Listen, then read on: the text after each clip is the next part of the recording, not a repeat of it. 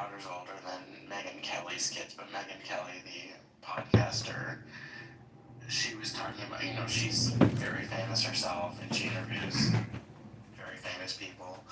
And she was saying that her kids, right, the oldest one is 14 maybe, she said her kids, when they found out Charlie Kirk was coming on her show, which he's been on many times, were starstruck. Oh, we want to meet him. Can you, and she was using that as an example of just the impact that he had and the star power he had the younger generations.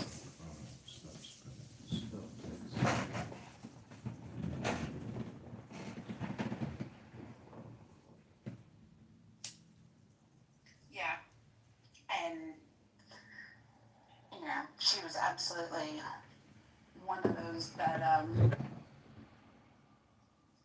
when he was shot, like I begged her not to go online and look at the videos.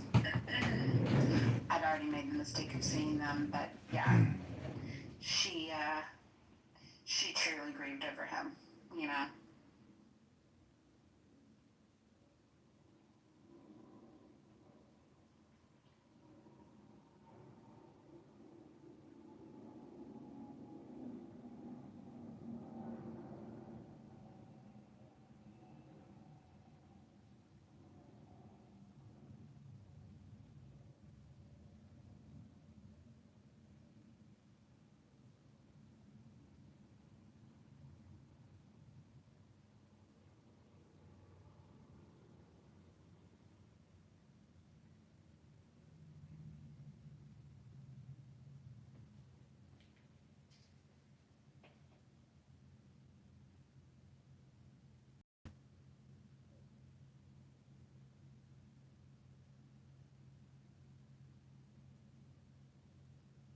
So are any prominent Democrats at all at the funeral?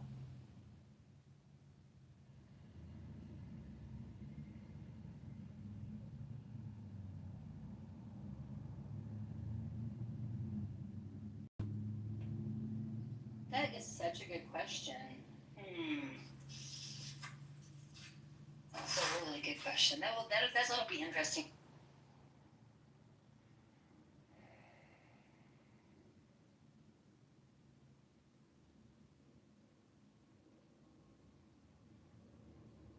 Hello, my name is George Steve here, and welcome to Politics on the Prairie. We have a great guest today, congressional candidate John Kitover. How are you doing today, John? George, I'm doing great. How are you doing today? I'm doing real good too. I see you got the whole campaign, the headquarters going there. I do. I've got a lot of phones set up. I've got a lot of YouTubes going, Instagrams, X accounts, Clubhouse. I try to do a lot of mass communication for the campaign at home. I saw that. That's how you got on my radar. Was all social media. You're probably way better connected in that aspect than your opponent. Why don't you tell us a little bit about yourself? Sure. I live in Chicago, 42 years old, and I'm a graduate of the Citadel. So I have 6 grandchildren, and when they were all born, so each one of them, I got a big journal when they were all born, and I write probably 3 or 4 times a year in each of their journals, and I just said, tell them like how old they are, what they look like, what they, are interested in, or anything that's going on. So I'm writing in Avery's journal right now. She's 10 years old. She's homeschooled. She called me the other day and asked me if I enjoy reading Shakespeare. It's like, you're like 10 years old. And she's very smart. But I'm writing to her and I'm telling her about Charlie because I will give this to her when she's 18, and I want her to know, and she can look up, she can read about him, but she won't know now because they're very sheltered since they're homeschooled. But yeah, that's kind of a neat thing to do right now.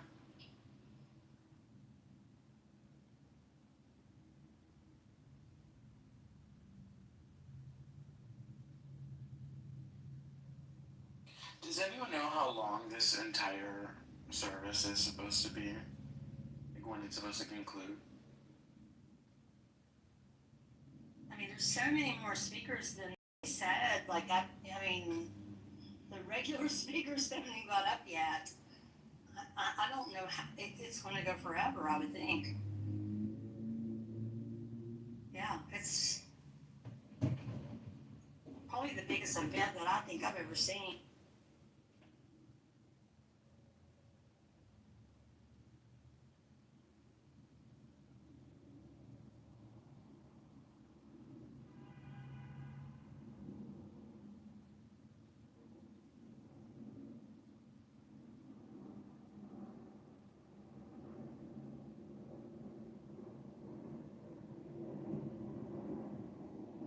And please, guys, if you guys want to watch this or you want to go watch some and come back, or if you've got stuff to do, please don't think that you need to stay. Because I know life is busy and it's Sunday.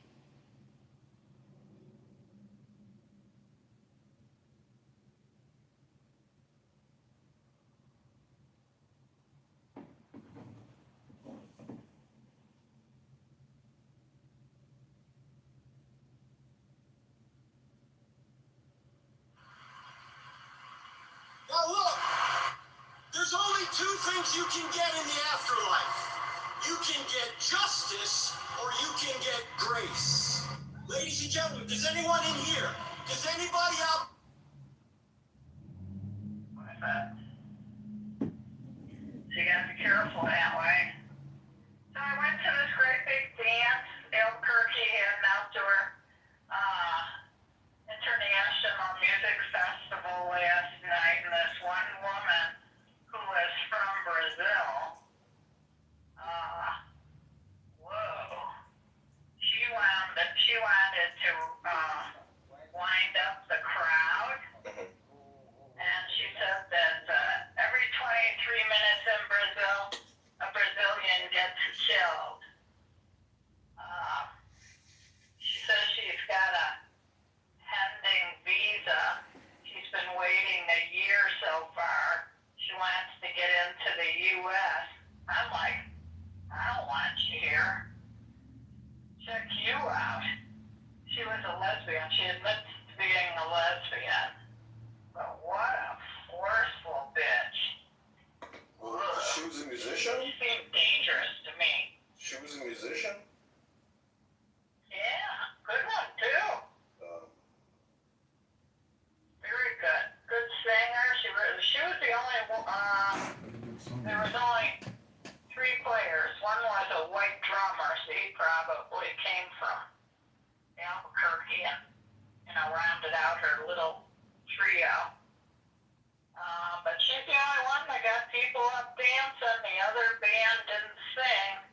They just played these really cool electric, it was like a great big bowl with strings. Something I'd never seen before. Anyway, it was nice. My neighbor and I went together. He's the same age as I am. One month younger. And real fit guy. Hey, buddy, on your AI had you looking real fit.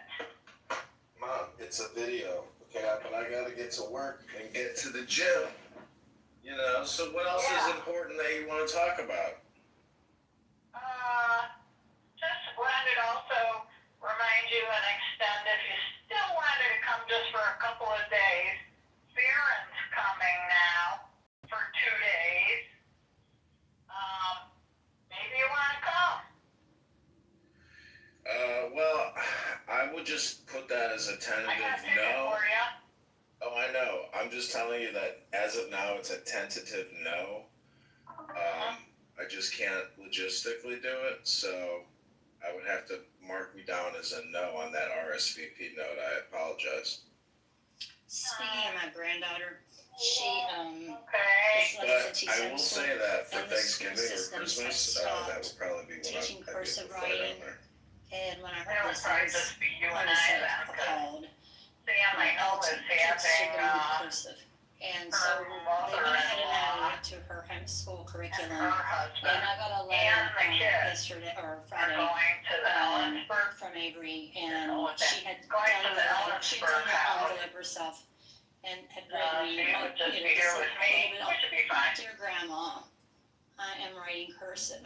I might want to It do was that. so cute. It's like I'd her be happy to have you letters formed, and so I'm gonna get her a fountain pen, a real fountain pen. That's the worst time in the world to travel then. Well, I don't know. Christmas and Thanksgiving in Albuquerque is pretty nice. I'd be happy to get out of Chicago. Well, that's true.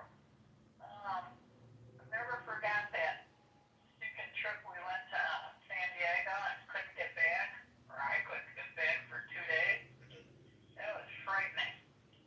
Yeah, traveling can cause increased stress levels. Big What do you time. think of Trump putting that $100,000 entry fee for foreign countries coming over here to work? Yeah, You like good. it? Yeah, good. Tax them because these corporations are getting away with tax evasion. Right. I love that. That was a good one. And today's a big memorial. You might find it on Live Now. Trump attended Arizona Memorial for Charlie Kirk. You know, that guy was a real inspiration to the young people to motivate their thinking one way or the other.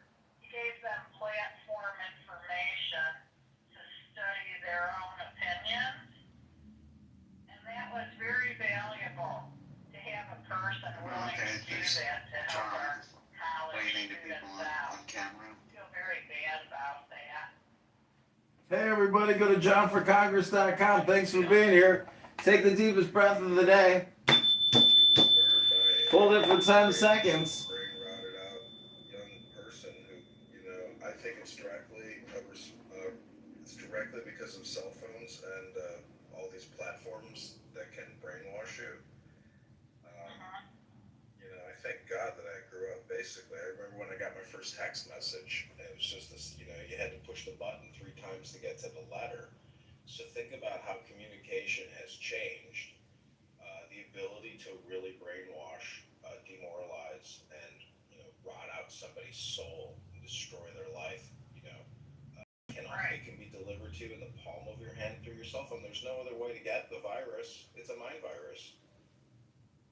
Many young men. That's a good way of putting it. Mind virus. It is a And mind they virus. can spend useless hours researching the darkest caverns they can go. Yeah, And radicalizing a lot of these kids. The parents started them out with cell phones. Look at the age range who were committing all this deliberate issues. Steering the U.S. down. As a matter of fact, those people are no longer contributors to our society. Now we get to pay to have them rot in jail. Right? I hope they give that kid the death penalty to finally awaken. Maybe it'll be a wake-up call.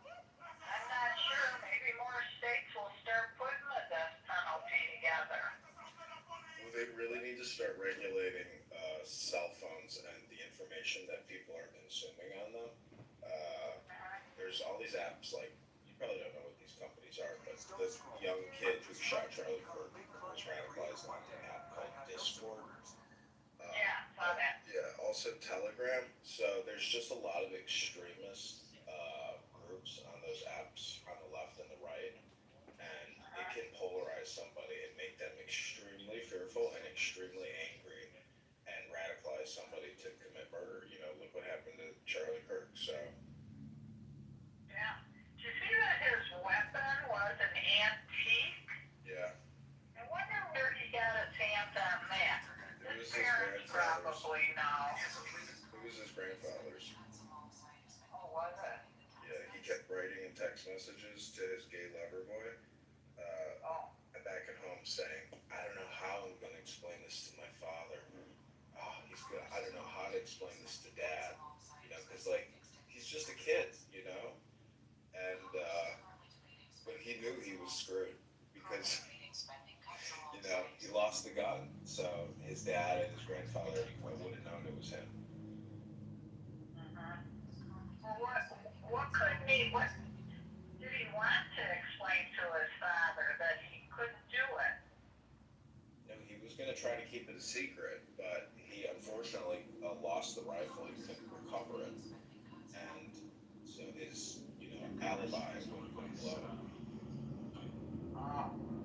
He tried to Why carry it. couldn't he recover it? He told his boyfriend where it was. Well, you'll have to read the letter. I don't really want to discuss it with you right now, but if you take the time to listen and do some research and find the articles, you can listen to it all. I don't have it in front of me to read to. But anyways, that's my schedule. But the campaign here is going good. We are over 700 signatures now, so there's a good chance we get on the ballot in March. How many do you need? 700.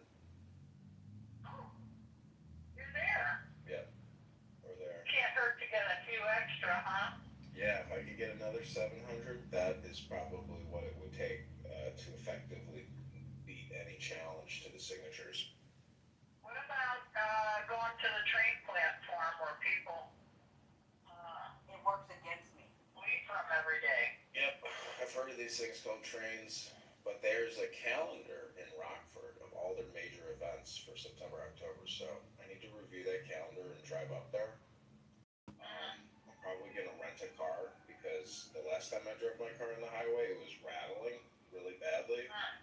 So, plus my battery died the other day at Superdog, and this car is nothing but a 24-year-old deteriorating problem, so I don't feel comfortable driving there in it and getting back safely. So I'm going to Well, maybe it just needs a total look over, you know? Yeah, I've had new brakes put on, I had new tires put on, and I told the guy, he's like, your tires probably aren't secure enough, you know, so I need to bring it back in. But for me, I just want to do like a 24-hour trip, so I can rent a car for 2 days, get a hotel room or an Airbnb, and myself, I can get 100 signatures, and I have to pick up the petitions from the girl that I've been paying who's been working for me. And she's going to Minnesota on Tuesday, Wednesday, so I want to get there tomorrow before she goes on her trip, because who knows, maybe I'll never see her again and not get the petitions that she's worked so hard to get. So yeah. Okay, I'll let you concentrate. Just thought you were really cute in that little campaign. That's the video. point. Cute. That's the point, to be funny, to be cute, to be nice, to be kind, you know, but to use technology for communication, because people's attention spans are 3 seconds. That's it. That's all you get. It's 3 seconds with somebody. After that, Here's where it appealed to me.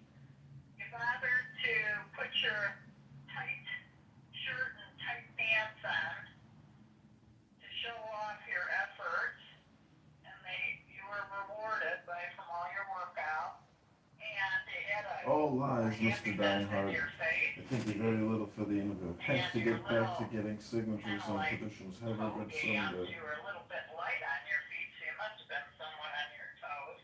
you know, it's a video that I didn't actually do that, right? You know, I've already told you, it's a picture. You upload a picture, and then it creates a video. So that's not me dancing. That is an AI video. Watch it again closely, and you'll say, you know what? That is obviously not him. That is a video creation done by a computer at Google. Well, don't change your happiness on your face. I get it. I was charmed by. I get it. But next time you watch it, you'll see it. You'll say, oh, I see it now. It's all, this isn't real. Even like the background. Did you create the background at least? It's a little bit like my background, but I can send you the picture that I used to create that video. No, I like what I saw. How did you get it? Did Samantha text it to you? Yeah, she sent it to me this morning when I woke up. There it was. So wait, what's your cell phone number that I can text you at? Is that the artist's name? Or is their name part of the blessing, or is the song named The Blessing? It's beautiful. Stamp site screen, you can barely see anything in it. Oh, I understand. Is that what you mean? No, I was She saying, how gave did, me her cell phone. no, so Give what, me? did she email you? Yeah. That's how you got the video, right? She emailed you? Yeah. Oh, I thought she text messaged you. No. It looked like it came from YouTube. Yeah. Okay.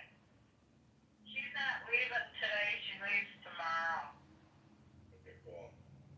And she's driving with this male that Farron probably hired to drive with her to Nevada. You kind of And make, she'll drop him off at you the think he airport. hired somebody to drive with her? My guess is who would do that without getting paid? I believe he's a fishing guide. Because she's never drove that thing. And Farron wants to make sure she gets a few miles under her belt and feels comfy. Oh, I see. That's my guess. I don't know, but our internet is really slow. It's really Yeah, I lagging. mean, I don't know, it's so crazy to Then have he's such a probably big, flying the home on his dime too. wow. I know. Alright, well, be kind and be loving, and kindness and loving will be returned to I you. when think you meet blessing them. is the song. I do feel that way. I feel So very she's singing Cody Carnes. always Yeah, ready yeah, that's elevation worship. Yep. and with kindness in the heart. Well, do you remember what happened at your house in Grand Junction when Samantha was crying and screaming and you two got in a physical fight and she stormed off and left your house? Oh no, that wasn't true. That was Shlomo. Samantha was engaged with Shlomo's anger. Samantha actually left Shlomo after that because of how he treated me. Sam and I did not have a fight. No, you It was two, all Shlomo's rage. no, she got up in your face crying and screaming, and I think you may even have put your hand on her throat, but she left. No. Well, what I'm saying is, I don't look at Samantha as just Samantha anymore. She's transmutated into a different creature known as Samarin, which is a combination of Samantha and Farron. Her new name is Samarin. So just remember, you are no longer just dealing with your daughter. You're dealing with a new creature, a combined person, two people in one known as Samarin. So just remember that you're no longer just addressing your daughter. You are addressing a double identity known as Samarin. That's the way I look at people when they get married. You have to treat them You're differently right. now. You're right. And I really actually never thought I'd even see him but for a brief moment because I really see it now. The guy had a conversation. I think he was avoiding me at all costs and continually keeping himself occupied and away from Samantha's and my visit. I never even talked to him. But one thing he did say is that I did a very good job raising Samantha. And I said, well, it's your job now. Please don't mess it up. Yeah, well, I mean, You kids are doing pretty good, I gotta say. well, Very I'm fortunate at just, the era that I had you. what I'm trying to tell you is, this is a big thing for Samantha. So if you have to humble yourself and eat a little dirt and zip your mouth and just be a pleasant person and just be a hostess. Like there's no need to try to crack an egg or even have a conversation. This isn't like Jeannie's hour of power here. I mean, bring him I in, can't jump. take him out. No need to create any drama. That's all I'm saying is, why create drama when there's no need to have drama? If somebody else is going to create drama and you're going to pick up that mind virus, that's a you problem. You have to basically, I'm just saying, I'm sure things will go well, but I'm just saying, based off of my observations, there does seem to be a tendency, for Samantha to Protect her. yeah, that she can get upset over something. And the thing is, it's about, you got to understand you're very strong and a centered person, but you can be too intense, and you can talk too Okay, much, I get you. and you can I'm scream gonna too ask much. her about that, slow-mo thing. Yeah, you can bring it up. She might look back on it now and say, "Yeah, that was a me problem, and I'm sorry that I got so upset with you." But you know, she I'm was. not looking for any apologies, but I do remember when she got back to LA, she broke up with him because of that incident. Well, it's not just that incident. It was because of his control Mhm. and manipulation. I'm thankful she got away from that guy. Yeah. So is she. It all works itself out. You know, I never even wanted to have an opinion because you just observe and you wait and see, and you observe and you wait and see, and then people's attitude and their character and their communication always out somebody. It's always Right. what they say and how they say it, which either makes it or breaks it. Agreed. That's very good. What do you call it? Theory or philosophy? Yeah, it's people's words matter. How they say it, when they say it, what they're saying. I mean, he was nothing but disrespectful and obnoxious every time I ever observed him around you. He was never polite or courteous or, overly thankful or just pleasant. He was always, "Why the fuck did you put the non-microwavable plastic in the fucking microwave?" It's like, Wait a minute, here's a better one. Everybody was seated to start passing the dishes around, and I was finally through with bringing it all into the dining table. Remember we sat on a picnic table? Just as I threw my leg over that picnic bench, and I had lowered myself, he says, "Could I get him a cup of tea?" And I said, "Sure, you can get yourself a cup of tea." I was not getting up for that motherfucker. I gave him that nice coach out, brand new carpet on the floor. His dogs ate the rolls. Remember the rolls? I think Linda had put the rolls in that mudroom. Remember when you came in, you'd have to go past through that mudroom before you came in the kitchen? yeah. Linda put the rolls out there, and his dogs were out there, and they ate the crown off of every single roll.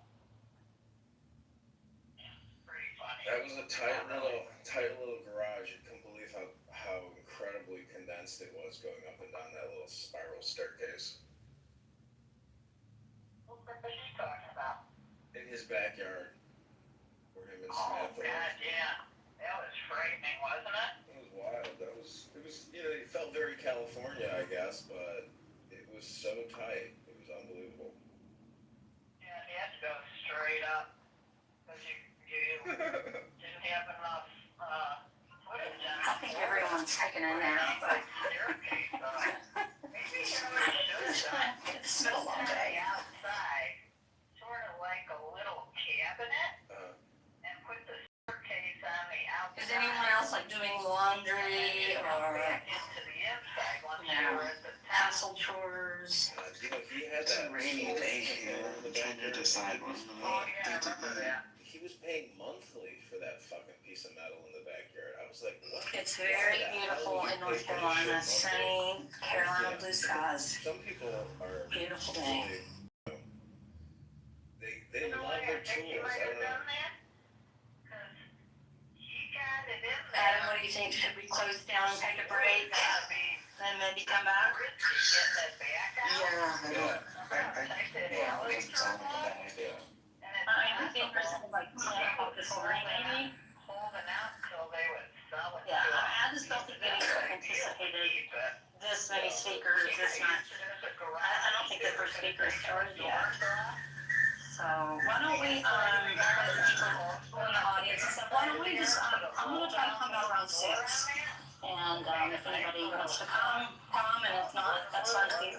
I think they're gonna bring his wife up next. They're gonna, after this video, they're gonna bring up their wife, and she's speaking on the television. But I'll have to get off to watch it anyway, so I'd like to see her.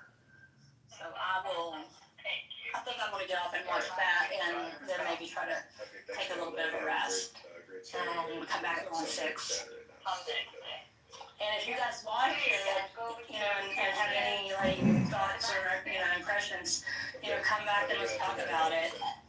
Talk about how we're doing. How's that sound? Yeah. Innocent, come back at 6, honey. All right, guys. We'll see you guys at 6 then. Okay. Thank you guys. Thanks for coming. It's a top.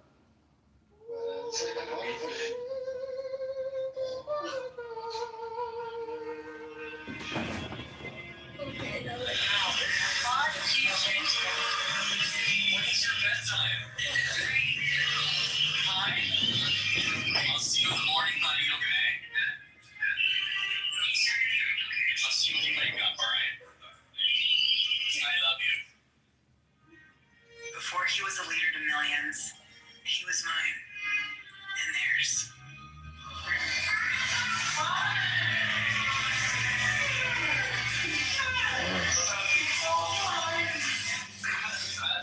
I have to say this without getting emotional, but I'm very proud of my husband, and I know many of you are too. Well, I've never met anyone quite like her. I remember I called Tyler, and I said he's gonna have to fly down somewhere else. And Tyler was trying to coach me down because he said that she was way out of my league. He's so right, by the way. I mean, my wife is the best person ever, and she's a patriot. She's a believer. We don't want to have to be accountable to God when this life passes. And he asks, why did you not trust in me and not fight evil? For young people out there, if you want to find meaning, find something worth taking responsibility for. Yeah, it's been a fun journey, fun ride It's up. just getting started. Yeah, grateful for you. Thanks for joining the journey, Christian. You're welcome. We should do this more often.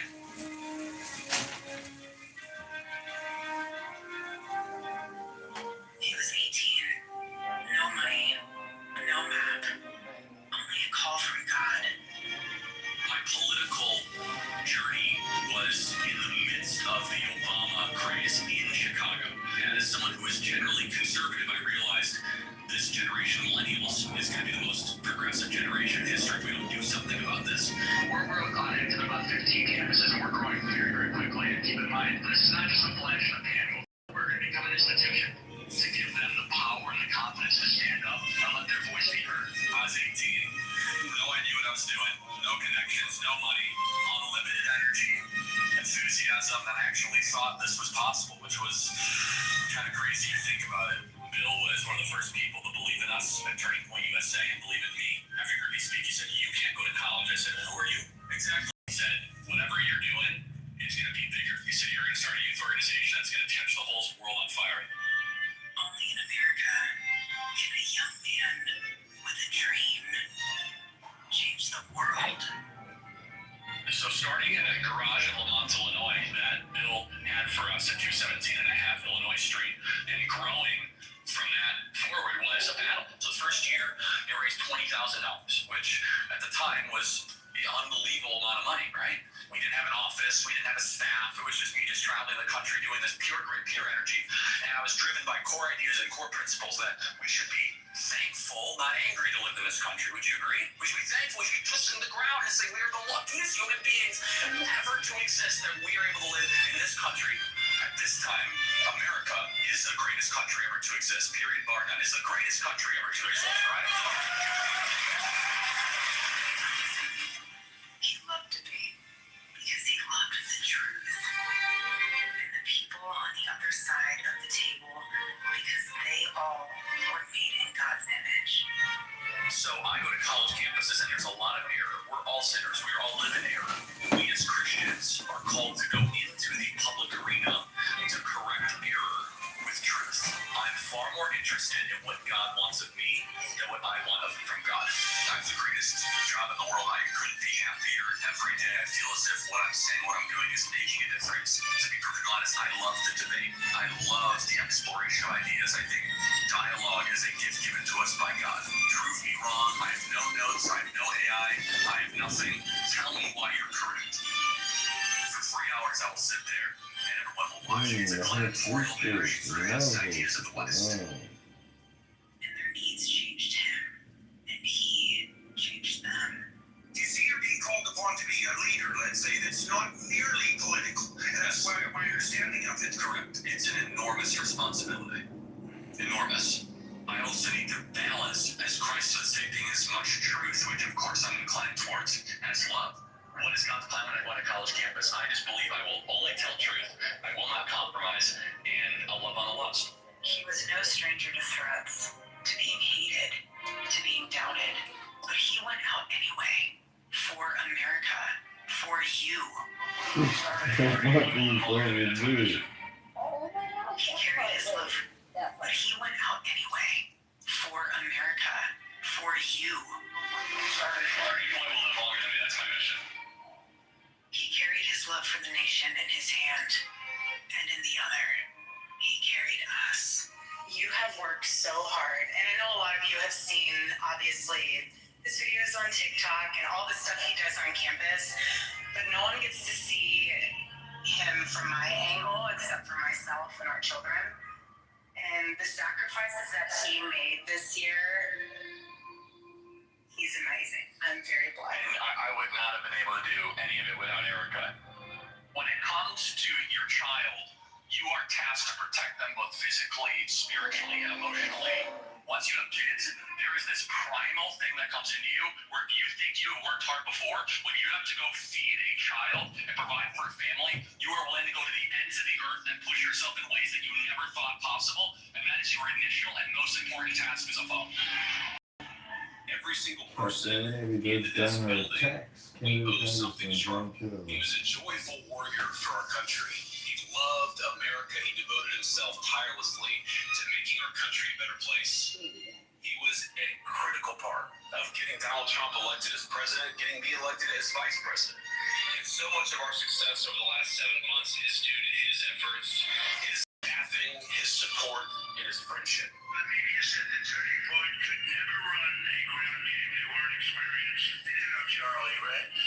You need tremendous talent to do what he's done. Building one of the most powerful youth organizations ever created, Turning Point USA. And I want to thank you really, Charlie, for the work. I want you to remember that we did not earn this. This is God's mercy on our country. What he built will endure.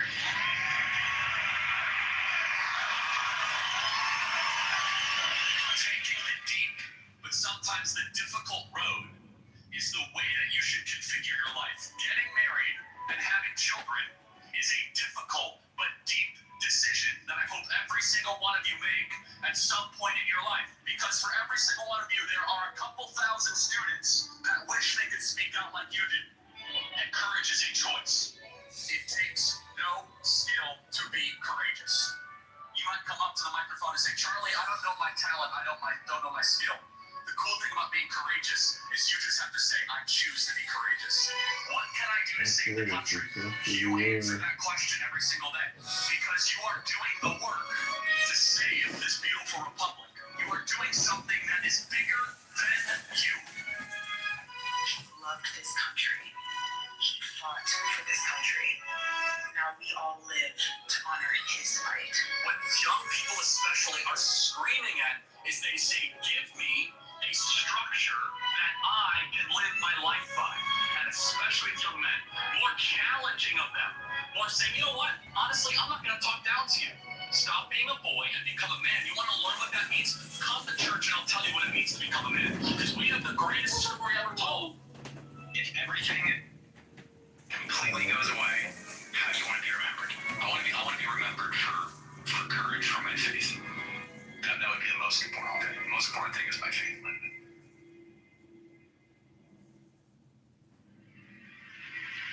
Wow, he sounds so beautiful, doesn't he?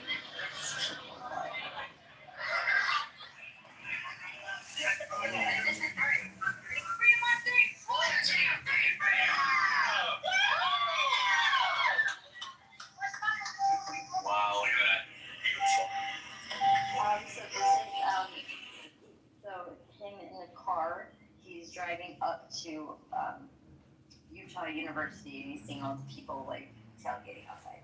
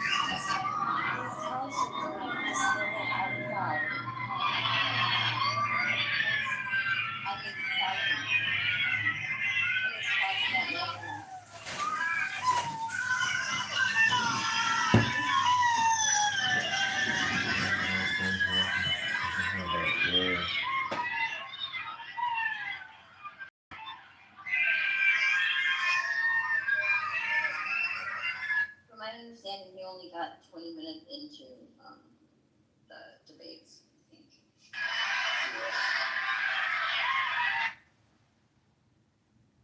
Just it is like people thought that he was cool, and Jay-Z thought he was cool, and like, okay, that's good, but what is he gonna do for you? Yeah, but most people don't think like that. Like I voted for Obama the first time, didn't vote for him the second time, but the first time I voted for him because I had that female mindset, man, raised by black women, so I got caught up in the he's a smooth talker, he's a good-looking guy, he makes you feel good, that type of deal, and he's black, so a lot of us, man, we got a female mindset, that's how. But here's the funny thing about that whole thing with the Obama is he, like at that time the economy was pretty much crashed, right? And I said during that time, I said, this McCain guy doesn't have a snowball's chance in hell of winning. And my friend's like, no, you're an Obama supporter. I go, it has nothing to do with that, right? I go, when the economy's in shambles like that, just like that's why Trump won by the margin that he did. Because all of a sudden when your grocery bill goes up like 50% in like 4 years, you're going to be like, okay, the guy in office ain't really doing that good of a job. But too, a lot of people realize all this shit they talked about Trump, and then he ended up getting elected, and I didn't lose any rights. he didn't rule like a fascist Nazi dictator. I was told the world was gonna burn up into a crisp, and it was all over with. And a lot of these people realize, oh well, holy shit! When Trump was in office, I had more money in my fucking pocket, man. So something ain't right. Something ain't right. So the Democrat Party didn't do themselves any favors. They didn't look long term enough to realize, holy shit, we're telling all these lies about this man, but when he's in office, we're gonna realize that none of this shit what he said was true. So that hurt him really. I also think too, like with Harris, like they put like the worst possible person, right? They should have never fucking put her as runner-up. I mean, she's terrible. Like, I was talking to someone when I was in Curacao, and she's from the Netherlands, and she says, I don't like Trump, whatever. But she's like, I looked at it and I said, there's no way this lady's gonna win, because all she is just a bunch of word salad. I'm like, exactly. Yeah, she's fake. She's fake. You seen Don Lemon go out in the streets of D.C. trying to get interviews, and everybody was fucking calling him a moron and fucking disagreeing. Like he was going up to all these black people and shit. What do you think about Trump bringing the National Guard here and this and that? They're like, actually, we need it. The crime's fucking horrible here. He's like, we're actually looking forward to Trump doing it. And he was just shocked. He walked up to this one guy, put the microphone in his face, and he's like, hey, you got a few moments to have a conversation with him? I was like, he's like, who are you? And he's like, I'm Don Lemon. He's like, oh, Don Lemon. He's like, you're a moron. I called him a moron. But Don Lemon got this whole world. He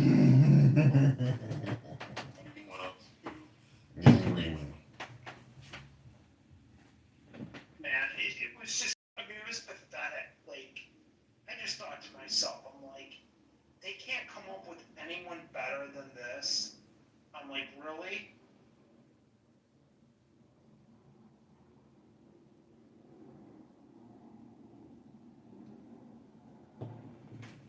I said they shot themselves in the foot right when, like, she was running against them. I'm like, oh, Biden's done, man. Or Harris is done. I'm like, they couldn't get anyone reasonable.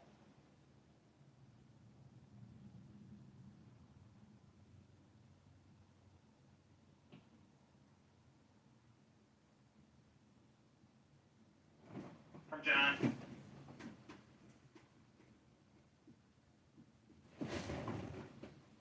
Hey.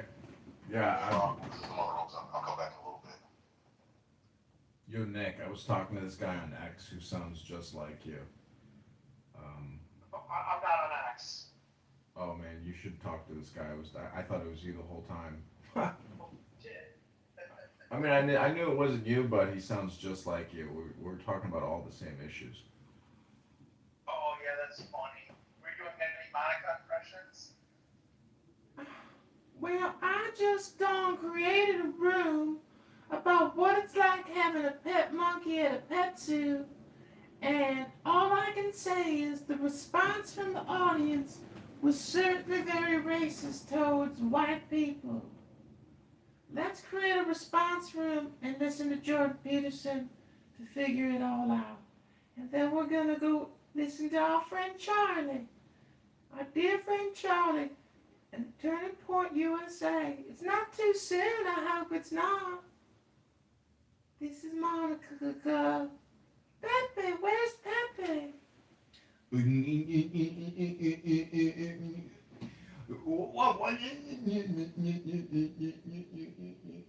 That's my Pepe impersonation. They call him Dr. Kermit the Frog. Hilarious. KF. Hilarious. No, I was laughing my ass off when you were trolling her in her room, but does she always kick you out or does she have you blocked? She kicks me out and blocks me, and she reports accounts that I have. She's a very malicious person. When you cross her, just like any F word, N word on this app, if you cross them, they will do everything in their gay power to try to shine a rainbow light into your face so you can't see anymore. It's just a joke, but I'm trying to think about the Care Bears. It is fucking insane. Yeah, this app has extremely deranged people on it, and because I, have so much social media, and I record them, they hate my presence on the internet because they know they're tied into it because I've recorded everybody for so long. Interesting. Yeah, people really, really hate my social stuff because it's so much Clubhouse. And everybody knows they're being put on YouTube by John Kitover, but there's nothing they can do to stop it right now. Right. That's hilarious. The trolling's been, like I said, you've taken it up a level, and it's been pretty good when you start trolling Monica in her own rooms. Yeah, as soon as they see that anonymous come in, they immediately think John Kitover. And the rooms just stop. It just stops the rooms dead in the track. Somebody says, hey, check your Telegram. Hey, check your back. Hey, as soon as they say, hey, check your Telegram, or hey, check your WhatsApp, immediately the rooms go silent. And then they go, oh, John Kitover's here. He's recording the room. And then the room just immediately goes totally silent. Right. So I guess it turns out that JB blocked all of us. I can't get into his room because we went into Pepe's rooms. Because I guess we're all blocked out. I know. I've texted him. He doesn't respond to my text messages anymore.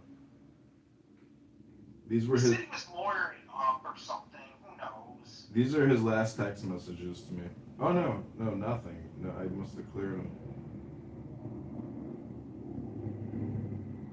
Hey, Debate the News is gone.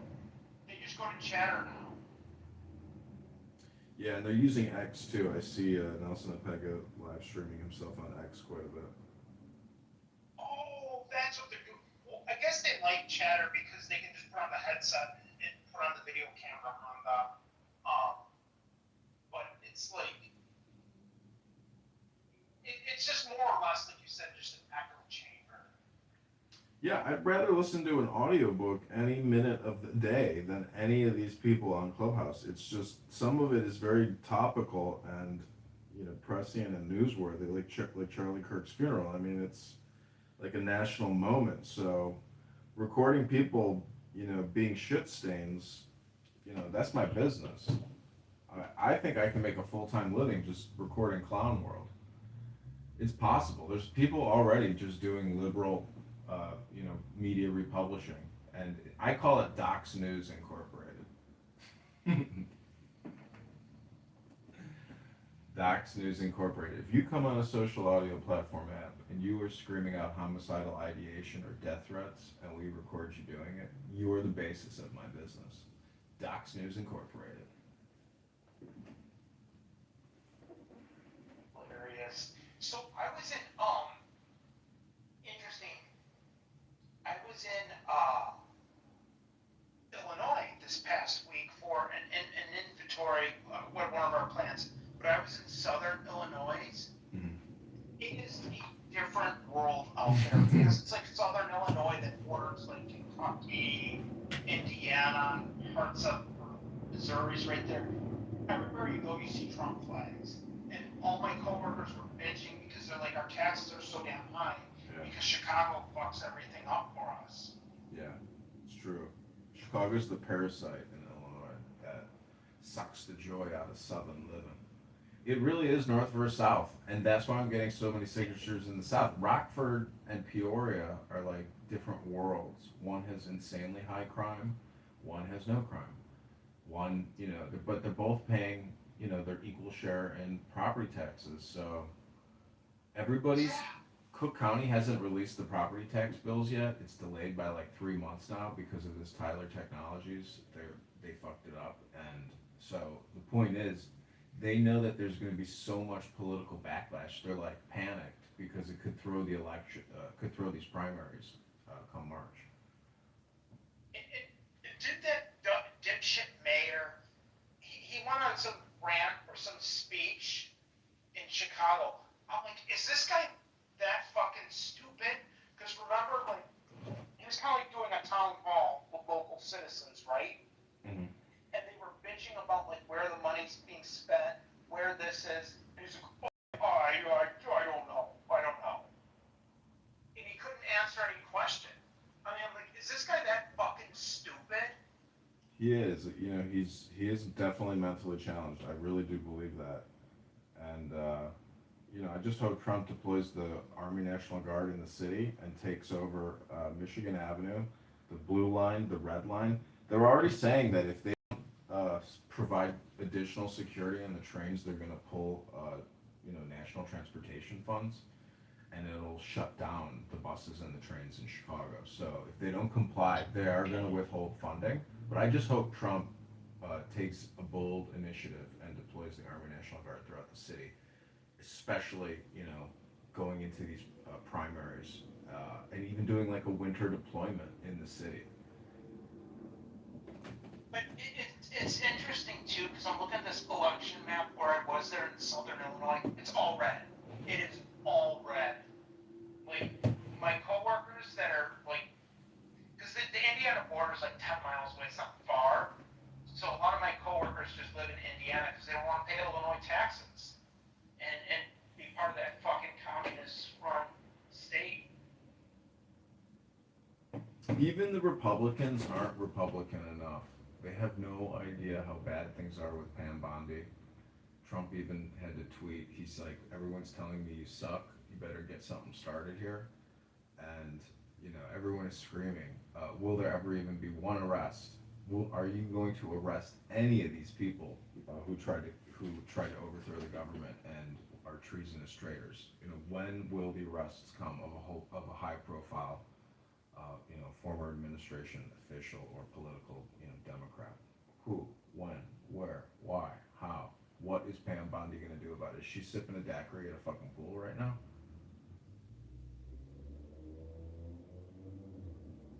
He's going to deploy the National Guard to Detroit. They told Governor Whitmer, and she's all like, no, we don't need that. I'm like, yeah, I think you kind of do. But to your point, like, Washington, D.C. is a fucking shithole. Like, it has some of the worst schools. It's crime-ridden. I think he's doing some good. Yeah, for fuck's sake, the Capitol should be the first place you start, and then you choke Democrat, Marxist sanctuary cities financially. You choke them, and then you deploy the military and you flush out the whole system. Then on top of that, he's doing, what else is he doing? Like, he's threatening to cut off funding for some of this shit. I mean, he's doing some good stuff.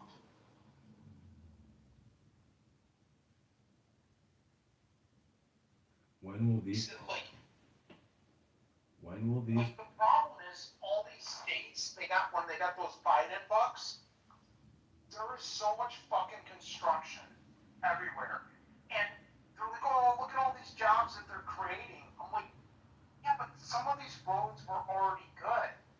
They're just ripping them down because Biden gave them money to work on construction projects that last like 2 fucking years.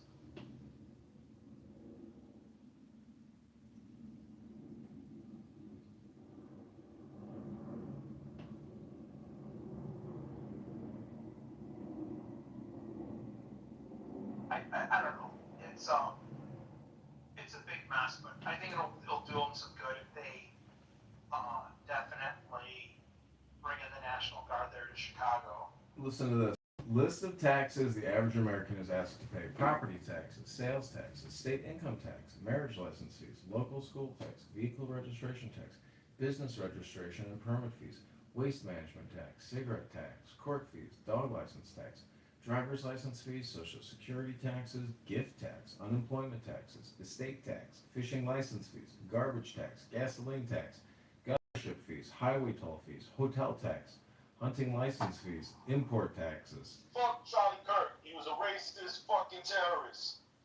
individual health insurance tax, inheritance tax, insect control tax, inspection fees, IRS interest and penalty charges, tax on tax, library card fees, license plate fees, liquor tax, luxury tax, Medicare tax, parking meter fees, passport fees, airport transportation tax, biodiesel fuel tax, professional license fees, recreational vehicle tax, self-employment tax, sewer and water tax, service charge taxes, sports stadium taxes, state's park entrance fees, tanning tax, 9/11 service tax, telephone federal excise and universal service fees, tire tax, and most of all, federal income tax.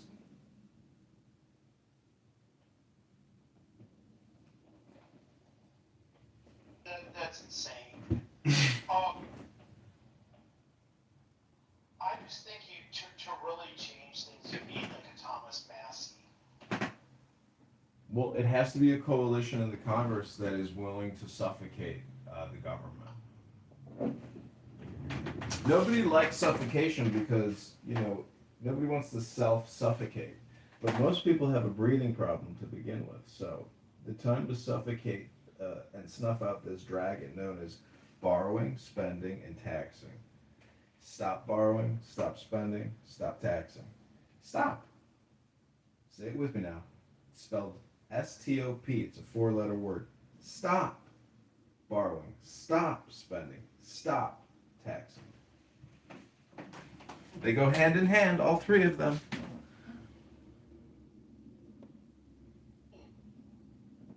Yeah, that is true. You know what that means? Well, you're gonna have to do what Greece did. Greece did the right thing. Like, they put in austerity measures, but since then, Greece is Dude, Greece got a bailout, man. The European Union and the European Central Bank just bailed Greece out. That's all they did. They did a hard reset on them, but at the end of the day, all they did was still bail them out, and they benefited from the economy bouncing back and the market rising. Everybody has been made whole again who lost their shit a couple of years ago, when the market crashed. So that's the situation now. They just reinflated the entire U.S. money supply with the big beautiful bill. All they're doing is creating more debt. But that's the problem. That's why we have so much conflict in society now, because it really is the haves and the have-nots. And the truth is, the haves shouldn't have any of this. It's not legally permissible under U.S. law to just not have a balanced budget act. We have to force a balanced budget act and defund the big beautiful bill. Well, the thing is, the last time when it was Clinton had the tech bubble working in his favor. So that's why it was, look how good the economy was under Clinton. I'm like, not really. He just had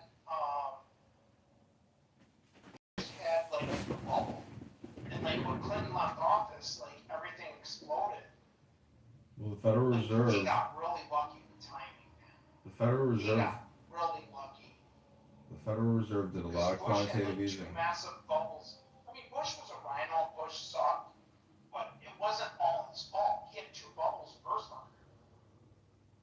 They got you fighting a culture war to stop you fighting a class war. Did you ever see the interview? It's like 17 years old. It's on YouTube. It's Barney Frank and Bill O'Reilly talking about like Fannie Mae and Freddie Mac. Oh yeah, my sister got let go. She was working at Fannie Freddie, and then supposedly they're going to spin off 30% of it and make it public. But how the fuck is 30% even public? Make 51% of it public. No. He calls out Barney Frank. He's like, Fannie and Freddie aren't the best investment, but going forward, things look good. And he's like, off that, people went off that and bought stock and lost everything. He's like, no, but the Republicans, he's like, oh yes, and he's like going crazy on them. And it is hilarious because he got caught with his pants down. Yeah, Barney Frank was a pot-smoking fat piece of shit. Peter Puffer. Wasn't his boyfriend the CEO of, I think his boyfriend was the CEO of Fannie Mae or Freddie Mac. Well, a lot of people in the financial crisis of 08 should have been arrested, and their companies should have gone into bankruptcy and insolvency. And Yep. But this is why it's crony capitalism, and winners and politics align with the creation of debt. So during the 2020 stock market crash, when COVID was announced and everybody at work was being told that they would be working from home, and everybody real time was like watching the stock market crash. I was sitting there trading it at work, and that was the most volatile I've ever seen the market. Obviously, everything plunged, 25 to fucking 80%. I mean, the stocks literally, Lyft, Uber, everything down like 80% in the matter of like a week. So I've been uploading a lot of videos that I filmed in 2020 off of this laptop that I use Bandicam to record the summer of BLM riots, the border invasion, the mass vaccination, the stock market plunge, total chaos, in a period of just like 90 days, and trillions and trillions and trillions of dollars wiped out. But because we are now $37 trillion in debt, and in 2020 we were only, let's see, 11 trillion, so like 20 trillion, let's just say $23 trillion in debt. So in a period of just 7 years, or I guess 5 years really, I mean, the average amount of American per citizen debt has tripled or quadrupled from 100,000 all the way up to 400,000. So everybody technically owns a house, fully bought and paid for, delivered to the government. And so that makes you realize the scope of the problem, because that means technically we are like 100% bankrupt. But, everything is complete, and it's not going to change, and it's not going to stop. So, I mean, basically they have eaten out the entire substance of America. But at the same time, you know what I realized is that even the $1 trillion in interest that we pay annually, even that can be negotiated. We don't have to pay that $1 trillion in interest a year. If we wanted to, we could literally just send in 200 billion a year and default on that loan and say, sorry, but this is all you're getting now. What are you going to do about it? You ready to negotiate? Negotiations can happen sooner rather than later with regards to debt repayment. Were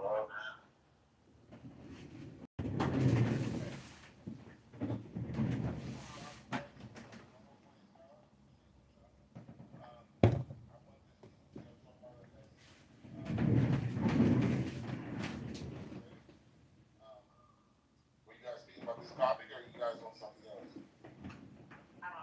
On something else. We Can I say though, I'm not buying this fucking.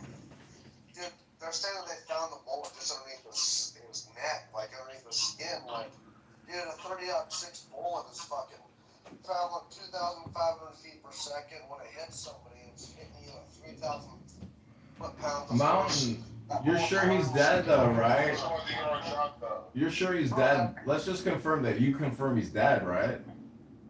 I know he's. Oh, okay, great. Well, then moving on to the next conversation.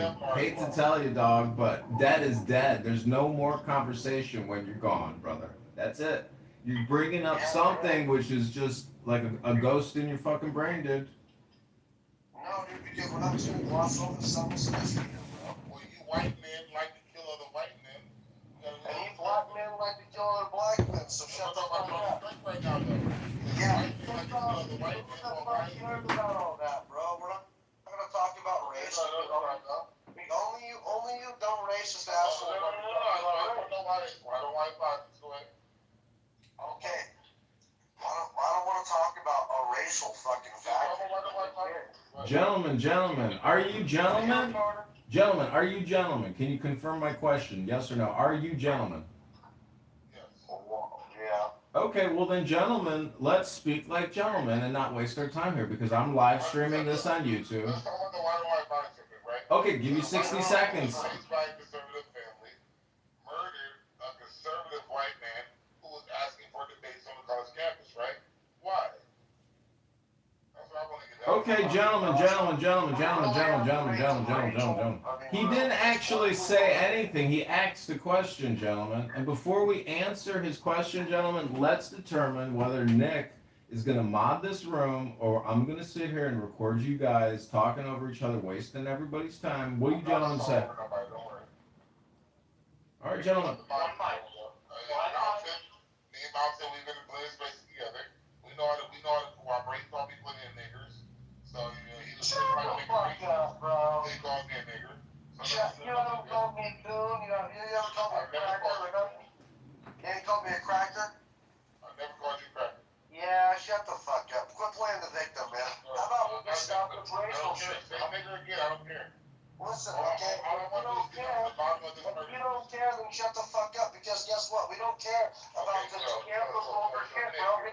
We don't want you. Was killed with a 30-06 from 200 yards away, right? Okay. They're saying that shit 138 yards away. 150 meters. You know, you gotta convert that to yards. So, yeah, it's 130 with 100 yards, bro. No, it's not. 100 yards, though, if you look. Okay, well, what is meters to feet? Dude, I'm just saying, like, that's not. 3 feet for every meter, Uncle. Bingo, right? So 150 meters out, right? So it's about almost 40 yards out.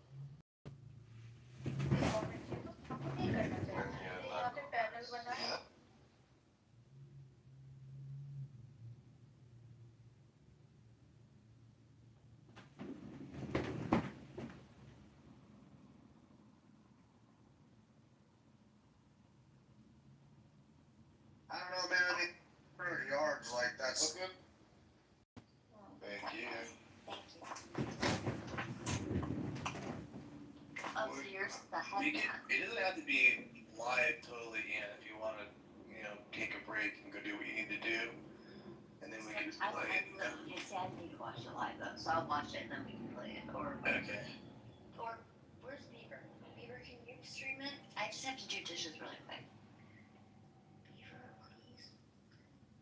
dad's BFF. Do something. Hey, I'll try something. One second. Who wants to stream pros, do you think? Or drop them? Oh, if he was a sniper or was just some.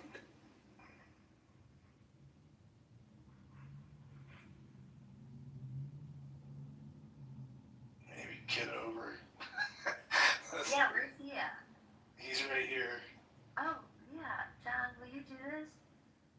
I just have to do dishes really quick. Can you stream this for like 15 minutes? Yeah, but.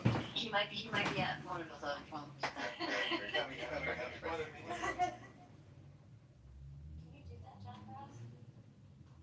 Yeah, do you have the link for me? Yeah. You're the head. I can send mine, but. Where Well, I'll put it in the chat. are you? Mine's the Charlie Kirk one, though. Alright, here, John. I mean, they're talking about the White House live stream. Which one do you want me to play? I'm doing that. I just put it in the chat. I've got it. It's from the Charlie Kirk YouTube. So where we ended, Tucker just got done speaking. If it's delayed, John, that's not a big deal too. If you want to back it up, but it's fine. I wanted to hear Chelsea. That's what I wanted to hear the most. Yeah, so John, we just finished Tucker, so whoever got that. Okay.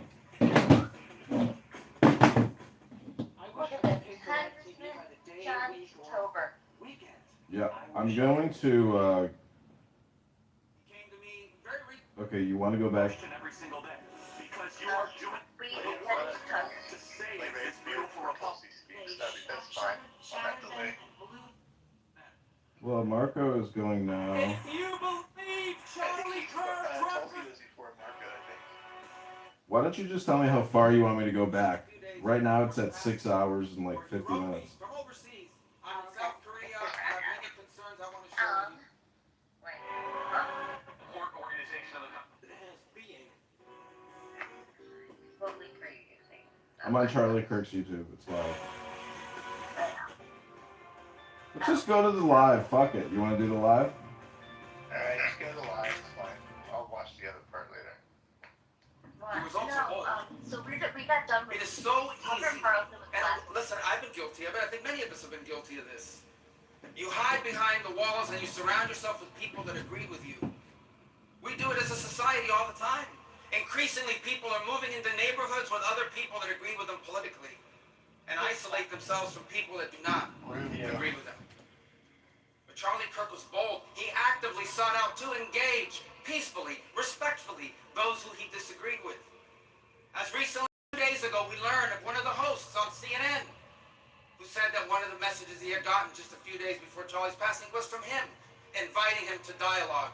And he did this on campuses, he did this on podcasts, he did this on radio shows, he did this on television shows. Time and again, he sought to engage those he disagreed with because he understood that we were not created to isolate ourselves from one another, but to engage. The irony in all this is that what our nation needs, one of the many things it needs, is the ability to discuss our differences openly, honestly, peacefully, respectfully. And Charlie Kirk did that more than anyone alive in America today is doing.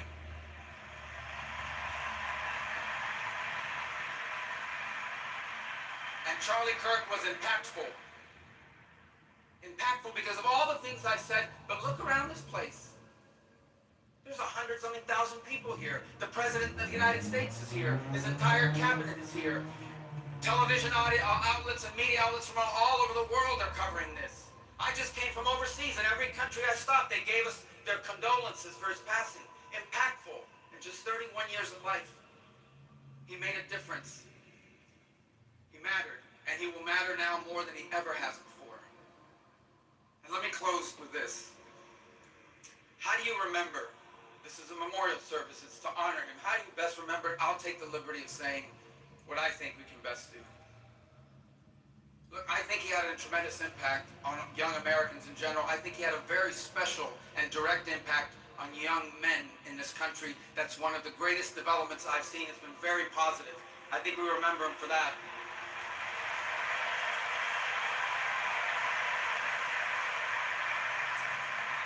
I I think we remember him for constantly saying, you want to live a productive life, get married, start a family, love your country. These are powerful messages.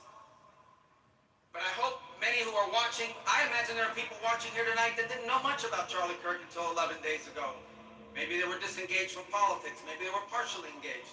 I hope one of the things they take from this is that the movement Charlie Kirk led and started and gave fuel to was about politics, but not only about politics. It was deeper. It was broader. And I would say that, taking the liberty, but I'm confident you would agree, one of the things he wants us to take away from this, from all of this, is the following. His deep belief that we were all created, every single one. These boots are made from a single piece of premium American leather. Don't forget to get your new boots, America. Winter's right around the corner. Eternity. But then sin entered the world and separated us from our Creator. And so God took on the form of a man and came down and lived among us. And he suffered like men. And he died like a man. But on the third day, he rose unlike any mortal man.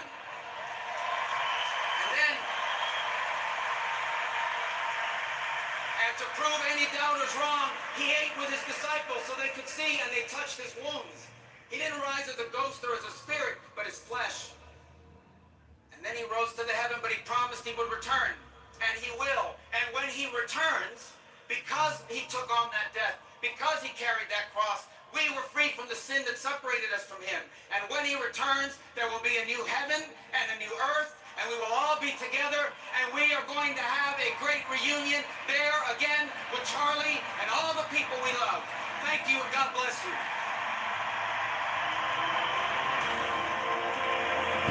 All right, ladies and gentlemen, you just heard little Marco. Little Marco just told us all that one day we're all going to go to a picnic again.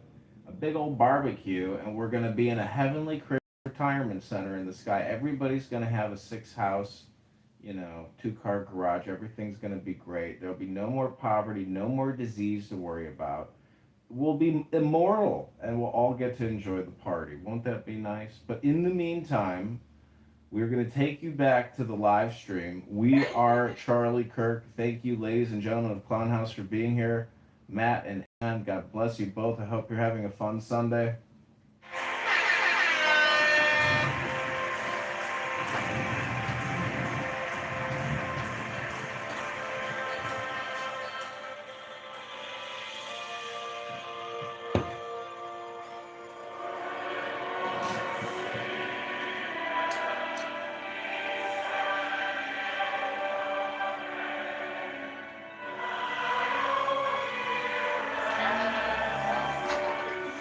Sitting next to Trump, I'm dead.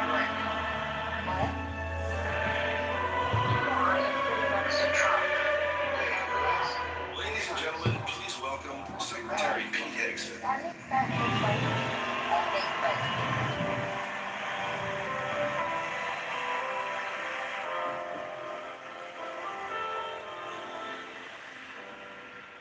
Room attention!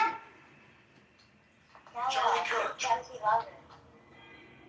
A patriot, a conservative, a leader, a builder, an advocate, an author, a lover of freedom.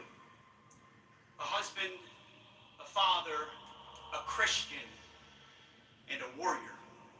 You see, Charlie Kirk was a true believer for the cause of freedom, for the power of young people, belief in our republic and our founding principles, in America first, and make America great again. But more importantly, he was a true believer. Only Christ is King, our Lord and Savior.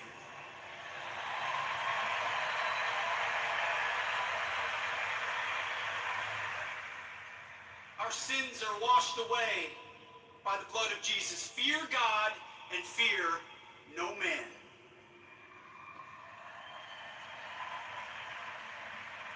That was Charlie Kirk. You see, Charlie Kirk started Turning Point USA to change our politics. That's when I first met him over a decade ago. He was building a movement, and nobody worked harder at it. Bringing people to political small t truth. I still have the sticker. Big government sucks.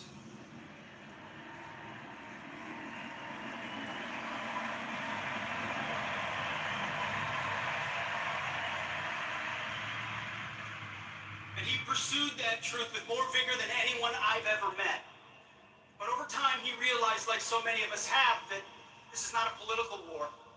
It's not even a cultural war. It's a spiritual war.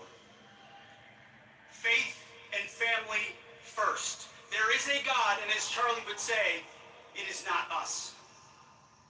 We're sinners saved only by grace in need of the gospel. You see, we always did need less government. But what Charlie understood and infused into his movement is we also needed a lot more God. Charlie had big plans, but God had even bigger plans.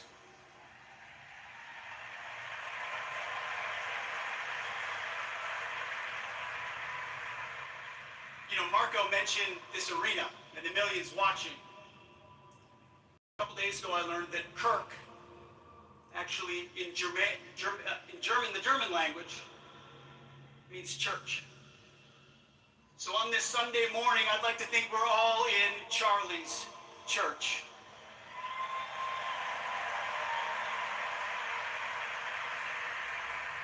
Charlie started a political movement, but unleashed a spiritual revival. Pastor texted me the day after that horrific event and said, Pete, the devil overplayed his hand. Charlie started with liberty, but ended up lighting our country on fire for Christ.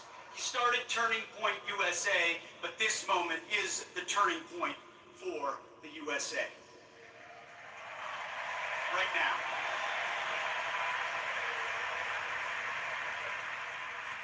He died the way he lived, speaking the truth.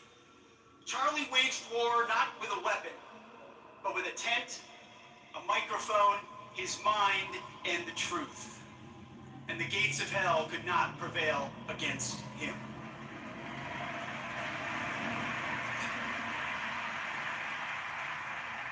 He went into the darkest of places, like Paul in the book of Acts. He went into college campuses where they said we couldn't go, and he was the light.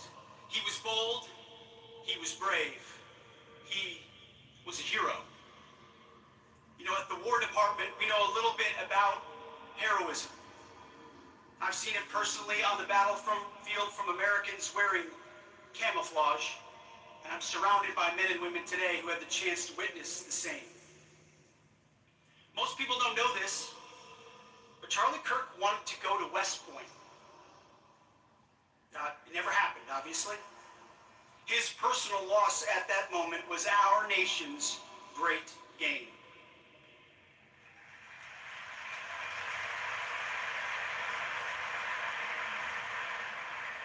Charlie Kirk was a citizen who had the biblical heart of a soldier of the faith, who put on every single day the full armor of God with a smile, as the scriptures tell all Christ followers to do. Charlie Kirk, a warrior for country, a warrior for Christ. He ran the race. He finished the fight. Now it's our turn. My charge to all of you, live worthy of Charlie Kirk's sacrifice and put Christ at the center of your life as he advocated for giving his.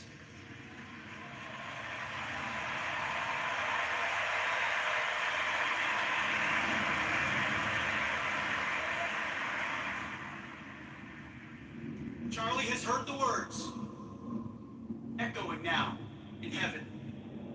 Well done, good and faithful servant. Charlie will take it from here. God bless.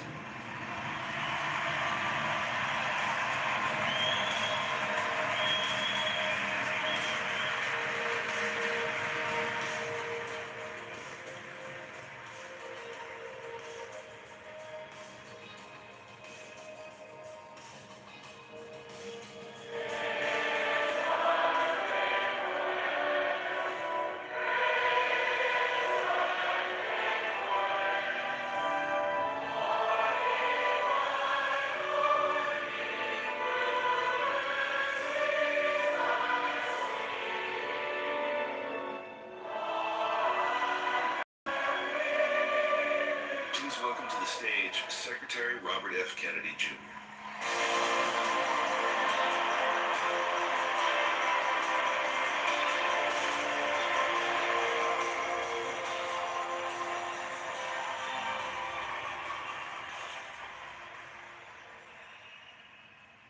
Charlie's overarching passion was his Christianity and his devotion to his God.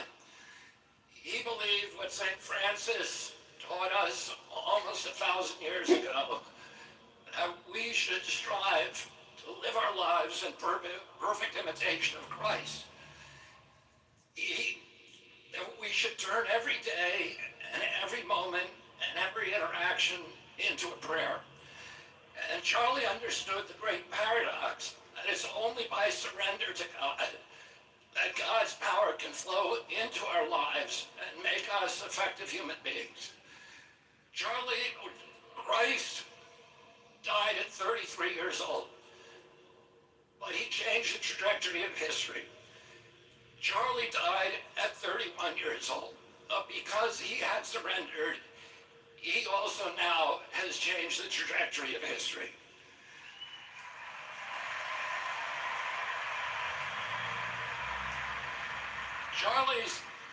Charlie's other passion was free speech. He understood that the free flow of information was the soil, the water, the sunlight for democracy. He understood democracy's great advantage was that our policies were formed by ideas that triumphed in a marketplace of debate and conversation.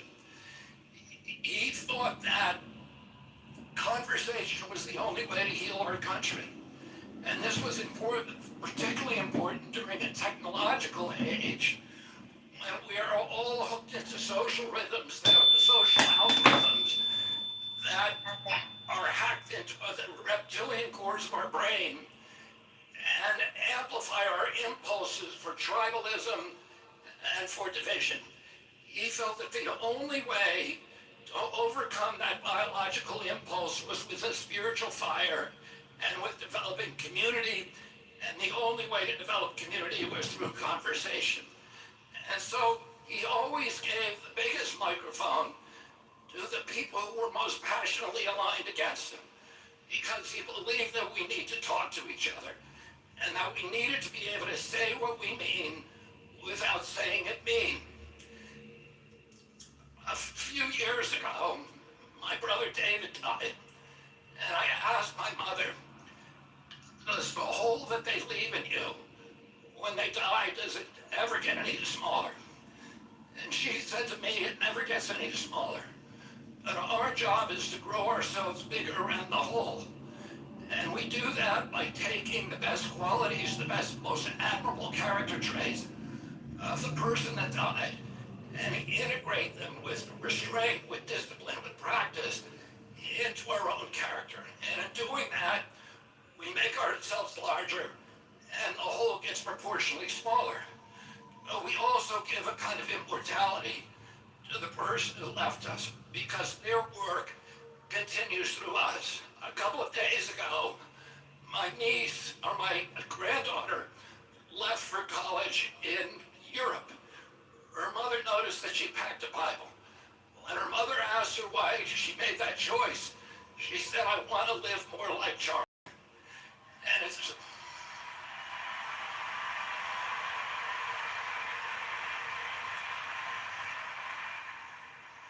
In one of my first conversations with Charlie in July of 2021, we were talking about the risks that all of us take when we challenge and interest, the physical risk. And he asked me if I was scared of dying.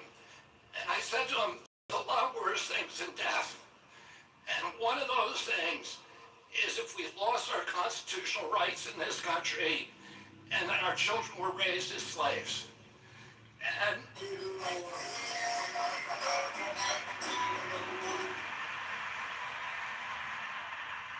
I said to Charlie, I said, sometimes the best consolation we can hope for is that we get to die with our boots on. Well, Charlie died with his boots on, and he died to make sure that we didn't have to undergo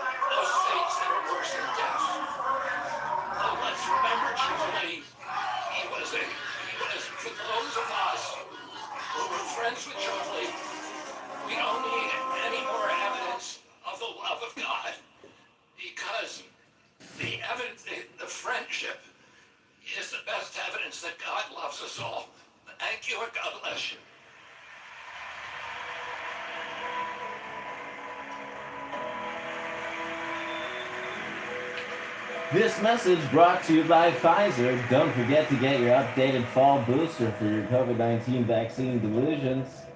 COVID-19 vaccine derangement syndrome is real. Up next, we give you the great and glorious leader, President Donald Trump.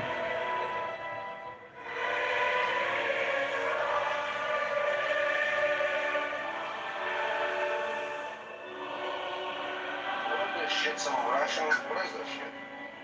This is the Charlie Kirk YouTube live stream. Ladies and gentlemen, please welcome Donald Trump Jr.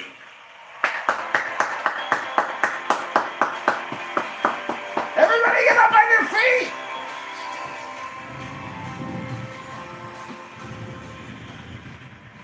Welcome, everyone. I'm not widely known for being a sentimental guy. Anyone who's seen me on social media knows I'm far more likely to crack a joke or get myself in trouble for posting some grossly inappropriate memes than I am to shed a tear. I know this because I've even gotten the call from that guy a couple times. You know, Don, you're getting a little aggressive on social media, Don. Relax.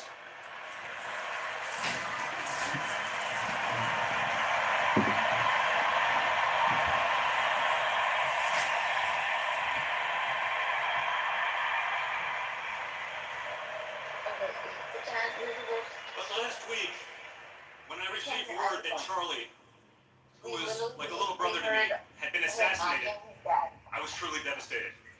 We all were.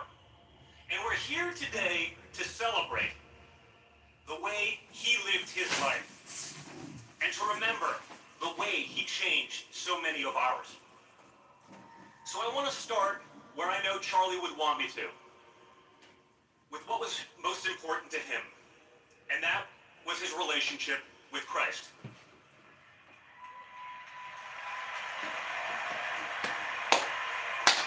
Amen. To say Charlie knew more about the Bible than me is an understatement, folks. It's like saying Donald Trump knows more about being president than Hillary Clinton or Kamala Harris.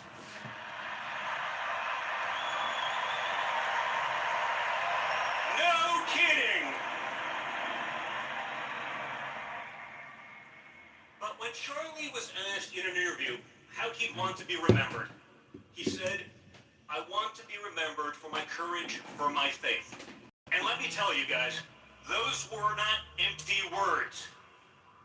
Last week, Charlie joined a long line of courageous men and women who were martyred for what they believe. According to the book of Acts, the first martyr in the early Christian church was Stephen, who was stoned to death. And as Stephen was being killed, he said, "Behold, I see the heavens opened and the Son of Man standing at the right hand of God." Now, there are many times in the Bible where Jesus is seated at the right hand of God, but this is the only time he's seen standing. And while the Bible isn't explicit about this, I like to think Jesus was standing to welcome Stephen, the courageous martyr, into heaven.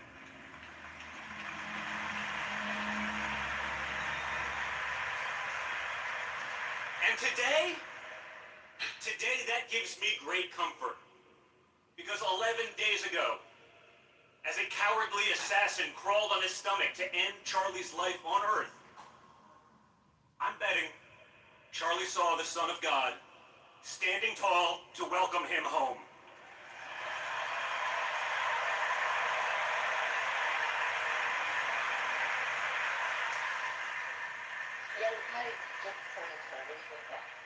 I'd be remiss if I didn't mention the greatest treasures of Charlie's heart: his beautiful wife Erica and his two precious children.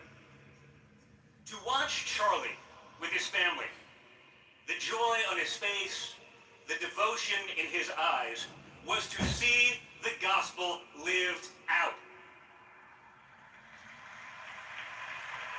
And for me it was inspiring.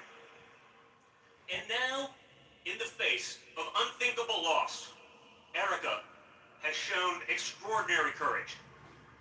Not only as a mother, but in stepping forward to carry on Charlie's mission as the CEO of Turning Point USA.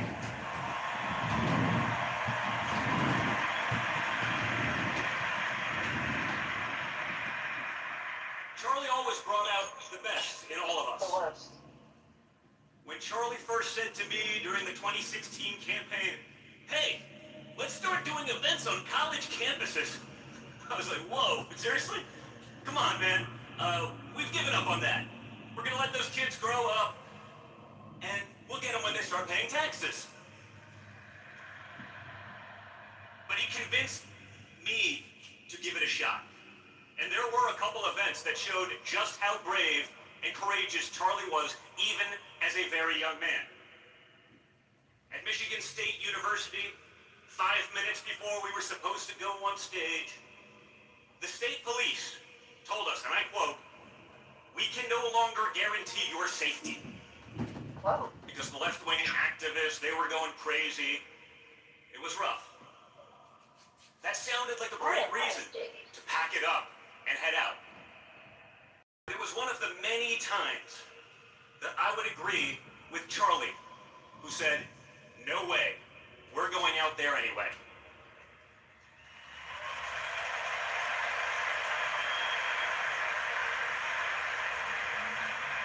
At one of the last events of the 2024 campaign at Arizona State, some lunatic called it a threat to try to keep us from going on stage. Again, we went out there anyway, without fear. Charlie led the way. His message was clear then, and his message is clear now. We won't back down. We won't be intimidated.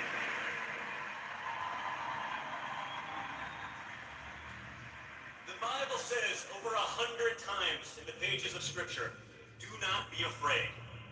And 100,000 people here today are a signal to the world. Our message of faith, family, and country will not be silenced.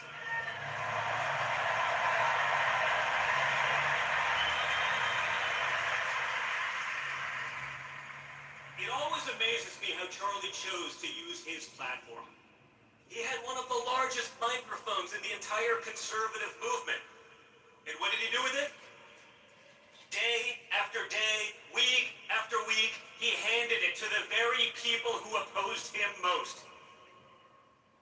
The media tried to smear him as some sort of dangerous radical. But Charlie embodied something at the very core of our movement. When people disagree with us, we don't silence them. We don't destroy them, and we certainly don't sink to violence.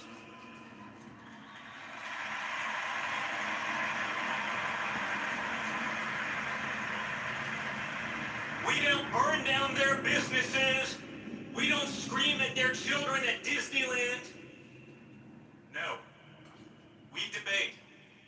We stand tall. And we win with our ideas.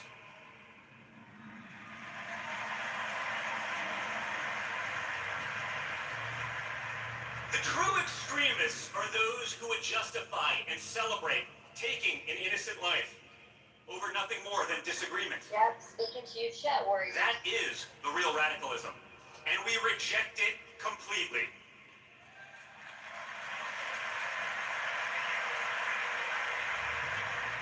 Charlie delighted in his belief that people could be persuaded. He believed the way to win hearts was with truth, with courage, and with conversation. He would always be the first to say, "You are welcome here." And that's what I want. Going into the store and seeing that you have to spend like $20 every time you want to get replacement heads, or if you need a new wand entirely to attach them to, it's like $30, which is wild. I found these ones here on TikTok Shop. It comes with the Don't forget their TikTok.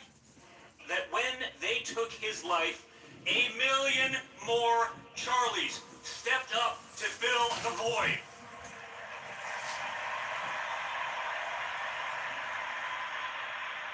We are all Charlie.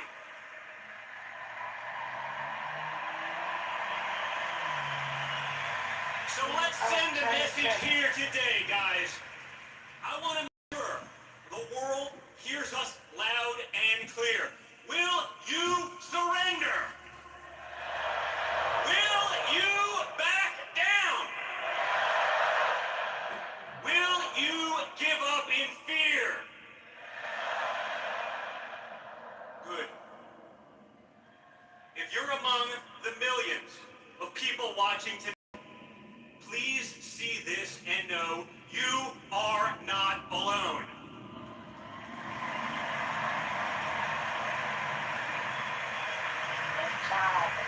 Charlie's message, like Christ's, was an invitation.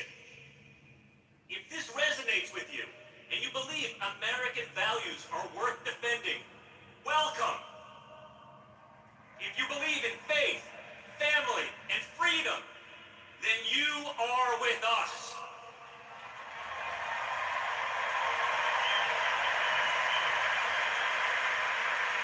No matter your past, no matter how you voted, no matter where you come from, this movement is your home.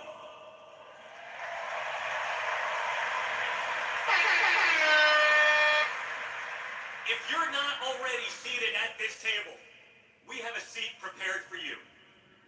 If you believe in God and family and country, you are one of us.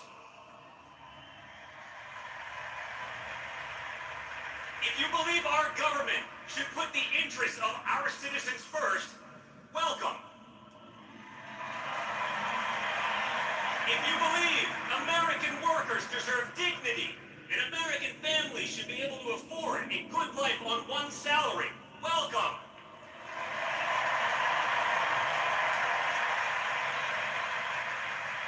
If you reject the propaganda of the fake news media, welcome.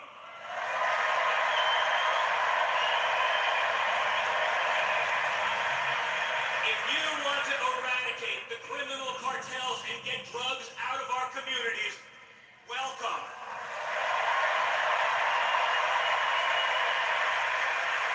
If you believe our best days are ahead and are willing to stand up to make America great again for your children and for generations to come, welcome.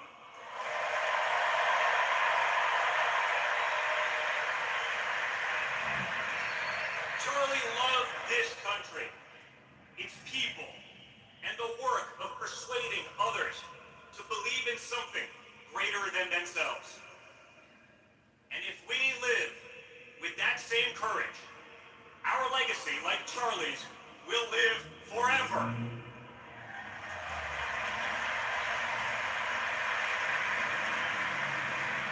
Charlie, my brother, we love you, we miss you, and we will not let you down.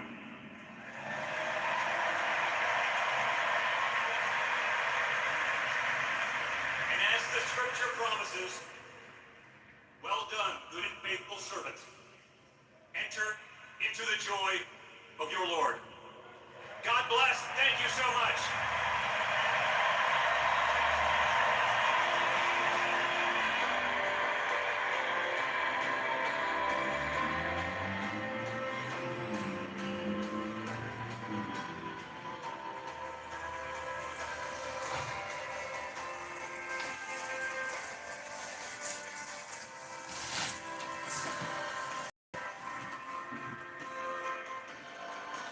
Okay, you're listening to Charlie Kirk's YouTube live stream. I have a verse by Jesus above my door. It says, I am the door. By me, if any man enter in, he shall be saved. I think it's John 10:9. Okay, I take you back to Charlie Kirk's YouTube memorial. The live stream is explosive. It's one sentence every millisecond. There's non-stop parts. And they're filming Trump right now with his big, huge, red tie.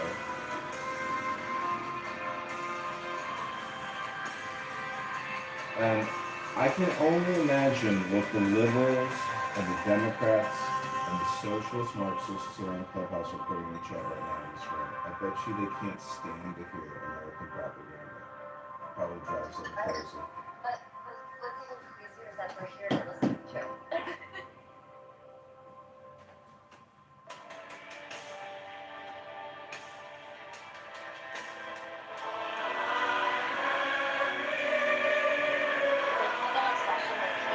So much that they can't say no.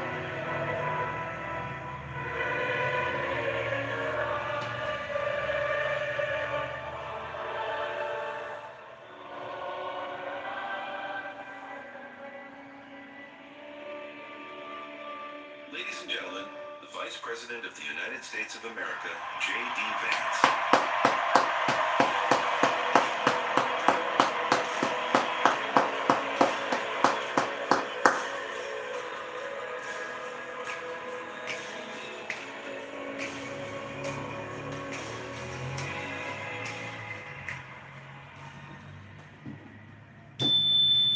Thank you. Thank you all so much. You know,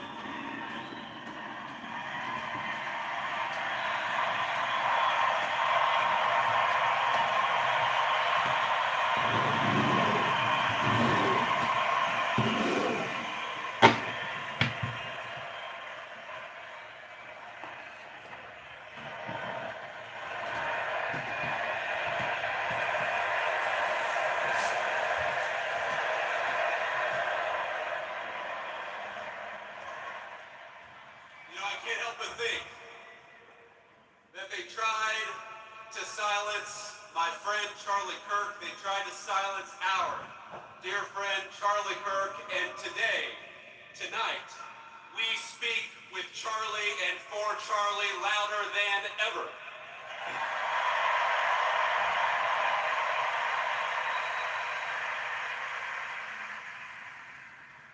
The evil murderer who took Charlie from us expected us to have a funeral today, and instead, my friends, we have had a revival in celebration of Charlie Kirk and of his Lord Jesus Christ.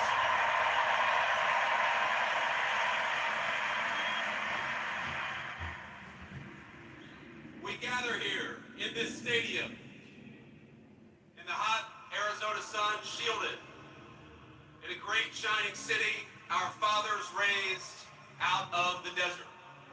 And from this desert, Charlie Kirk built a movement. He transformed the face of conservatism in our own time, and in doing so, he changed the course of American history. To rising generations across this country, Charlie exemplified kindness, courage, and a commitment to open debate. And he was a great debater, and we loved him for it. But Charlie loved debate not because he excelled at it, but because it was the vehicle for bringing the light of truth to dark places. And Charlie Kirk brought many truths in his life.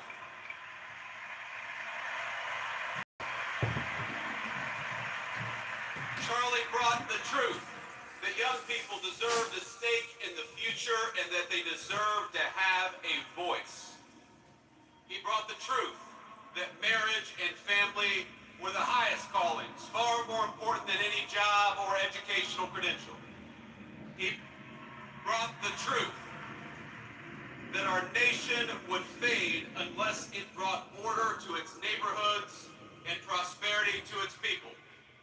He brought the truth that life was precious and we must fight to protect it at all stages and at all times.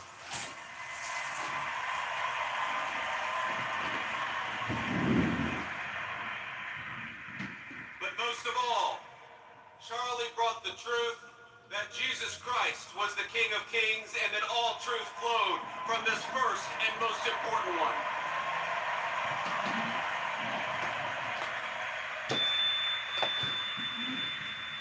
But Charlie, he did so much more than tell the truth, he lived it. Charlie understood that the best evangelist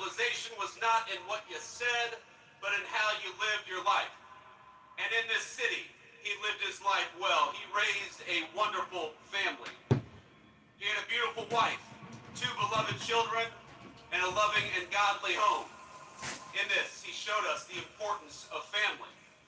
He lived 3 decades he had on this earth with a sense of Christian virtue that would make any man, any person proud.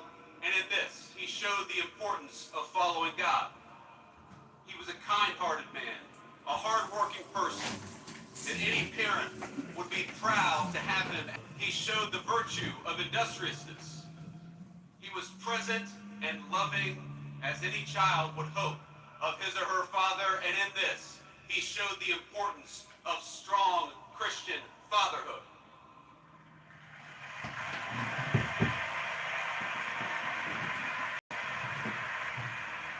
He was fearless and he was bold as any follower would hope would be true of a leader.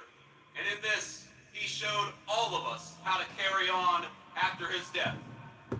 You know, Charlie Kirk, he loved history. He devoured the ideas that formed the foundation of our civilization. He stood for a tradition that Socrates established 2,500 years ago to question, to search, and to teach. He was Athens and Jerusalem, the city of reason and the city of God in one person. But if he loved those places, they were not his home.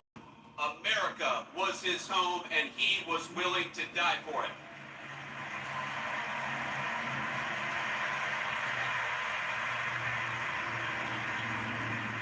You know, Charlie, he loved this country with a contagious intensity. Anybody who talked to him knew it and felt it. He knew that America was a beautiful place and that we had these incredible ideas, but he also knew that our country was a covenant between the generations past, present, and future. He believed this country's best days were not behind us, but ahead of us. But he knew those better days would have to be earned. They would have to be worked for. We would have to sacrifice and work and tell the truth.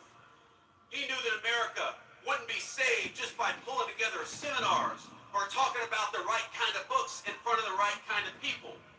The movement, which he created, demanded more. It demanded courage. It demanded hard work. It demanded building, and it demanded leaders. And my friends, in Charlie Kirk, we found a great American leader.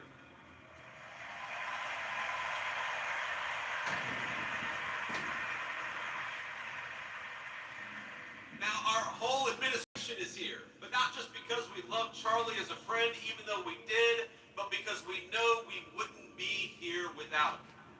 Charlie built an organization that reshaped the balance of our politics. Turning Point brought millions of young people into conversation with one another, brought millions of people into advocacy. He asked of us, not just that we talk about saving our country, but that we actually go and do it, and we do it together.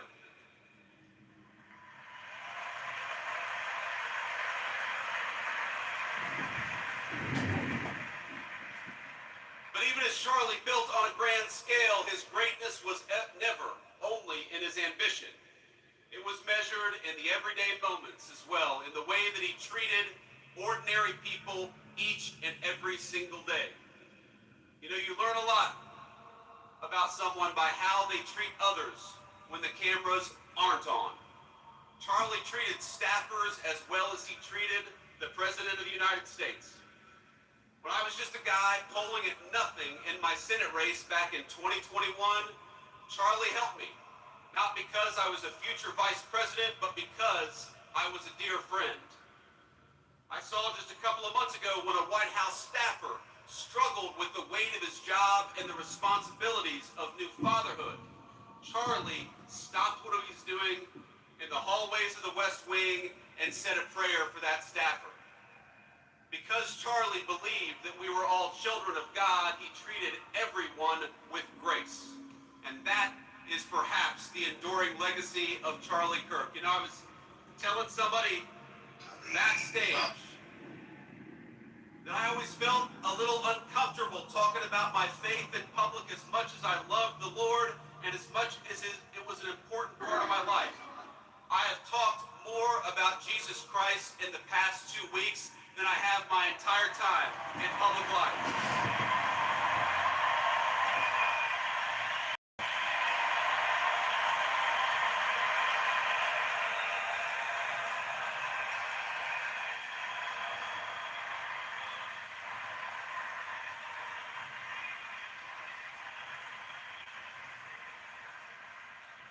And that is an undeniable legacy of the great Charlie Kirk. You know, he loved God.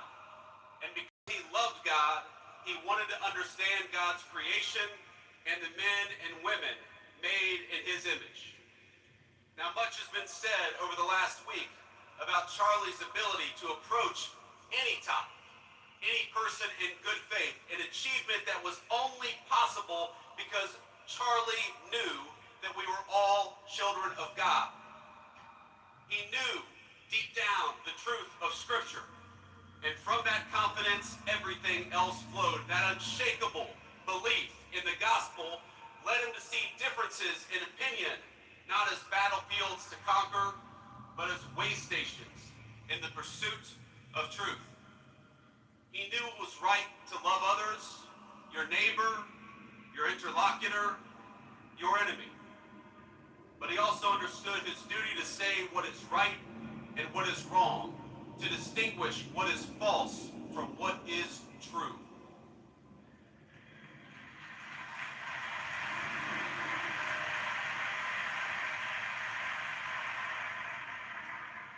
Charlie was slain, doing what he loved, telling the truth, proclaiming his faith, building out a dream.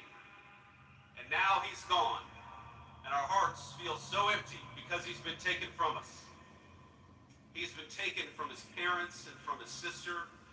He's been taken from our darling Erica and their beautiful children. And Erica, I know I speak for this entire auditorium when I say that we love you and we will never stop standing by your side, just as Charlie did.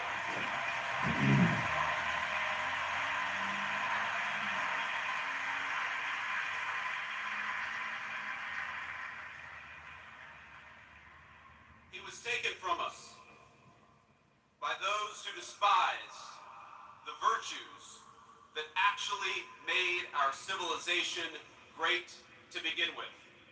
Dialogue, truth-seeking, family, and faith. In the wake of his death, we have seen some of the very worst parts of humanity. We have watched people slander him. We have watched people justify his murder and celebrate his death. I know that this makes you angry just as it has made me angry. But it is easy in these moments to see only the worst of our fellow man. I found myself wishing that I could pick up the phone and talk to my friend and ask him for his advice and his counsel. To ask him how to respond to such hate and the souls from which that hate springs. But I can't call my friend because he was murdered for speaking the truth. I can only guess at what he might say and what he would encourage me to do. And here's what I think. I think he would encourage me to be honest that evil still walks among us.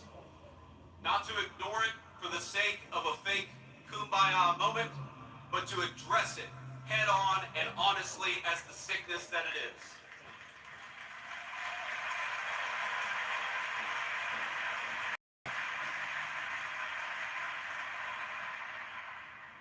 But I also think he would encourage me, he would encourage all of us to focus on the good.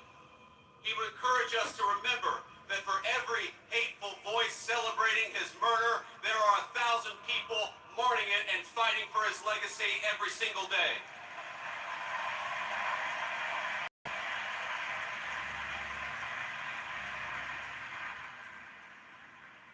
He would tell me to pray. I'm certain of it.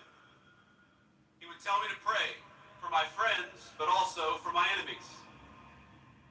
He would tell me to put on the full armor of God and get back to work.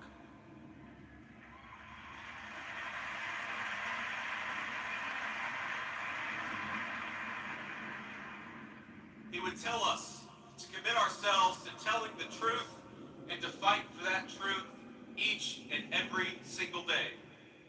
He would tell us to talk about God's love and the fact that that love applied everybody across the whole human family. Charlie suffered a terrible fate, my friends. We all know it. We all saw it. But think, it is not the worst fate. It is better to face a gunman than to live your life afraid to speak the truth.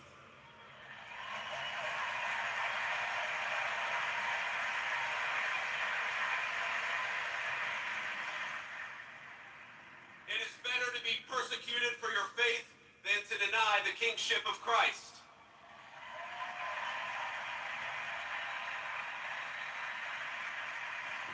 Amen. It is better to die a young man in this world than to sell your soul for an easy life with no purpose, no risk, no love, and no truth. Amen.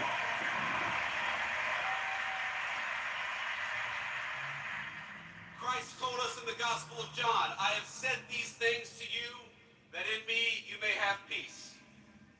In the world you will have tribulation, but take heart. I have overcome the world.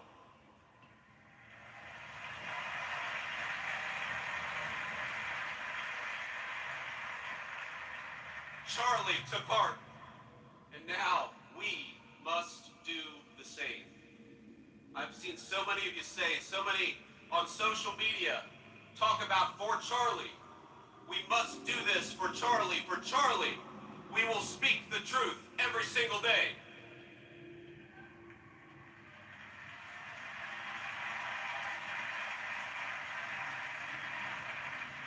For Charlie, we will rebuild this United States of America to greatness.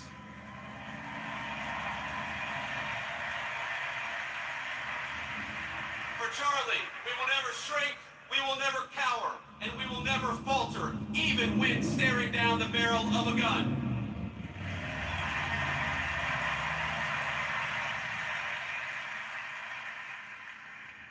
For Charlie, we will remember that it is better to stand on our feet defending the United States of America and defending the truth than it is to die on our knees.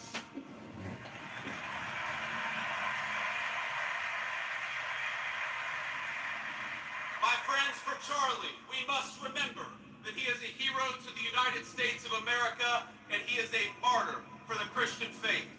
May our Heavenly Father give us the courage to live as Charlie lived. That is what we must do for Charlie. You ran a good race, my friend. I love you. We've got it from here. Thank you.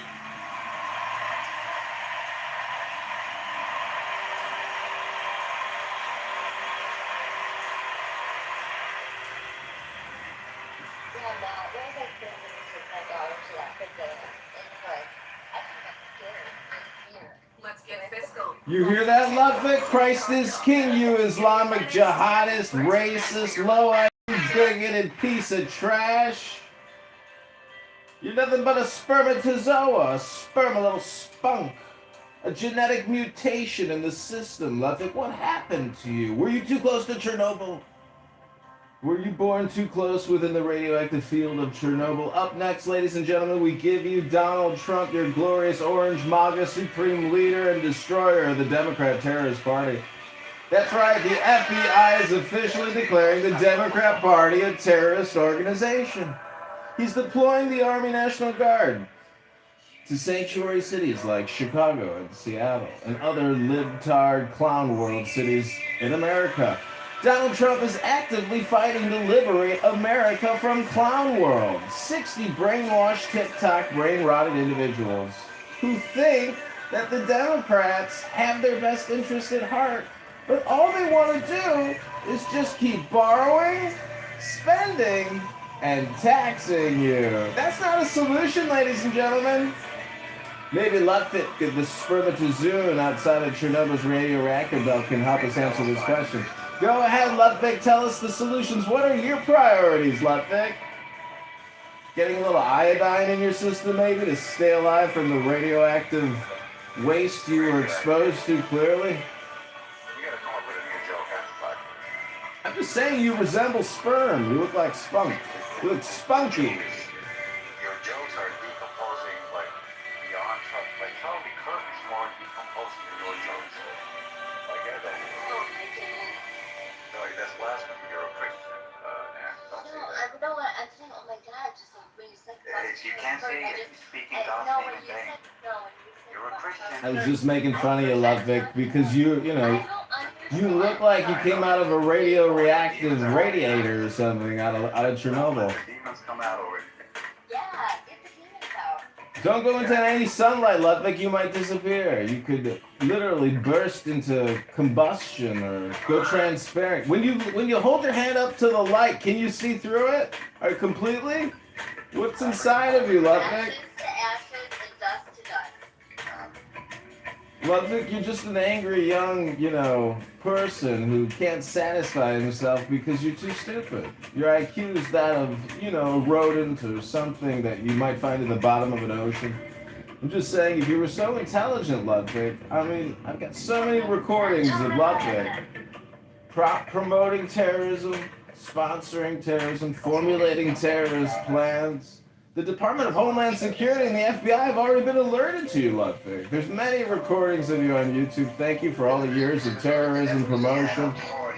Stupid idiot didn't know he was being surveilled and recorded by patriotic Americans. What a low IQ moron. That's why, ladies and gentlemen, I say he resembles sperm, because that's an undeveloped brain, a zygote. His IQ is that of a turd that comes out of like an elephant or something. There's Ludwig. Hey, a donkey just dropped his shit. What do you want to call the turd? Let's call it Ludwig. We are here live, ladies and gentlemen, at Charlie Kirk's Memorial, live streaming his YouTube. His wife is now the president of a multi-$100 million, probably billion-dollar nonprofit think tank now. Thank God we've got another think tank to put all these low IQ stupid people in it. We can put them all together like Ludwigs. And together their IQ might be big enough to figure out that they smell like turds. Why would anybody take advice from Ludwig? He's nothing but a turd. A translucent spermatozoon. We bring you back to Charlie Kirk's YouTube live stream. Powerful in his death than he ever was before, ladies and gentlemen. He's like Jesus rising from the grave to glory. Put Ludwig in the goo where his little demon belongs. Bye, Ludwig. This is an American-only conversation. You don't belong here, Ludwig. Put this socialist sperm in the goo where he belongs. Put this sperm in the goo, Matt. He's a white dude living on native lands. Oh, they. This man thinks I'm a colonial colonist fighting the Native Americans. Get with the times, Ludwig. It's 2025. Update your brain sometime. Read a book, stupid. Go to the gym. Ooh, Charlie Kirk's wife is coming out.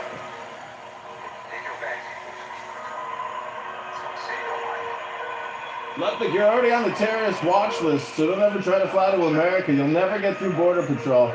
You're going to get arrested. I've already notified every single port of entry, so you can never come into America and stain our beautiful sacred soil with your bullshit, sir.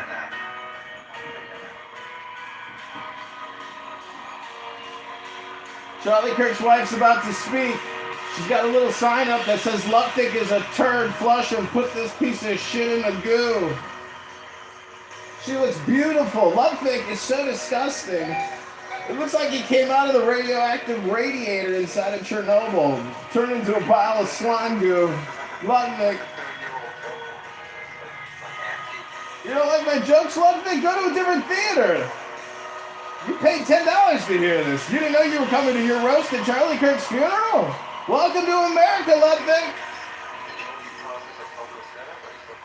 Are you still trying to process October 7th? You crying about Charlie? Alright, mute up. His wife is speaking, scumbags. Shut up, sperm. Slime bitch, put this goo in the goo.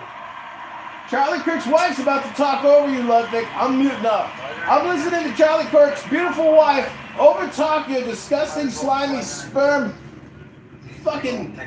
What are you again? You're Albanian? I can't remember what kind of piece of shit you are. Armenian, maybe, or Serb. I can't remember what you are, Ludwig. I'm driving. For coming here from all over the world to honor and celebrate my Charlie.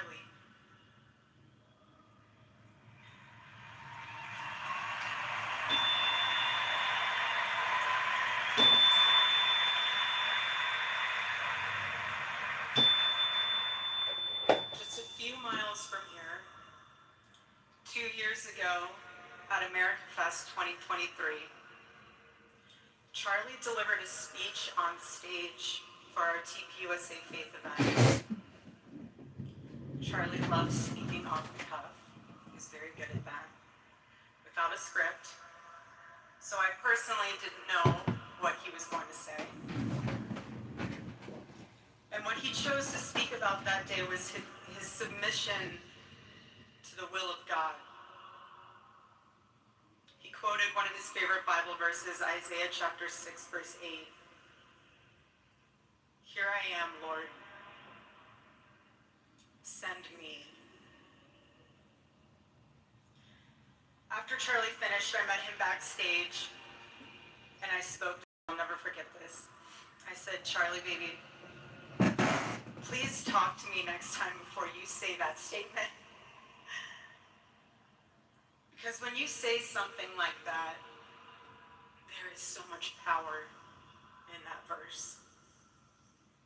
When you say, here I am, Lord, use me, God will take you up on that. And he did with Charlie.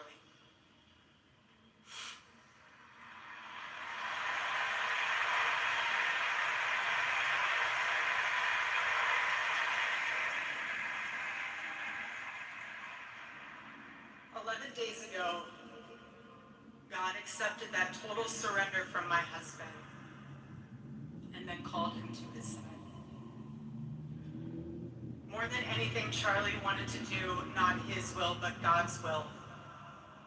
And over these past 11 days, through all the pain, never before have I found as much comfort as I now do in the words of our Lord's Prayer, thy will be done.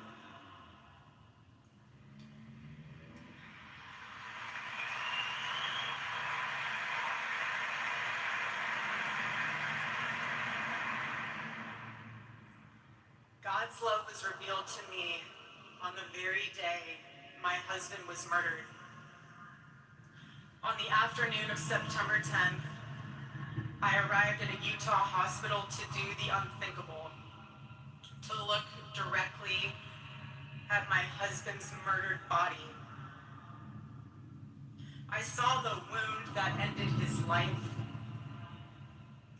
I felt everything you would expect to feel. I felt shock. I felt horror. And a level of heartache that I didn't even know existed. But there was something else too. Even in death, I could see the man that I love. I saw the one single gray hair on the side of his head, which I never told him about. Now he knows. Sorry, baby, I'm telling you now, but never told him. Didn't want to. I also saw this. I also saw on his lips the faintest smile. And that told me something important. It revealed to me a great mercy from God in this tragedy. When I saw that, it told me Charlie didn't suffer. Even the doctor told me it was something so instant that even Even if Charlie had been shot in the operating room itself, nothing could have been done. There was no pain, there was no fear, no agony. One moment Charlie was doing what he loved, arguing and debating on campus, fighting for the gospel and truth in front of a big crowd, and then he blinked. He blinked and saw his Savior in paradise.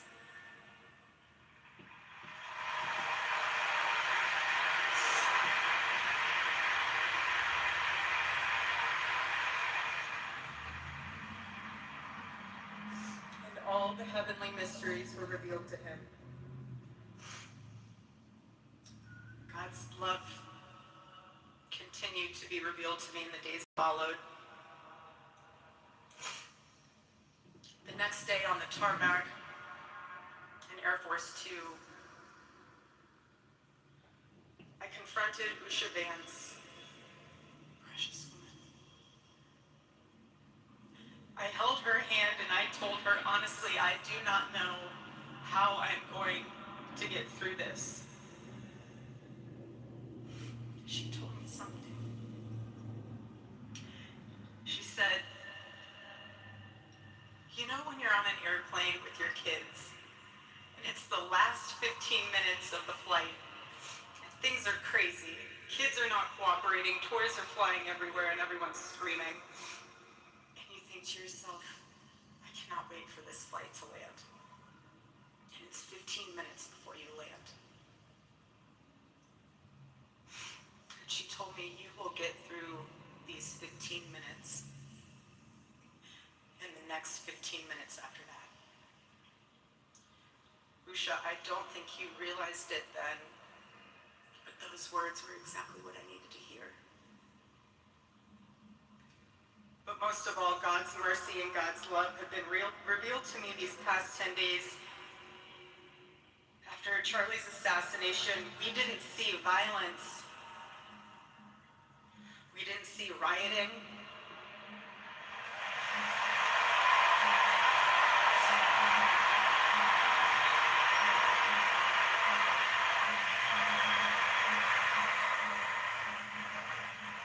We didn't see revolution. Instead, we saw what my husband always prayed he would see in this country. We saw revival.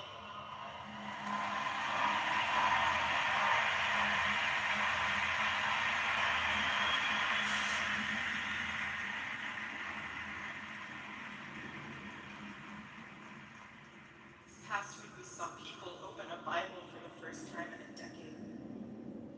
We saw people pray for the first time since they were children.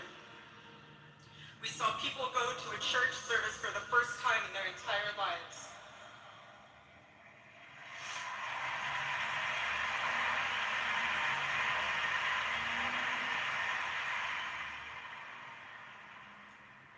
Charlie liked to journal. And I say this because he did it to remember important moments and sayings that affected him. And one of the things he wrote in his journal was this. Every time you make a decision, it puts a mark on your soul. To those of you out there who just made that decision and took the first step toward a spiritual life, I say thank you and welcome.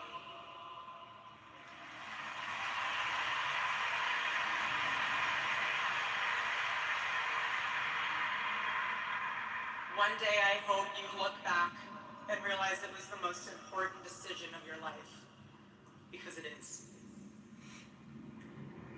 All of you who are already believers, it is your job to shepherd these people. Do not take that lightly. Water the seed of their faith. Protect it and help it grow. Every day as Charlie rode into to the office, he would go through his contact list. And I know there's many of you who were impacted by this. He would go through his contact list and send Bible verses for the day. He knew that faith was a habit. The more you live it, the more it grows. But know this too. The seed has only just been planted. The enemy will tempt you the most in a time like this one. God will always be there for you, but you must choose to mark your soul again and again in the direction of Christ.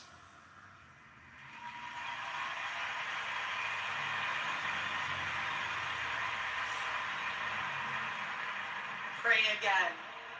Read the Bible again. Go to church next Sunday and the Sunday after that, and break free from the temptations and shackles of this world.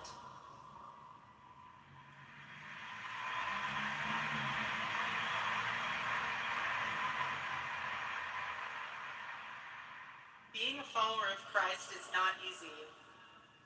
It's not supposed to be. Jesus said, if anyone would come after me, let him deny himself, take up his cross and follow me. He said he would be persecuted. He said we would be persecuted. And Charlie knew that and happily carried his cross all the way to the end. And I want all of you to know, while Charlie died far too early, he was also ready to die. There was nothing he was putting off. There was nothing that was too hard or too painful or nothing that he just felt like he didn't want to do it. He left this world without regrets. He did 100% of what he could every day. But I want you to know something. Charlie died with incomplete work, but not with unfinished business.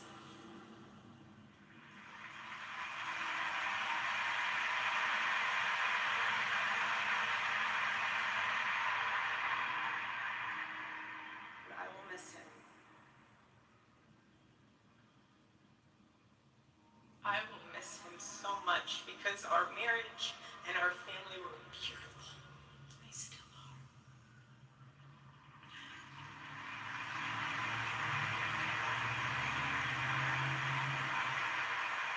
The greatest cause in Charlie's life was trying to revive the American family. When he spoke to young people, he was always eager to tell them about God's vision for marriage and how, if they could just dare to live it out, it would enrich every part of their life in the same way that it enriched ours. And someone once asked me how Charlie and how we kept our marriage so strong when he was busy traveling. And our little secret, it was love notes. Every Saturday, Charlie wrote one for me, and he never missed a Saturday. And in every single one of them, he'd tell me what his highlight was for the week, how grateful he was for me and our babies. And always at the end, he would always end it with asking the most beautiful question. He'd always end it by asking, please let me know how I can better serve you as a husband. Charlie perfectly understood God's role for a Christian husband. A man who leads so that they can serve.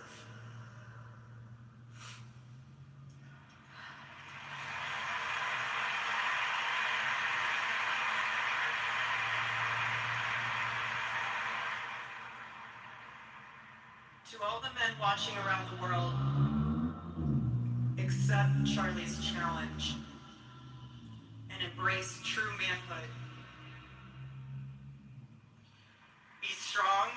courageous for your families. Love your wives and lead them. Love your children and protect them. Be the spiritual head of your home. But please be a leader worth following. Your wife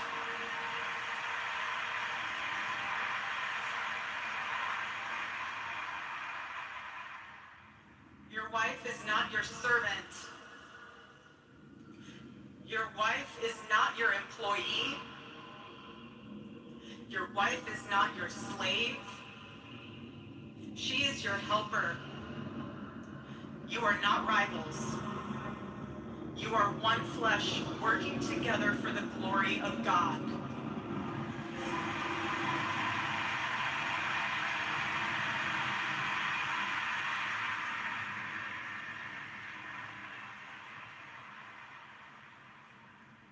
I was Charlie's confidant. I was his bolt. His closest and most trusted advisor, his best friend. I poured into him and loved him so deeply, empowered him, because his love for me drove me to be a better wife. Every day he honored me, and I prayed that I could be the wife that God needed me to be for my husband. Women, I have a challenge for you too.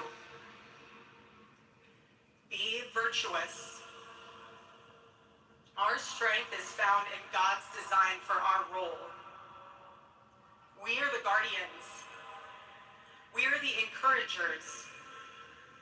We are the preservers. Guard your heart. Everything you do flows from it. And if you're a mother, please recognize that is the single most important ministry you have.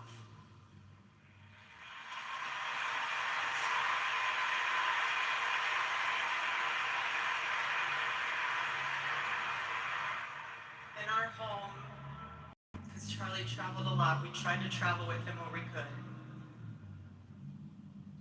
But I made sure that when Charlie returned from work, it was his sacred landing place, away from the worries of the world.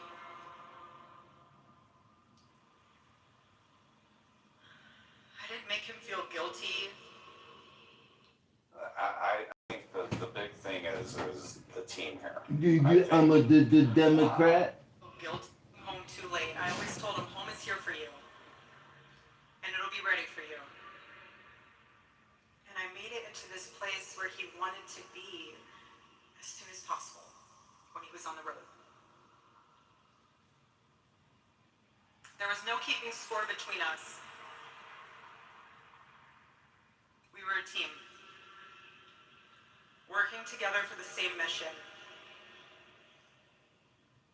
I never wanted to be the one standing between Charlie and the task that God prepared for him, had set for him. And I knew Charlie would always do his best to help me with the same. My marriage with Charlie was the best thing that ever happened to me. And I know it was the best thing that ever happened to him as well. He wanted everyone to experience that joy. And that's what's so beautiful about God's design for marriage, is that everyone can. And I could talk endlessly about it, and years to come I will. But Charlie's mission above all was aimed directly at those who aren't married. He named his organization well. He knew things were not right with America, and especially with young people, and they needed a new direction. Charlie passionately wanted to reach and save the lost boys of the West. The young men who feel like they have no direction, no purpose, no faith, and no reason to live. The men wasting their lives on distractions, and the men consumed with resentment, anger, and hate. Charlie wanted to help them. He wanted them to have a home with Turning Point USA. And when he went onto campus, he was looking to show them a better path and a better life that was right there for the taking. He wanted to show them that.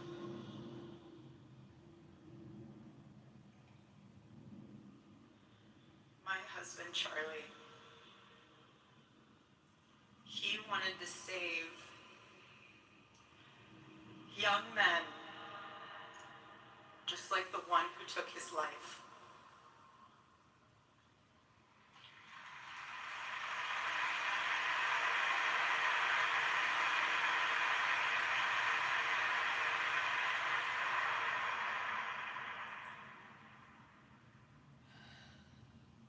That young man. On the cross, our Savior said,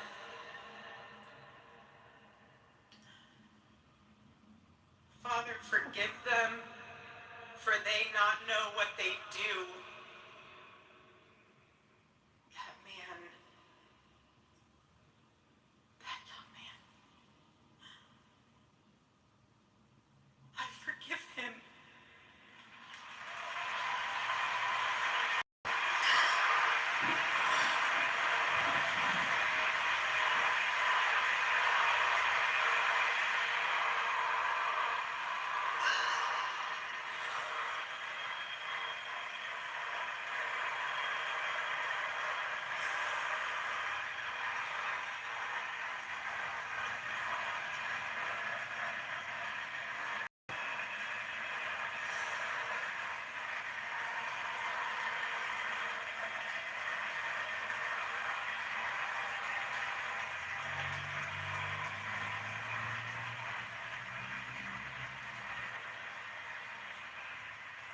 I forgive him because it was what Christ did and is what Charlie would do.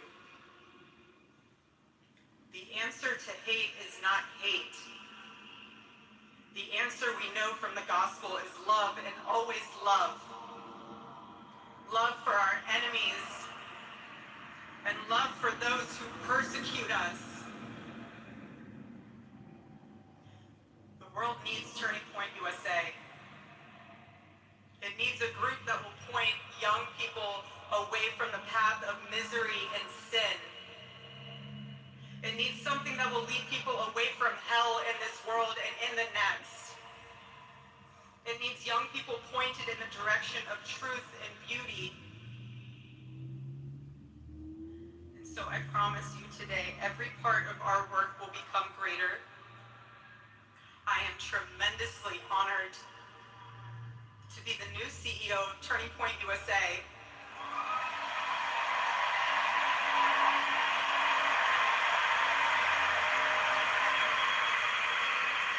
For justice and transparency.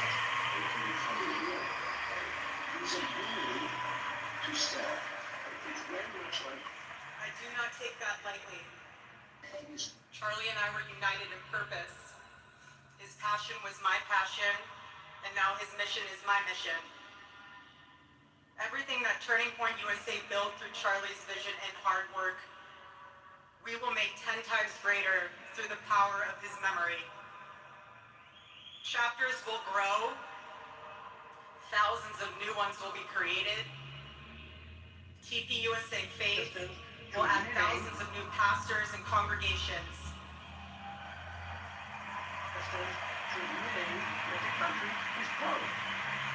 This has made compromise. And yes, campus events will continue. And we will continue to hold debates and dialogue.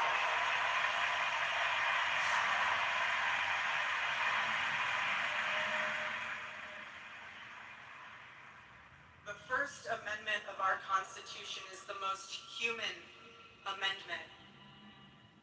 We are naturally talking beings, naturally believing beings. And the First Amendment protects our right to do both. No assassin will ever stop us from standing up to defend those rights, ever.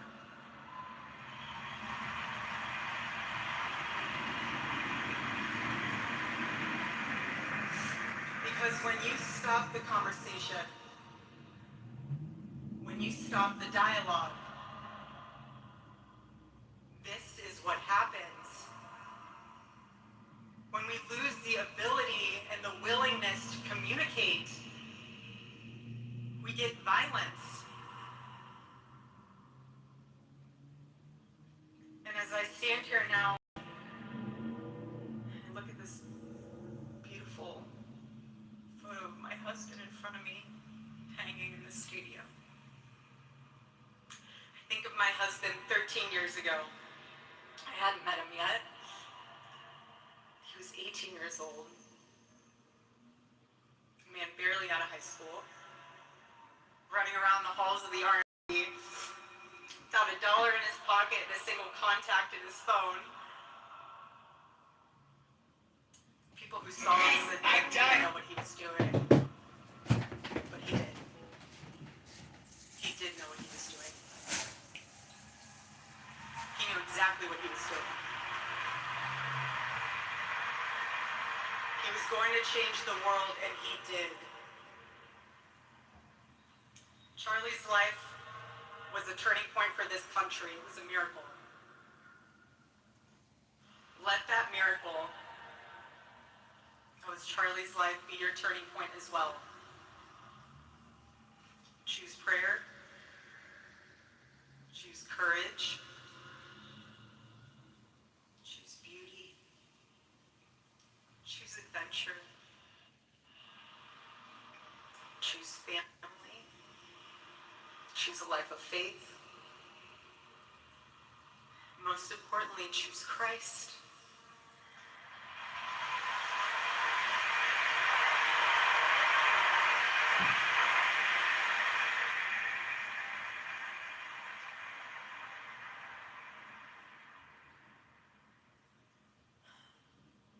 I love you, Charlie, baby. And I will make you proud. God bless you all. God bless America.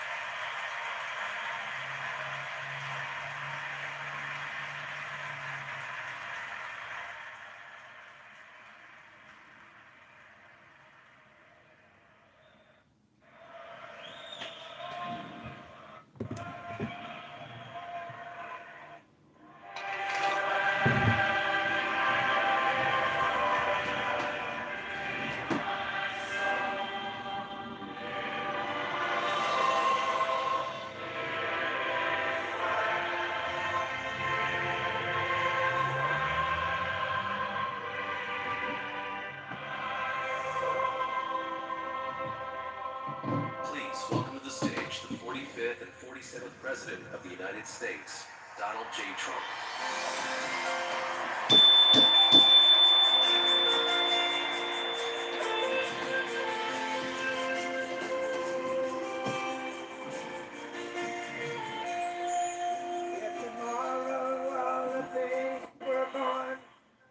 Okay, I'm going to turn that down because I don't want to get a copyright strike. Thank you all for being here. We're about to listen to Donald Trump. He's walking out onto the stage right now. The fireworks are blasting. He's standing there at attention looking at a massive stadium. And Charlie Kirk's wife just gave a God Bless America and God Bless Everybody Here speech. There's a tremendous amount of fireworks going off as Trump is walking across this red carpet about to give a speech to America. It'll be a very interesting speech. I'm sure many people here will be interested to hear what he has to say and what type of presidential executive orders he'll be issuing as a result of this attack on freedom of speech and a political assassination here in the United States of America. Charlie Kirk's information is now being mass distributed into the heads of all younger people across the world, and especially in America. See, not many people realize is that Charlie Kirk's reach is global, and that's what the left liberals hate the most, is that his messaging is not just in the United States now, it is global. And TPUSA and all the videos he's filmed embarrassing liberal, socialist, communist, Marxist, Democrats, femboys, they can't stand it. So Donald Trump is about to speak. I'm not playing it right now because there's a copyrighted song being played. Trump is standing there listening to the singer. The singer is gloriously singing, but you can't hear it. But take this moment in this Charlie Kirk live stream room, brought to you by Matt and Ann, to take the deepest breath of your day, ladies and gentlemen.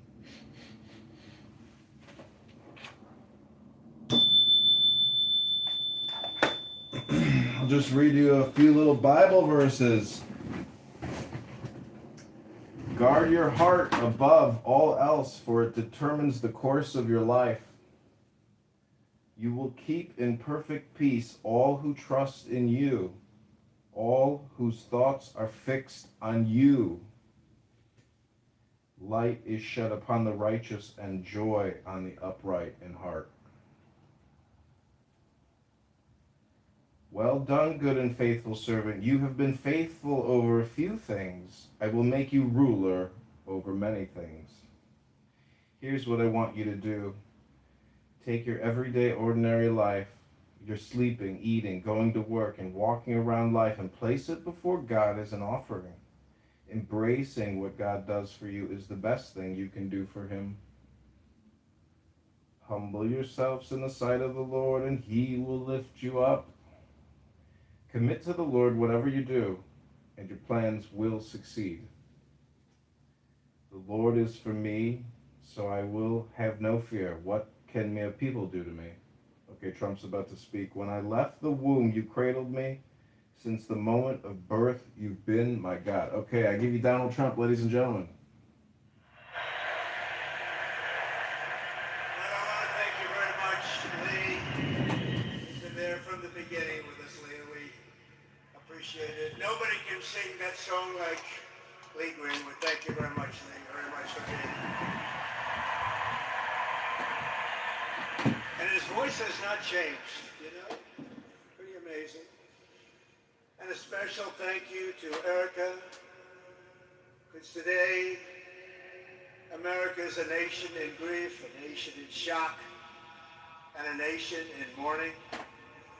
Less than 2 weeks ago, our country was robbed of one of the brightest lights of our times, a giant of his generation, and above all, a devoted husband, father, son, Christian, and patriot. Charles James Kirk was heinously murdered by a radicalized, cold-blooded monster for speaking the truth that was in his heart. He was violently killed because he spoke for freedom and justice, for God, country, for reason, and for common sense. He was assassinated because he lived bravely, he lived boldly, and he argued brilliantly without apology. He did what was right for our nation. And so on that terrible day, September 10th, 2025, our greatest evangelist for American liberty became immortal. He's a martyr now for American freedom. I know I speak for everyone here today when I say that none of us will ever forget Charlie Kirk, and neither now will history.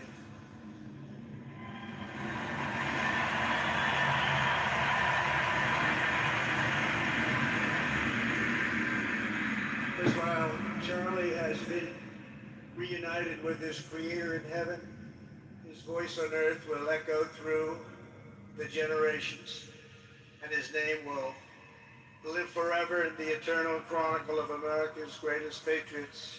He will live forever Charlie's incredible and beautiful widow, Erica, we know the weight of this monumental loss is almost unbearable. But even in the midst of heartache, pain too great to even fathom, you have somehow found the strength, the deep faith, to be a comfort to millions and millions of people. And thank you very much, Erica. Thank you very much.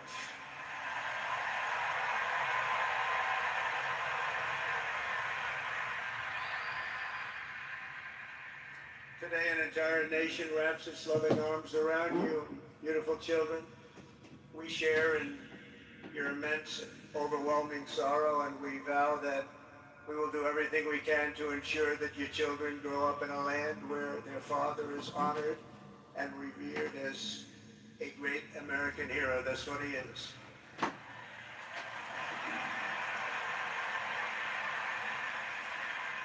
To Charlie's parents who lost their beloved son, and to the entire Kirk family, we know that no words can ever be enough to fill the void he leaves behind. That's a void that just can't be filled. But I hope the extraordinary outpouring of emotion over these past 11 days has comforted you with the knowledge that your son brought more good and love into this world in his 31 short years than most people, even very, very successful people, can bring in a lifetime.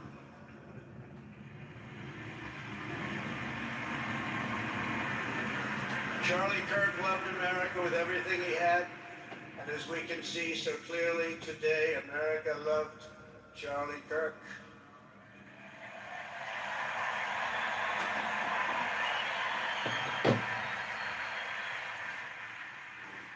And he could always draw a big crowd. Look at this today. Look at what's gone on. This is a big crowd.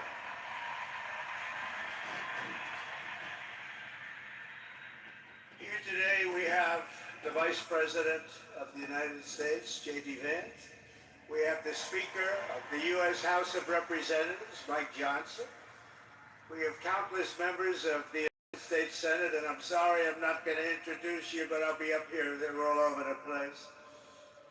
And likewise, the House of Representatives, they're all over this big stadium. This is not an arena, this is a stadium. A great cabinet, and this stadium packed with rafters of people. Not to mention the one across the street that also has tens of thousands of people. And they're watching us on screen right now.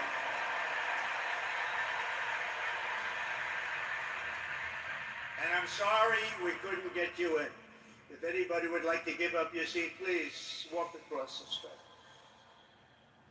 But this is like an old-time revival, isn't it? An old-time revival.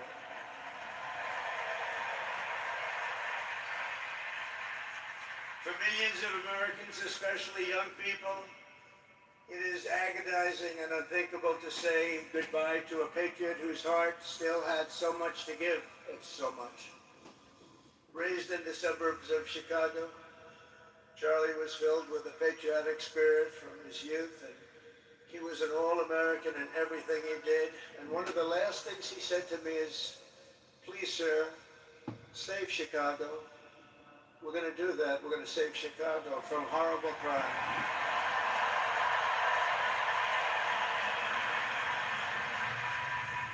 In high school, he was the quarterback of the football team and the captain of the basketball team. He was a good athlete. A lot of people don't know that about Charlie.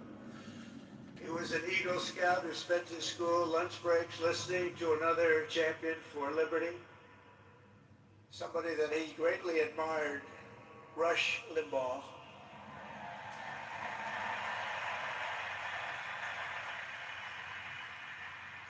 But what was even more important to Charlie than politics and service was the choice he made in the 5th grade, which he called the most important decision of his life, to become a Christian and a follower of his Savior, Jesus Christ.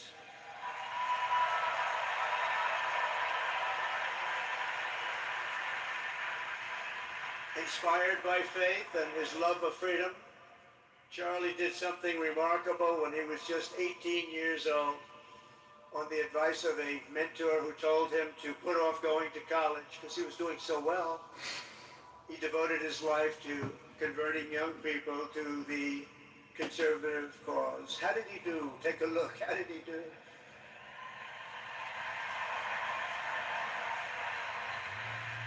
In 2012, 2 days after graduating high school, and with just $1,800 in his pocket, the young man from Illinois, who no one had ever heard of, started an organization whose grand ambitions were captured in its name, Turning Point USA. Great name.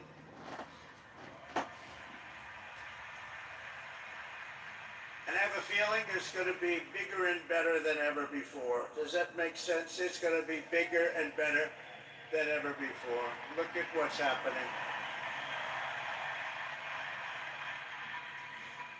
12 years ago, Charlie walked onto his first college campus, the very liberal University of Wisconsin at Madison. He set up a card table and put up a sign with 3 words: "Big government sucks." Can you believe that? That's Charlie. That day, Charlie talked to every student who approached him, most of whom were probably quite a bit older than he was. Finally, after many hours, he found the first ever Turning Point chapter leader. His first year out of high school, Charlie traveled 300 days raising money and taking his message to campuses all over the country.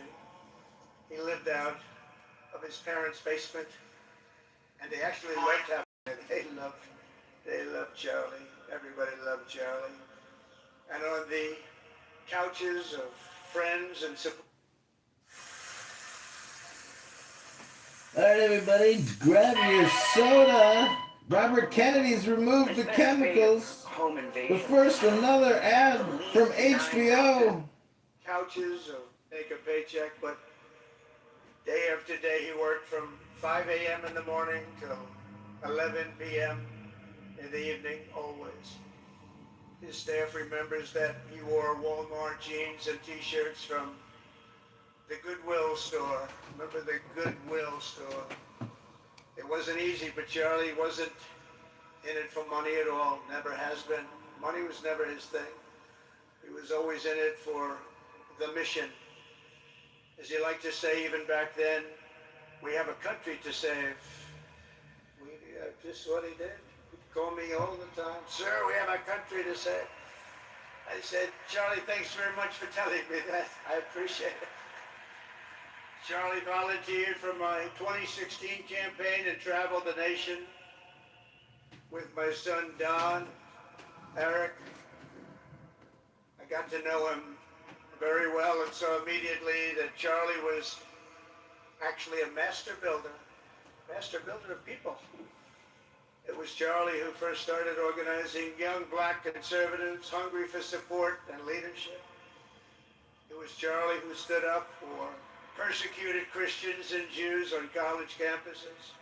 It was Charlie who helped bring online censorship, free speech, and cancel culture to the fore of our political debate. He was right up there with me.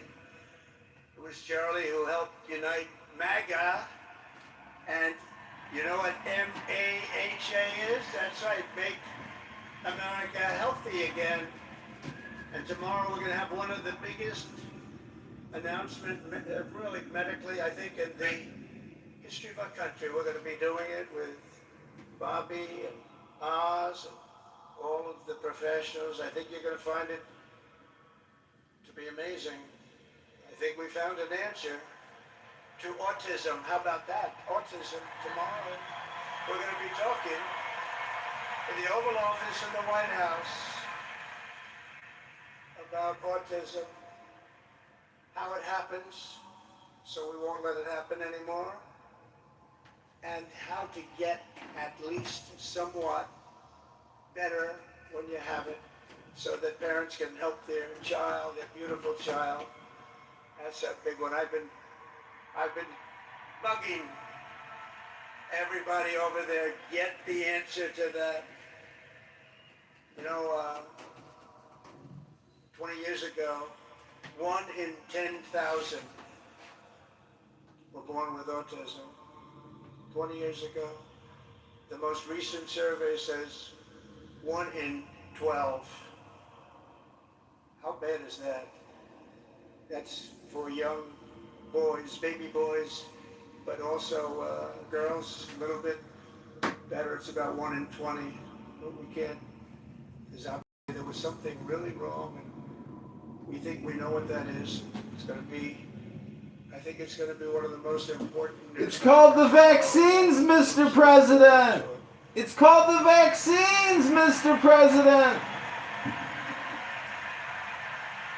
It's called the 72 injections by 18 months, Mr. President. Charlie, he would have been pro center, believe me. We'll be missing him tomorrow. It was such a big deal for him, too. He brought together Donald Trump, Bobby Kennedy, right here in the great state of Arizona 1 year ago. Remember that? What a night, what a day that was. And it was Charlie who was among the first to speak to me about a man from Ohio by the name of J.D. Vance. Have you ever heard of him? He's done a good job.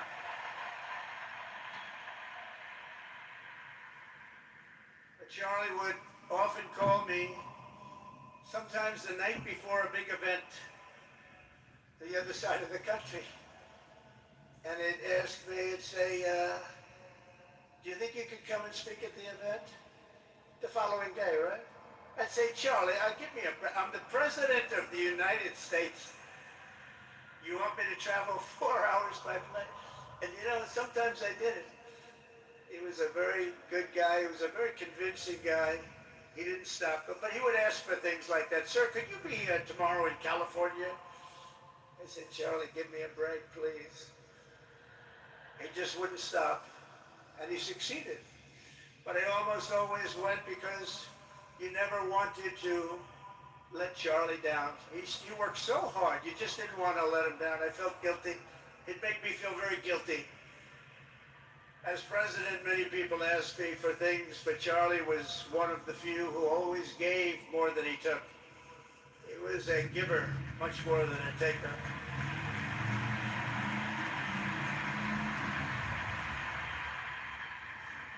And no matter how big Charlie became, no one was too small for him to notice. He was good to everybody. It didn't matter. Several years ago, a fourth grader asked Charlie to appear on his podcast, which was probably only watched by the parents of that fourth grader. And Charlie, who was actually pretty hot at the time, to be honest, he agreed, and the boy asked for advice. Charlie replied, the left, I call it the radical left. I call it sometimes the radical left lunatics. But Charlie didn't say that, he called it the left. He was probably right, but I can't help it. I can't help it. So he said the left, radical left lunatics, may have all the money in the world, but they can never outwork me. I will wake up as early as I need to about himself. I will stay up as late as I need to, and I will never stop fighting for our country. And he did this until his dying breath. That's what he was doing. That's what he was doing. Think of it. Wow. What a horrible moment. I was in the Oval Office when I heard they came in, and it was like a surreal experience, and terrible, terrible. I had some very big people in the Oval Office, and I was in the midst of a very important conversation for our country. Big people, the biggest. And I said, you have to leave now. When they told me that, they told me in front of a group of very powerful people. I said, you have to leave now, right now, please. Right now, you have to leave, go. By his own determination and skill, Charlie Kirk built Turning Point from his humble beginnings, the beginnings that nobody believed could ever end up something like this, into a great movement and a juggernaut of American politics. And you know, we have a massive stadium loaded up with people, but he got tremendous crowds. before he had this kind of horrible news and before we had to hear what happened so terribly. He delivered more than 250 speeches a year at over 200 colleges and universities, and that was at a time when it was not really vogue to go to colleges and universities if you were a conservative. It really took great courage. And we used to talk, and I said, you know, I think they're much more conservative than we know, and he agreed, but it just wasn't something that was happening because the radical left would do very bad things, very dangerous things. But Charlie set up chapters on 2,200 campuses and spoke at more than 1,000 churches. He launched a podcast and radio show that grew to an audience of 1 million Americans a day, one of the bigger shows on radio. And Charlie didn't just bring young people into the movement. All of a sudden it started to grow by leaps and bounds. By 2024, we won more young people than any Republican candidate in the history of our country, including for the first time a majority of males under 30. Can you believe it? Remember when Republican presidential candidates would get 4%? No, we did unbelievably with young people. And he was a big, big factor. Unbelievable. But he made me work for it. Sir, you have to make a speech here, you have to make a speech there.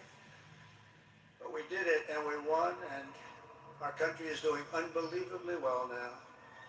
We had a country that was dead 1 year ago, and now we have the hottest country anywhere in the world. And Charlie helped us make it that. One of the great people. But through it all, the core of Charlie's message and his basic method never changed. It never really changed. He stayed the same person also. At every campus event, Charlie asked the people who disagreed with him to come forward, and instead of silencing them, he handed them a microphone and let them speak. And he convinced so many of them. It was a pretty amazing thing to watch, actually. Shortly before Charlie arrived on campus, the day he was assassinated, a staff member texted him that there were many critics and students who were opposed to his views and rather strenuously in the crowd. And that actually made him feel good because he wanted to convince them. He understood. He really did. He understood what was right, and he was right about that. A lot of it was based on common sense, by the way. Charlie wrote back to the staff member saying, I'm not here to fight them. I want to know them and love them, and I want to reach them and try and lead them into a great way of life in our country. In that private moment on his dying day, we find everything we need to know about who Charlie Kirk truly was. He was a missionary with a noble spirit and a great, great purpose. He did not hate his opponents. He wanted the best for them. That's where I disagreed with Charlie. I hate my opponent. And I don't want the best for them. I'm sorry. I am sorry, Erica. But now Erica can talk to me and the whole group, and maybe they can convince me that that's not right, but I can't stand my opponent. Charlie's angry. Look at that. He's angry at me then. He wasn't interested in demonizing anyone. He was interested in persuading everyone to the ideas and principles he believed were good, right, and true. Before each appearance, he prayed these words: God, use me for your will. Always said the same thing. Use me for your will.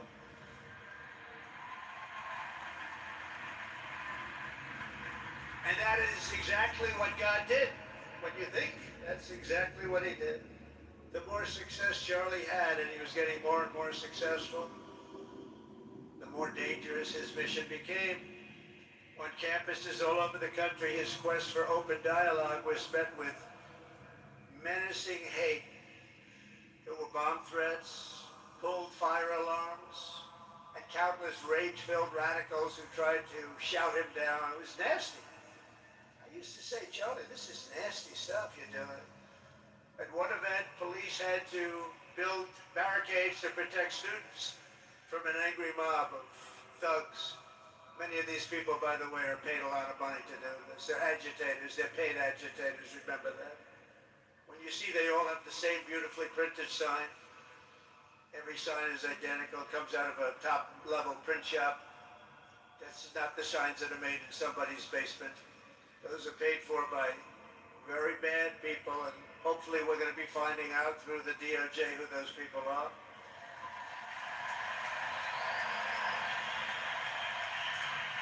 At another college, Antifa terrorists shattered windows, threw rocks, and tried to storm the building where Charlie was speaking. It was a really bad one. Often dozens of police officers were needed to prevent left-wing violence. And the violence comes largely from the left. You don't hear that from too many people, do you? And virtually every day for years, before he was murdered, Charlie received these horrible death threats. People don't know. I used to talk to him about it. He said, I got some threats. He always felt that when they actually made the threat, they were not the ones to worry about. The ones to worry about were the ones that don't make the threats. I think you know what I mean. He knew the risk, but he and I shared a certain motto, never back down and never ever surrender. Just don't surrender, never back down. He believed in it so strongly. So strong. And he's right. He's totally right. The radicals and their allies in the media, sometimes referred to, as my son said, the fake news media, tried to silence Charlie for a simple reason, because he was winning, and he was winning big. He was taking over college campuses. Colleges that had, in theory, only very liberal, or as they like to say, progressive. I call them liberal, but they like to call themselves, it's such a beautiful word, progressive. They're the opposite of progressive, if you think about it.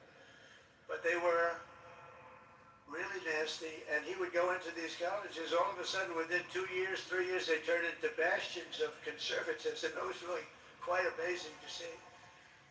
They lied about him because they did not want you to listen to him or to learn from him, because what he was talking about and even preaching made so much sense. Everywhere he went, he won the debates, he won the hearts, he won the minds, and yes, he won the elections for people. He helped us, he helped other people. We won the biggest election in the history of our country, I believe.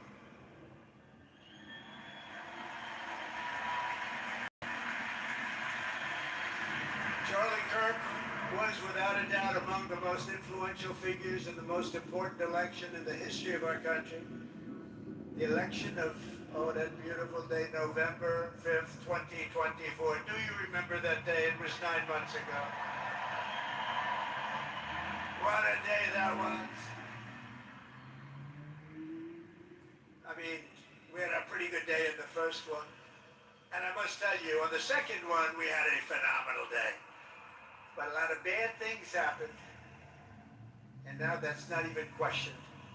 They cheated like dogs, but we got them back, didn't we? Got them back. But we owe Charlie a profound and eternal debt of gratitude now.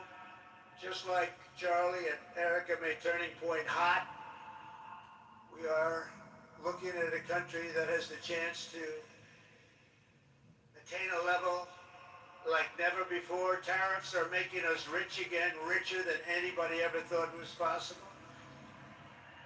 And the only one challenging them are people that hate our country or foreign countries that are paying a price, because they did the same thing to us for years. They took advantage of us, but we're making money, we're becoming richer and richer, and we're taking care of our people better and better when we do that, and we can take care of other countries better and better, but we're doing unbelievably well. The tariffs have really been a hold. The election was big, but the tariffs, because of the election, came in. And remember, other nations do that to us, and Charlie understood that. He saw the money. He saw what was coming into our country, and we can use that for Medicare, Medicaid, Social Security, all of these things that we fight so hard for. That's exactly what's happening. The numbers are incredible. When the news finally came out on election night last November that the race was officially won, came out pretty early in the night. Charlie was live on camera. In that moment, he was overcome with emotion. I've never seen him like this. He was so happy. For a long while, he said nothing. His eyes were filled with tears, and then he buried his face in his hands, and he started crying. That wasn't the Charlie I knew, but in thinking about it, it actually was the Charlie I knew, because he had a tremendous heart. He just wanted what was good for our country, and he saw us going in such a horrible direction. Lovingly, Eric, and this was so beautiful. Erica put a MAGA hat on to cover his bowed head. I like that very much. MAGA, we love. Does everybody love MAGA? Make America great again.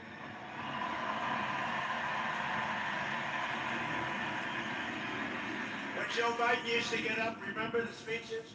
We will stop MAGA. We will stop MAGA. You know, he could barely get the words out. We will stop. I said, can somebody inform him that MAGA means make America great again? How do you say you're going to stop it? And Charlie understood that. When Charlie finally looked up and spoke, he smiled through the watery eyes and simply said, I am humbled by God's grace. That was his statement that night. I was watching him. I was very impressed, actually. It showed he had a big heart.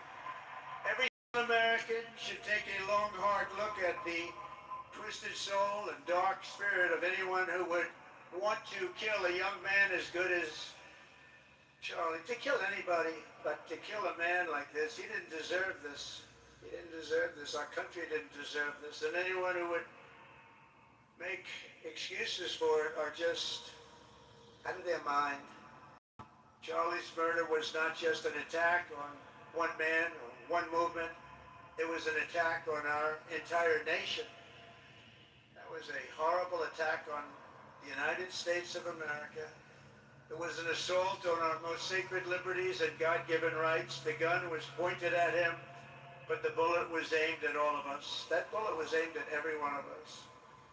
Indeed, Charlie was killed for expressing the very ideas that virtually everyone in this arena and most other places throughout our country deeply believed in. But the assassin failed in his quest because Charlie's message has not been silenced. It now is bigger and better and stronger than ever before, and it's not even close. And it's rare that such a thing happens, but Charlie is bigger today than he was. Think about it. Just 2 weeks ago, he's bigger today than he was 2 weeks ago. Now, that may not help his friends and loved ones, of which there are so many. It may not help Erica, those beautiful children who have to suffer so horribly through this moment, but they know it's true. He's bigger now than ever before, and he's eternal. He's eternal. And I just want to say we love him. And he's looking down at us right now, and he said, wow, that's a great crowd. He said, that's a great crowd.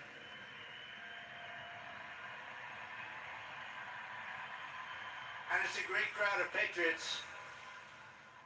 But that's why I will soon award Charlie the nation's highest civilian honor, the Presidential Medal of Freedom. It's the highest civilian honor.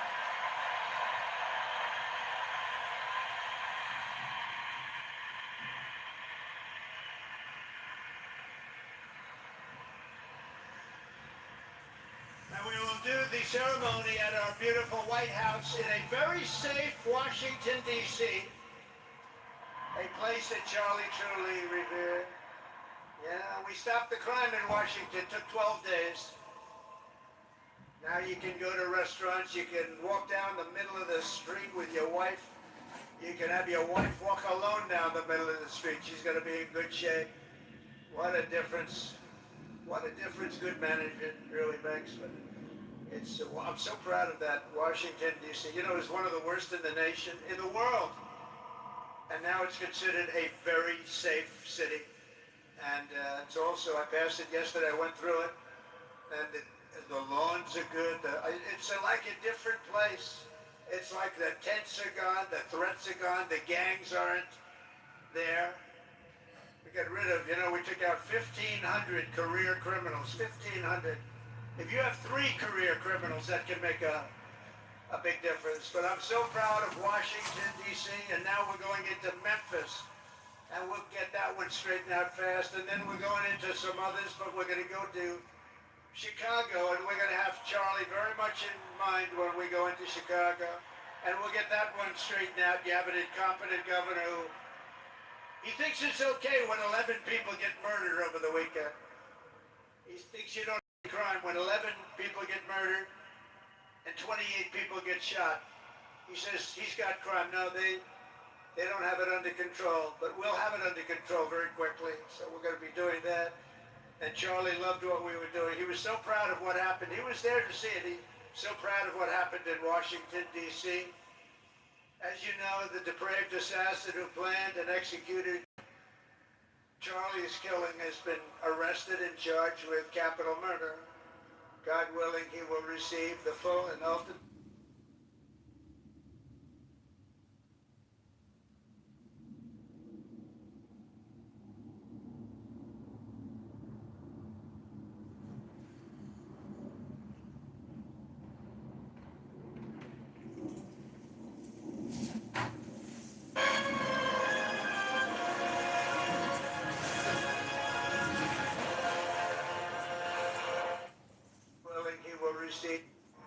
Many of them are.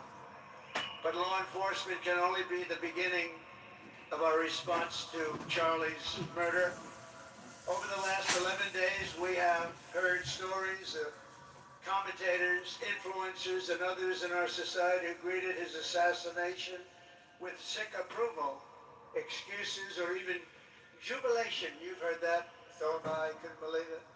Some of the very same people who spent the last 8 years trying to sit in moral judgment of anyone who disagreed with them about politics suddenly started cheering for a murder. Incredible. You know the names. They're major losers, by the way. That will be proven out in a short period of time. Some of the very people who call you a hater for using the wrong pronoun were filled with glee at the killing of a father with 2 beautiful young children. And the same commentators who this week are screaming fascism over a canceled late-night TV show where the anchor had no talent and no ratings. Last week were implying that Charlie Kirk deserved what happened to him. No side in American politics has a monopoly on disturbed or misguided people. But there's one part of our political community which believes they have a monopoly on truth, goodness, and virtue, and concludes they have also a monopoly on power, thought, and speech. Well, that's not happening anymore. We've turned that corner very quickly. Tragically, atrocities of this kind that we saw in Utah, of all places, are the eventual consequence of that kind of thinking. If speech is violence, then some are bound to conclude that violence is justified to stop speech. And we're not going to let that be justified. The tradition of reason and open debate that Charlie practiced is not a pillar of our democracy. In many ways, it's the basis of our entire society. It's the right inheritance of every free American, the greatest legacy of the Enlightenment, and among the most treasured achievements of civilization. We will defend it at all costs, and we will carry forward the torch of liberty that Charlie Kirk held so proud and so high. He was so proud, and he did hold that torch high. We will never, ever let it fail. We will never let it fail. But we're going to raise it higher than ever before. It's going to be raised, and this is the beginning. Perhaps it should be no surprise that Charlie, who spent his life speaking with the critics of these traditions, ultimately became convinced that we need not just a political realignment, but also a spiritual reawakening. We did. And we have to bring back religion to America, because without borders, law and order, and religion, you really don't have a country anymore. We want religion brought back to America. We want to bring God back into our beautiful USA like never before. We want God back.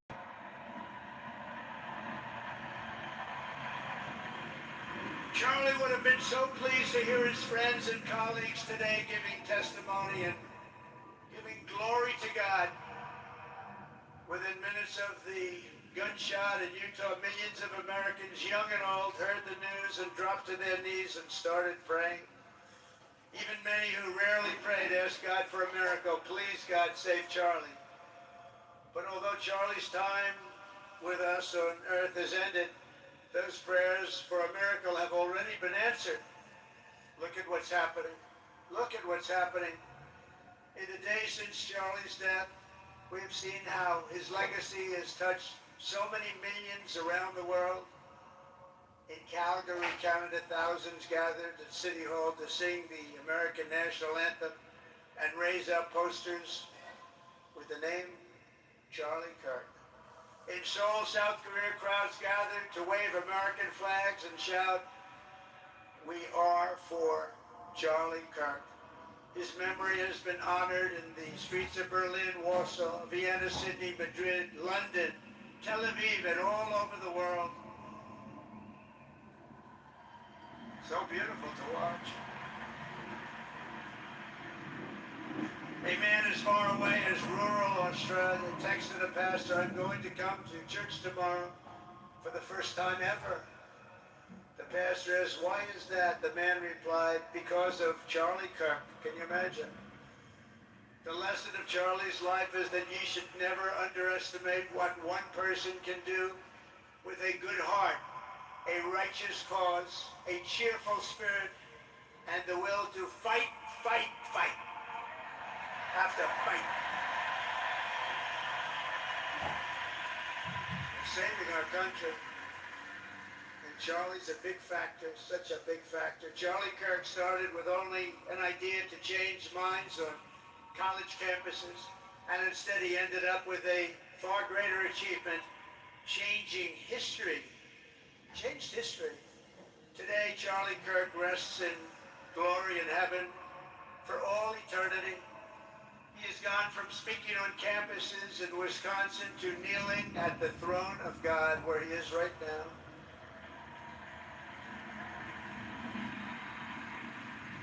We grieve for the friend and leader that we have lost, but we go forward strengthened by his faith, and bolstered by his courage, and inspired by his example to defend the country he lived for the freedoms he died for, and the values in which he so deeply believed. He believed in values that we should all believe in. Charlie created something very special. It's called Turning Point USA. And under the leadership and love of Erica, it will become bigger and better and stronger than ever before.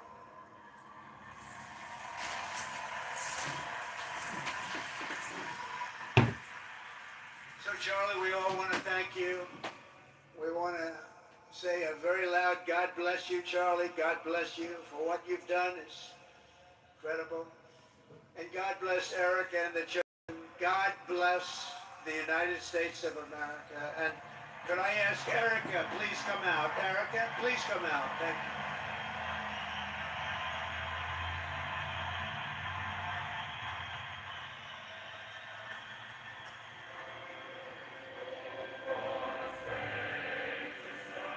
Yo, man, after this is all over, bro, can we talk about developing a bid on this whole thing?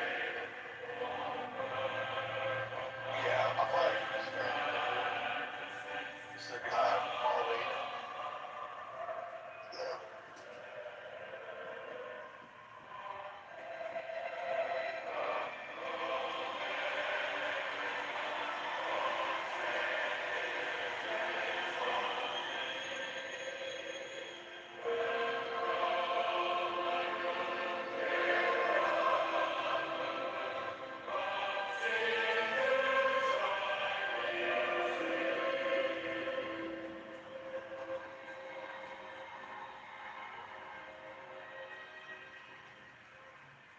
Thank you very much, everybody.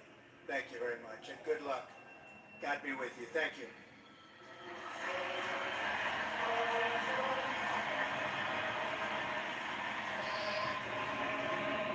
That's it, huh? Yeah, can we talk about this? Go ahead. Yeah, I'm gonna, thanks John for playing that. Appreciate it, man. Cool. Let me restart. Give me like 10 or 15 minutes because I need to go grab something to drink. But then, yeah, I'll just restart the room. We can talk about it. Yeah, absolutely, man. Just some new developments. Yeah, we should talk about this for sure. So. All right, I'm gonna close it down for now, but appreciate it. Thanks. See you guys in like 10 or 15 minutes.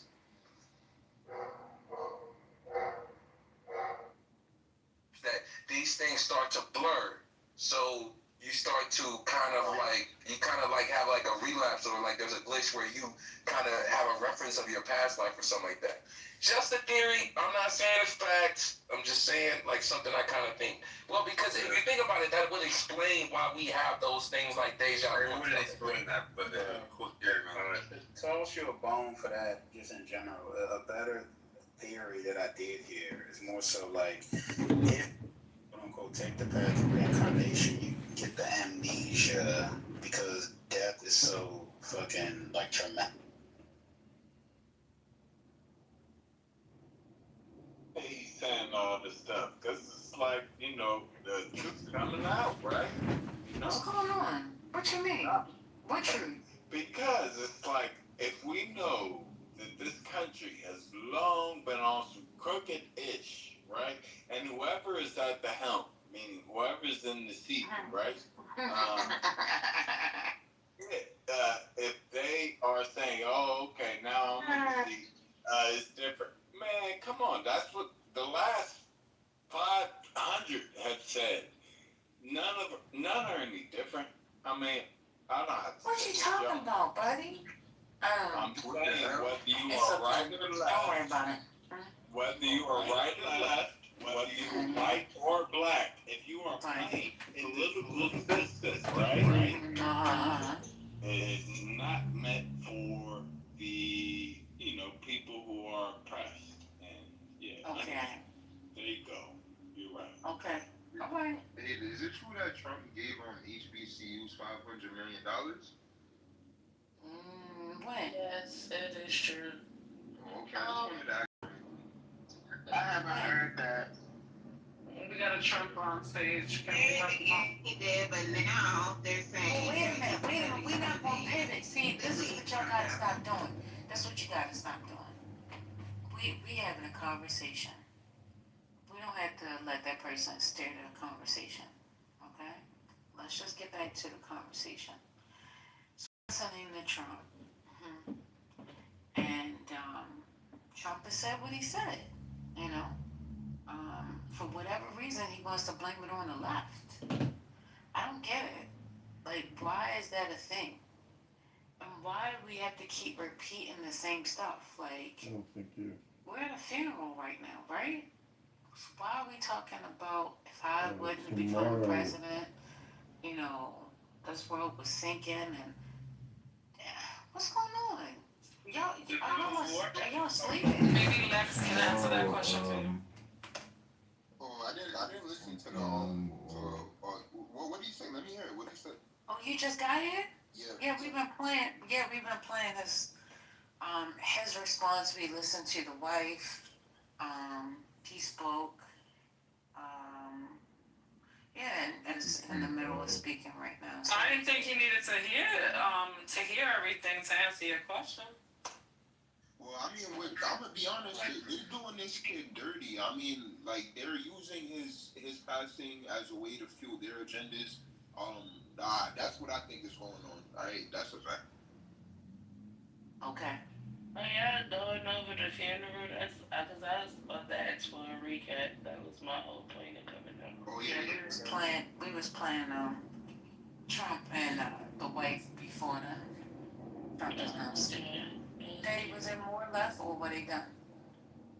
There was more, but we just talk about the same stuff. If y'all want to continue, I can play more. I don't know if I can. What was the question at the end?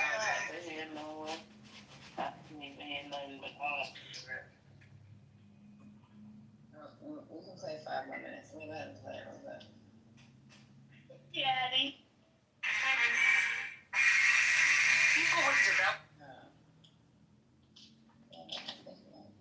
Hey, I wanted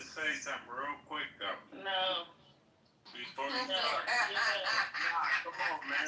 I not. What if you guys have recently We're not a heard- man. I'm not a man. All right, I'm sorry. I know you're not a man. If you all have heard that he had started asking questions and talking about how Israel is involved in a lot of the crooked stuff that we see going on in this country and abroad.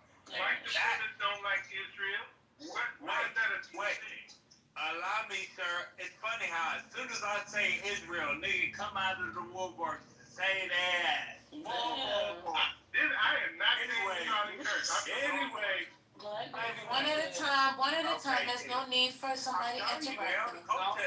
It's okay. Stay focused. You got 5 seconds. Nah, Let's but go. yeah, has anyone else noticed that? And I think that's something that's seriously poignant that no one wants to talk about. All right. I'm done. Yes. Thank you, babe. And there you go. You ready? And there you go. You know what? I fucked up because it was live and I didn't. Oh, shit. It's okay. That was God. It's okay, Patty. Oh, beautiful. Patty, I'm just trying to Coach Lee, where you at? What's going on? Dad, how you feeling? What's up? How y'all feeling? I'm just trying to say it. Patty. Oh, Sin is in the building. Hey, Sin, where you been? You know, let me just bring it to the huh? How do you too, First Lady Hey, Letitia? Brooklyn. Brooklyn. Yeah, we gotta stay on code. Y'all. Yeah. And you keep coming to class late. That's all I have to say. I was in class earlier, but y'all was talking about stuff that I didn't care about. Oh, not you, Brooklyn. I was on the side. I know you paying Miss some of the Charlie foolishness. So we're gonna talk about Charlie Kirk and we're gonna transition. No, we're going to Charlie. I thought you said it was done. You know, these people don't like transitions. So don't transition nowhere. I like transition. Robert, you late to class too? Okay, I'm gonna put it down. I'm gonna mark it. Hey, everybody in here has ADHD. Something's going on. Oh, wait, are you playing more, Patty? You know, I said that I lost the live and I was trying to see if I could find the video to get back to where we were at, but they haven't published it yet. Oh. Right, so all you was this button and talk. So you're not gonna talk about what's going on currently. So how did y'all feel about the funeral? Y'all watched it? I thought y'all was playing excerpts from it. Y'all was playing excerpts from it. No, we just heard the wife and Trump speaking.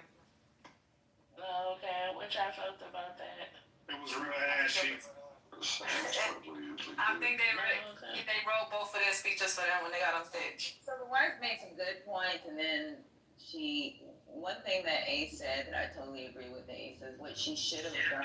She could have reunited the country. That was her chance to unite the country since she's on this Christian thing, right? She should have freaking united the country. She got everybody's ears and eyes, and she's talking about forgiveness. But in the beginning, it wasn't about forgiveness. It was about going after certain. How was she gonna unite the country? I mean, like she could have said something. She didn't have to say what she didn't have to, like, she could have said something. I'm not saying it would have been united, but he obviously he's influenced a lot of people because they're their person, you know. I think this is all a big dog signal issue, but I don't think nobody running that much. No, I get it. But that was her chance, so that just proves that she doesn't give a fuck. Well, Patty, you're right. She could have easily, all she could have said is, I'm seeing stuff online where everyone's left and the right, where one people come together. She could have just said something like that, right? And what happens after that is what happens after that. Wait, how she didn't choose to. how could that guy prove that nobody really cared about him that much when his company Nobody is. said that. What's going on? What the fuck What? you You know talking that he had a about, phone. Well, I said The whole point of it is he had a phone. That's what A said. That's what I said. He had a whole phone. What are you talking about? Nobody. No, you know when you say when you disagree, people take things to the extreme. I said what's going on now. I don't believe he was that influential. I believe that the people that are going are are showing up to like make a point. I believe all of this stuff, all his death is being used to make a point. A lot of these. Let me just finish and then maybe you'll understand. Hey, let's do this. Let's everybody just take a calm down, and so just let everybody finish what they got to say. Okay? Because I don't want to get motherfucking interrupted all motherfucking night. So, I don't think that Charlie Kirk had that much of a pull or effect on people. I think that anybody could have died on that side and they would have made it, blew it up to a big deal because that falls right into their plan. And so it's actually perfect for them. And I think that all the racists and all the other people, they went because the funeral needs to have big numbers because that's what they do. They tout all of that stuff. I don't think that, this is a direct reflection on his influence or anything like that. That's what I think. Well, they did definitely use his death, right? The one side did use it to push their propaganda. I see that. However, I mean, he may not have been influential to some of us in here. I was surprised to see people that I know who were posting about him like crazy, the Christian side of it, and ignoring all of his racist rhetoric. He definitely appealed to that subsection that tends to be more like, anti-fascism and all that nonsense, the ones that maybe are not as traditional. He was really speaking, I think he was 31 years old. Him going to college campuses, he was appealing to a section of America that usually does not vote for, these ideologies of the boomers, let's just call it that way. He really did wake people up. Yes, did the left, whatever, did the alt-right, did the Trumpers and AGAs use this tragedy to push their rhetoric? So absolutely. But we cannot say he was a nobody. Oh, I was shocked to see how many people I knew were praising him, are still talking about him, who are crying about a man that hasn't met because they keep going back to he's preserving our Christian values. He's preserving our whiteness. I hate to say it, but that's what it is. He did. There was a following. Did you not hear the stupidness that Trump said? People around the world. We're talking about down from Calgary, Alberta, and Canada to Australia to the UK. They're actually for this man. He did have a following. He did have an impact. Your point, yes, they're amplifying it. They're using this to push their bullshit. All I'm gonna say is this is my same stance on with the Trump thing. I think we give these people far too much credit instead of really just taking a look at what it actually is. And I don't think that on the left it does us any favors when we do this concede game and go, yeah, they were this. No, well, let's just look into it a little bit more. He went to campuses that he wanted to go to. It's not like they were like, yeah, Charlie Kirk, we want like that. That would be popularity if there was an overwhelming demand for him. No, He has over 900 chapters at different campuses. He has over 3,500 chapters at between community colleges and high schools. So there's something going on with his message, whether you want to believe it or not. 900 fucking chapters, and these are. It's not about whether I want to believe it. Y'all won't. If I say something is I don't agree with something, y'all gonna say I said the whole thing. So it's not about me believing it or not. But I bet you I've watched more Charlie Kirk than anybody on this stage. I bet you. You probably have, because I don't. So I'm a little bit more aware of the nuances to this. I just think that y'all see something and y'all just make this statement. That's what they want us to do. I want to talk about his fucking chapter that he has at Penn. He was in here the other weekend. What does that convey? Fucking Dr. AG brought it up at her campus. That he was effective. He was Very effective at these campuses. And he has millions of dollars behind it. Go watch the videos, and then y'all tell me You have to have your own experience. I'm talking about my daughter. I'm talking about Mr. AG. They're effective. If they knew about him, that doesn't mean was your daughter and Dr. AG followers of his? No. So how does that mean he's See effective? it on campus. My daughter, the school she goes to, she sees what's going on in campus. Right. There was a time when the Republicans, And don't forget about the social media followers, guys. Right. And there was a time when the young Republicans on campus weren't popping. Turning Point USA really gave the young Republicans, because that's all Turning Points USA is young Republicans, right? These organizations already existed, but anybody with a camera can have reach. And look at the numbers. The young people did vote less than they've ever voted before. Especially given that he had millions of dollars behind him, because he didn't pop up out of nowhere. Like he was supported by the Republican establishment to do exactly what he did. He didn't just pop up out of nowhere. He's an operative. I didn't say he popped up out of nowhere, but y'all got it. Whoever with that staticky voice, I was gonna let her finish. Everybody talks. Y'all gotta find y'all some kids to tell what to do. I'm not your kid. Yeah, I wanted to say this though, because with Charlie Kirk, Bill Montgomery, he's the co-founder of Turning Point. Why nobody talk about Bill Montgomery? Why we don't talk about him? What's to say? Oh yeah, but I'm saying that's the network, right? That's so. That's right. That's the money. Yeah, that's the money behind the magic. Exactly. So why are we making it behind the scenes? But what I'm saying is, let's stop acting like this is just side kid with nothing going on. They had like big him up. No, gas on. Be emotional. You see what I'm saying? Like, Don't gas him. Yeah, you can be easily impressed. Yeah, you got it. So, you in the no, moment. you just seems one second. Stop it. We're just having a fucking conversation. If it's too much, then maybe people need to leave. Like, we can have the conversation.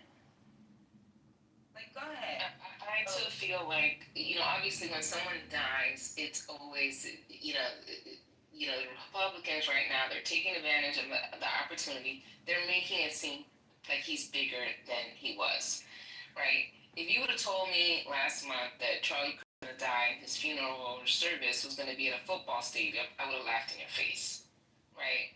I think the Republicans, I've seen the Republican societies in schools, it's always just a group of losers.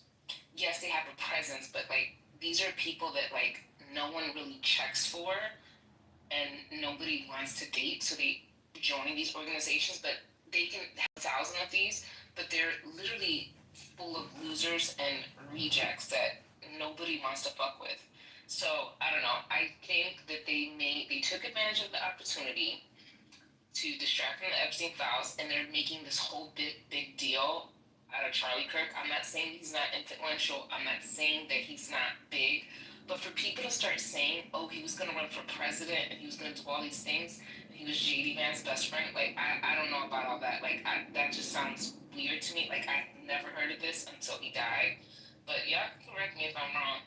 Yeah, it seems like they both definitely blowing it out of proportion, but you gotta take into consideration, nowadays, it doesn't take long for people to become popular or have a following, because everybody's so susceptible to following behind other people. So, I agree with Jess, he's really not that fucking important. And he probably does have a following, but the following that he has is just this is just some new age shit with people just following behind anything that they see. They had a Charlie Kirk character on South Park. But They're depicting the this guy in cartoons, like, and they made a Charlie Kirk character on South Park. Like, he's you just gotta give credit where credit is due. What is the credit? What's the credit? The credit is that he was effective. Did before Charlie Kirk died, did any of these political rooms, did we ever have Charlie Kirk as a conversation? That's you have to. Because he wasn't talking to us. He was talking to those people. It doesn't matter. What I'm saying is, to me, we're caught up in the wheel. They say it and we believe it. They say, like, when you step back and pan out, if we started doing that and presenting doubt and stop being like, yeah, he was so influential. He had a presence. Like, look at the words y'all are using. He had a presence. All right, so he had something set up on that does not make him popular. That does not make him this heavy, influential person that y'all are saying he is. And they do this with every figure that they have. They come, and now that this person passed, y'all can really, I'm not saying he was unpopular, but saying that a billionaire backed him when there's we know why they backed him. It's not because he's super popular. It's because they have a message that they want to get out. And like, because you went to some colleges, you got into it with some queer people, and a whole bunch of lame incels heckled you or whatever, and you that's drama, that's pomp and circumstance. That's not necessarily a popularity and credit that needs to be given. And I don't think y'all understand, like, combat and signals. I definitely know the Democrats don't, because we love doing that whole thing. Now they right. That's so stupid. Even if they are right, you never say that. That's how we always do this gullible, goofy shit and think we're like turning it. No, that's what they want us to say. He was so influential. Okay, if y'all say so. He was a nobody. No. Here's the deal. Hold on, bro. He had his group, he had his little space on the internet. He was influential to the degree that he was influential. But I do agree with Just. If this happened to Tucker Carlson, if this happened to Ben Shapiro, if this happened to anybody else on the right, it would have been the exact same sentiment. Ben Shapiro would have been running for president. Tucker Carlson would have been running we would have had the same rhetoric. He would have been best friends with Trump. He would have been best friends with J.D. Vance. It would have been all the same stories. We would have got the same rhetoric. So I get what y'all are saying, but at the same time, it's just like, are we not watching the same thing? They're grandstanding this guy in a position that he really wasn't in before. I watched Tucker Carlson fill a 15,000. I have personal issues with Tucker Carlson that I've dealt with face to face. He's a fucking weirdo and he's a complete racist. So I've watched that motherfucker on a Tuesday night fill up a 15, 20,000 basketball arena in Texas. On a random fucking Tuesday, because people want to hear him talk. Charlie Kirk was doing campus courtyards and shit. And I get what y'all are saying. Yeah, I get what y'all are saying, but this would have happened for any political figure that stood on the right. That's and then we can't even have the conversation because niggas will beat you up on your side about if you present any doubt to that person. Look how y'all niggas reacted. Because I'm a hater, I'm a this. No, why we can't analyze what I'm saying? That's how y'all do everybody on the left that presents a narrative. But y'all go at every narrative that the left throws at you. He was influential. So y'all come back in here and repeat it and repeat it. I'm not saying he wasn't, but he wasn't no more popular than Candace or any of these other geeks that popped up on the right. But he was so influential, 415, he did this. This is what he got his ass up to do. It's not because he was in such high demand and he's fucking Janet Jackson. I just think, I don't know. It just seems like we dizzy over here on this side. No. We not dizzy. Because when with the Epstein situation, right? Didn't Trump get on the phone with Charlie Kirk? You're aware of this? What does that mean? This is what I mean by easily impressed. Like, okay. Can we walk through this real quick without? Yeah. I'm sorry. This is how I talk, bro. I'm not mad. This is how I talk. It's all good, bro. What I'm saying is, with the Epstein shit, Trump called Charlie Kirk pretty much like, hey, yo, bro, you making too much noise about this shit. Like, calm down your constituents because you're making it hot.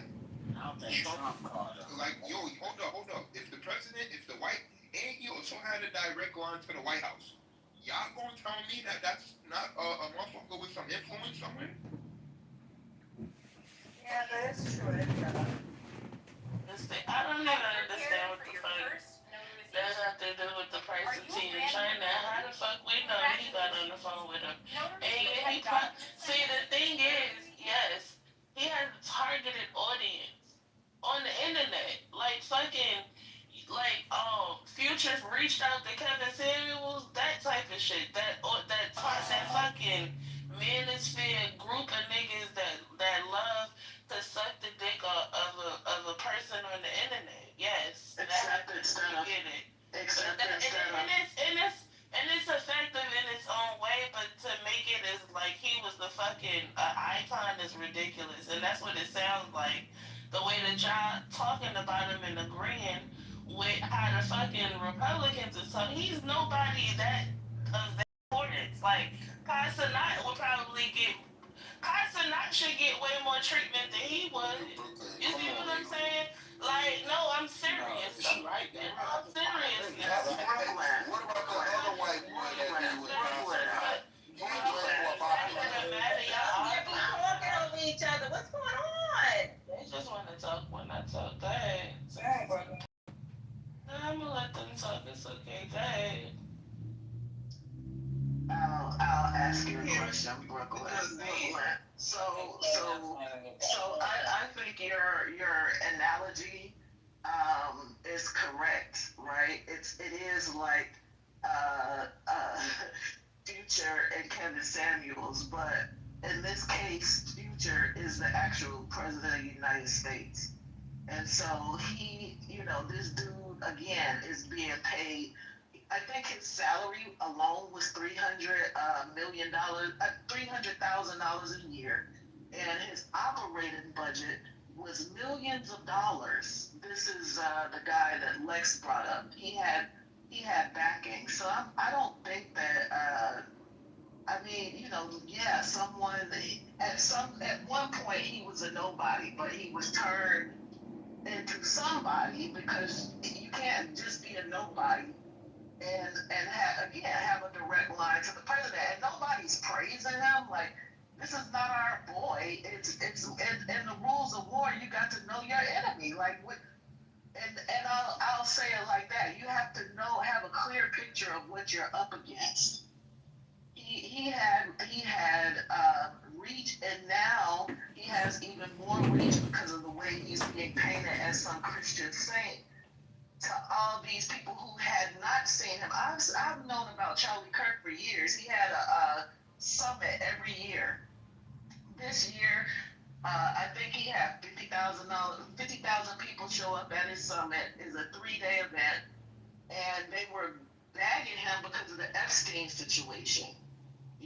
That again, like a couple of months ago, everyone was on Epstein. Everybody was on the economy and this bill and how it was fucking everybody over, right? This is the type of stuff they were talking about. I think that shit was in like May or June, right? He's been on a lot of the, he is like a Candace Owens, but he in his rank of that genre of people is higher than. He's a white boy, so it's a little bit higher.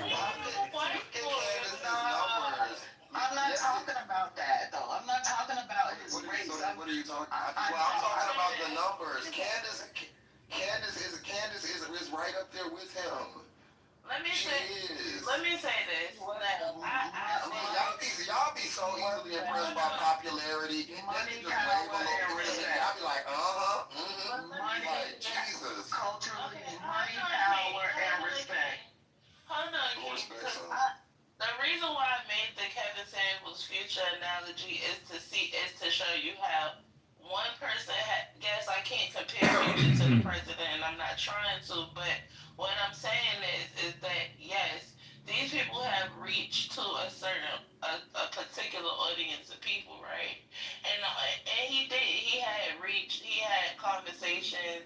He was influential in his own way. Maybe not everybody in our generation may have known him, but it's a certain generation of people that he reached out. So yes, I get that part. But what I'm saying is the only reason why y'all make it seems as though he's so fucking big is because on live TV he got shot in the fucking neck.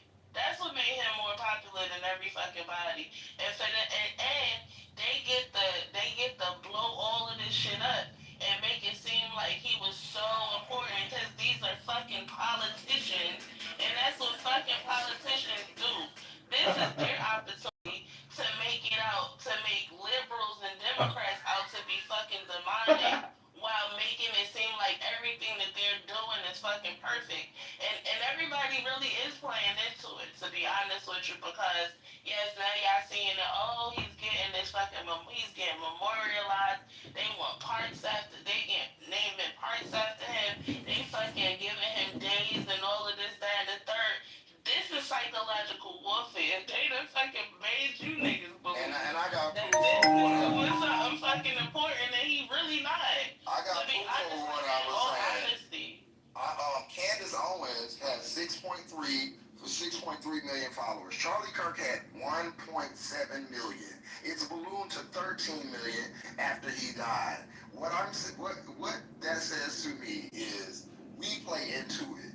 We played into Trump and we're playing into this. And we think, I'm sorry, y'all could get mad at me, y'all can want to fight me, but a lot of times we think we being analysis and we think we're giving credit where credit is due, and we're really falling into their side. We're just adding to the hoopla. We're adding to the hype. All they do is talk about numbers, and that's what we do by giving them all this credit. Oh, he had influence just like any other influencer. Actually, the black girl may have a little bit more than him, and she just can't get the same opportunities. But she's had consistently more followers than him for a long time, and she probably pulls in as much money. That's why she had to part with them other people. But I just think it's silly, and nobody else does. You just said the art of war. Nobody else does this in war. Is sit on the other side and clap for your opponents every time they do something and try to be overly cordial and nice to them. That is what we're losing, and we're gonna keep losing because we always want to give credit and be the good Samaritans. That shit is stupid to me. I also want to touch on Stating a fact is not like it. It's your fact. I just showed you that it wasn't that fact. And to your point, hold on, bro. To culturally's point, I just looked up Charlie Kirk's shit on his main medium where he garners attention from it, which is YouTube. Charlie Kirk's following on YouTube is 5.36 million. Ben Shapiro is sitting at 7 million plus. Ben Shapiro is about he has 3 billion more views on his videos than Charlie Kirk does. And now to Daily Wire, as far as if we're talking about money and funds coming in, because I think that's what King was talking about, Charlie Kirk was doing about 80 million a year. Ben Shapiro is doing 150 million plus recorded. If Ben Shapiro got shot in the neck on fucking TV, we'd be saying the same shit. Exactly. So I hear what y'all are saying, but we are doing this game of their game is working, of elevating an individual who really did not garner as much attention as they are saying that he got. He got a lot of attention. Nobody's debating that. But he wasn't the primary figure for the right. He just wasn't. His popularity has grown since his death. He's way more popular as the death than he ever was in life. The primary figure is Trump. The numbers say the primary figure for the right is Ben Shapiro. Out of all of them, So the only thing that we were trying to say at the time is how he has garnered young people, right? So like if you look at the numbers, and I just looked it up on CNN. I looked up on NBC because they actually have. So when it comes to young people, he has changed the mindset of young people. These kids go to school wanting to save the world. They don't pay bills, right? They go to school to try to save the world. They have all these fucking. What happened?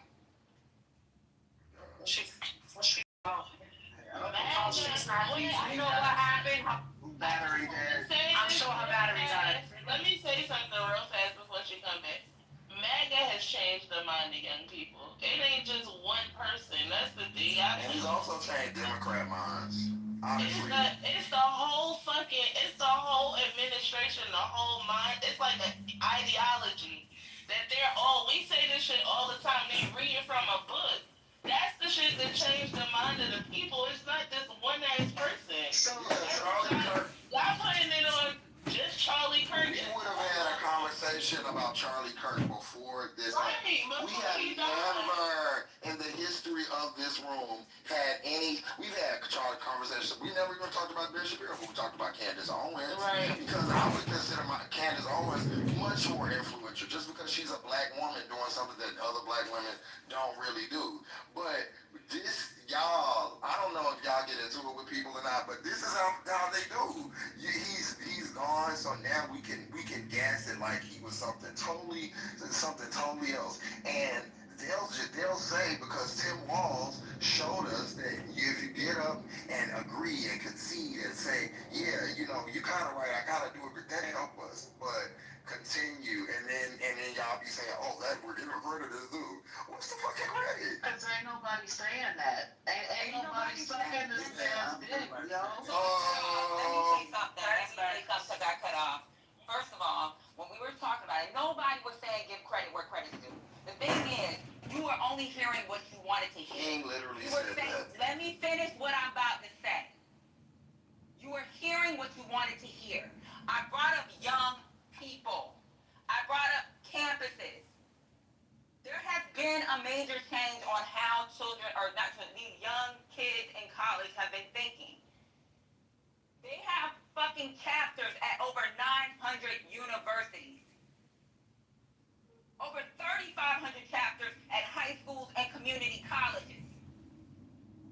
There's no fucking Ben Shapiro showing up at Penn, showing up at Stanford, showing up at these goddamn schools with fucking chapters. There is influence. We are not saying, we're not being extreme. We're just telling you the truth. It is what it is. And to even think that it was only death, when there was an issue with Epstein, Charlie Kirk was in the news. We never He was talked all over about the him. fucking news. And that's your view. That's how you view it, and I don't view it that way at all. This was the lowest. I agree. We don't have to.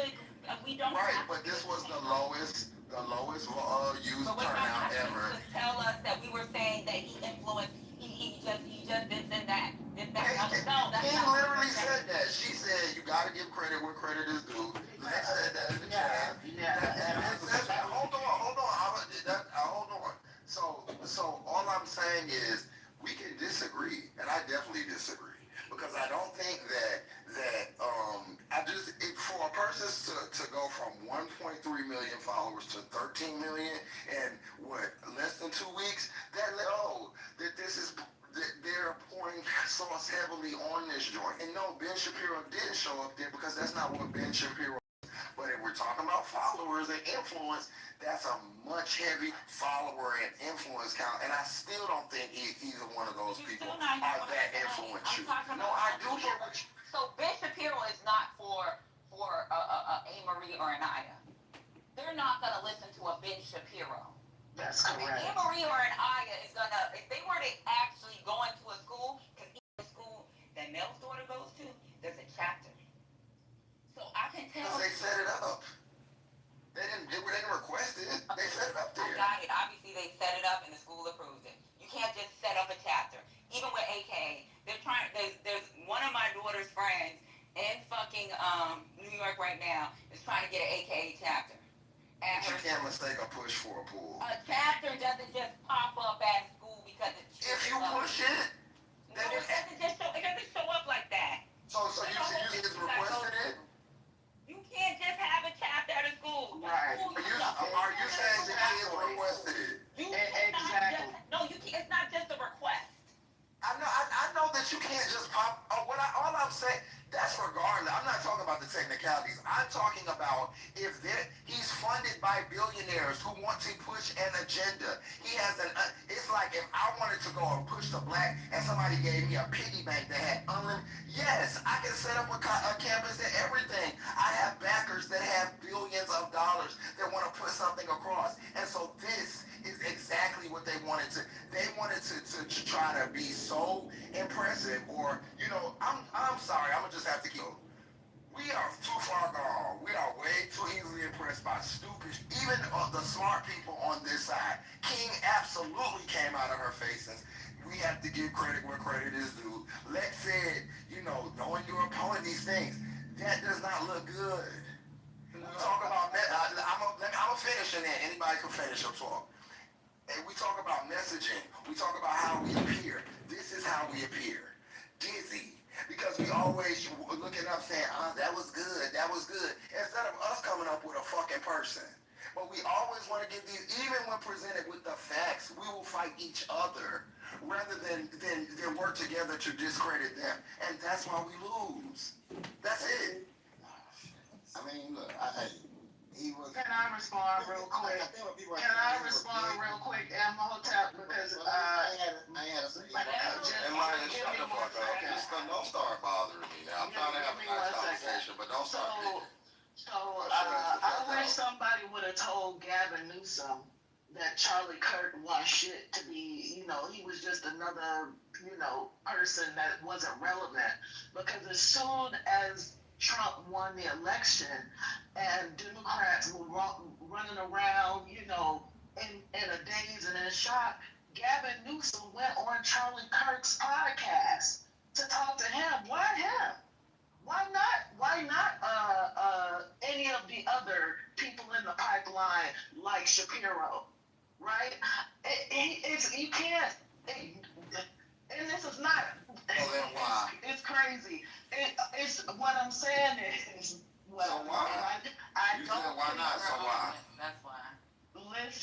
Listen, the Democratic Party, even before the end of the, even before November 4th, they were talking about they need an influencer on the scale of like a Joe Rogan or a Charlie Kirk. There is nobody on earth with his level of influence, not with money back in. We know now it's like people are tricking on these influencers and they're leaking.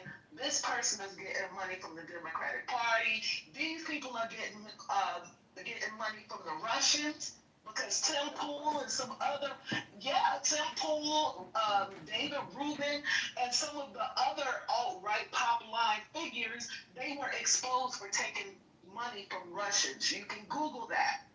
But Charlie Kirk had money from the Republican apparatus, from the Trump, like all of these people. He was just not. And it's a reason why Gavin Newsom would go on his program in particular and not Ben Shapiro's. No, because he was seen as the less as a kind of the less radical. That's not why he went on. That's not why. That's why he went on there. He was seen as the less radical of all of them. And if you know Gavin Newsom goes on. He loves to debate these right wingers because he can wash them. With Charlie Kirk, when he first started out, what Charlie Kirk was getting no traction. He started getting traction, and he got a little money, and they told him, hey, you need to start being really controversial with what you talk about. You know, he was doing the change your mind thing, and it really wasn't catching. So the guy behind him, that guy they talking about, gave him a little money, you know what I'm saying, put it back in behind kind of his turning point, and you notice he became more controversial. Talking about black folk, talking about BLM, talking about all this stuff. That's how he came up. You know what I'm saying? He was influential debating college kids who didn't know nothing, who was ill prepared to debate anybody. That's why he wouldn't debate Dean Withers. That's why he wouldn't debate a lot of those young kids who really knew their stuff. He wouldn't debate Destiny, all them kind of people, right? So I mean, it's like he had influence. He was lampooned on South Park, so he had influence to a certain extent, but not to this martyr Jesus-like thing they try to raise him up to be. You know what I'm saying? He ain't none of that. That's not the point people are trying to make. Describe him as a popular influencer. All of this, he pulled and he had 250 campuses and all. And that's what I said. What's up? And that's exactly what I said. It meant nothing. It meant nothing. That's what I said. and it meant nothing. It meant nothing. I heard you when you said it. It didn't mean anything. All you seem is that you're like you're mad impressed. First of all, that's what I said. I said he was a popular influencer.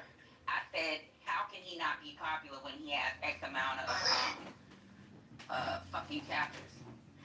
All that extra shit about being impressed, nobody said that. I never said that to you. The thing, y'all be jumping in front of the bullets. I literally said that to King. He did his job. That's what y'all said. I didn't like his message. He ain't got to be on my team. Like you ain't never acknowledged the player on the other team. Yes, when they were good, yes, I did. But what I'm saying is, Gavin Newsom said that his son I don't give a fuck. Okay, yeah, nothing matters. Nothing matters. He runs the biggest state in the United States. Y'all say everything you've been saying has been this person, that. What I'm saying is, as Democrats, as the smart part, we need to start forming our own opinions. We need to learn the ability to discredit things, and doing what you're doing, King, makes us look, to me, goofy. And every time you explain something, you say, but Gavin Newsom, but this person, but that person, that doesn't impress me. What I'm saying is what you can do, your intelligence, your ability. And when I break down Charlie Kirk's ability, my line is not giving what they said it was supposed to have gave. So what I would describe him as is a right-wing influencer who had popularity. There were some that were way more popular than him. I will not gas him up. I will not do that because I know that does nothing for my side but make me look silly. And that's how I feel. You always do this, King. You always say, oh, you gotta give this. I ain't gotta do shit. And I won't do shit. And I just don't understand how we can be getting beat so bad. That's not how politics works. And you still wanna like say, no, they good. He wasn't even good. He had backing. He made some traction. That's it, bro. That's it. And you getting triple your followers in 2 weeks less than your death should tell you everything you need to know. But see, you want that to say everything, and I'm saying money, power, and respect. He was in proximity with the power players. He had the money backing him, and he did what he was paid to do, and he did it well. Okay. There are black children. You're right. He was How many people got in shit? Y'all are missing the point. Y'all are missing the point. See you with the point in. Y'all are missing the doing point. it well. Because right ain't was nobody barely. I wonder who on the left would you see black children talking about, I am Charlie. Like, people are black children. Are in these Children on the right. They're shoving him down everyone's throat. Like, are you not seeing this?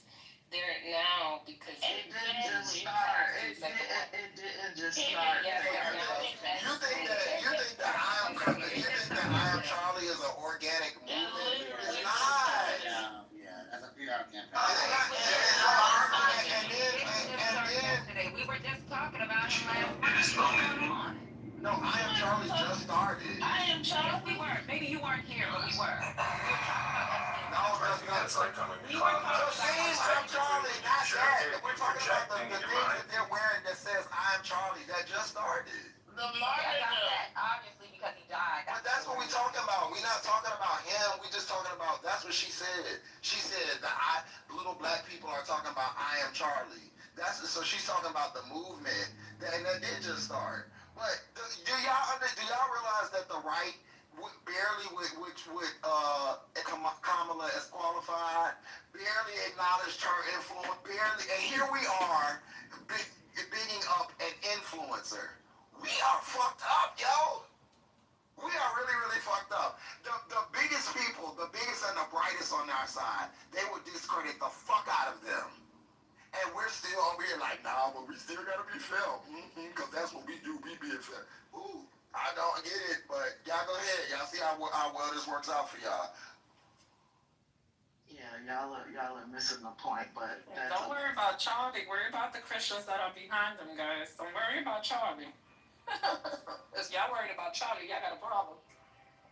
Don't worry about Charlie. Worry about the Christians behind them. Those are the votes. Those are the numbers. Agreed. Those are the kids and the grandkids that's gonna be voting. So, and that's what I guess you guys don't want to talk about that. He has the Christians behind him.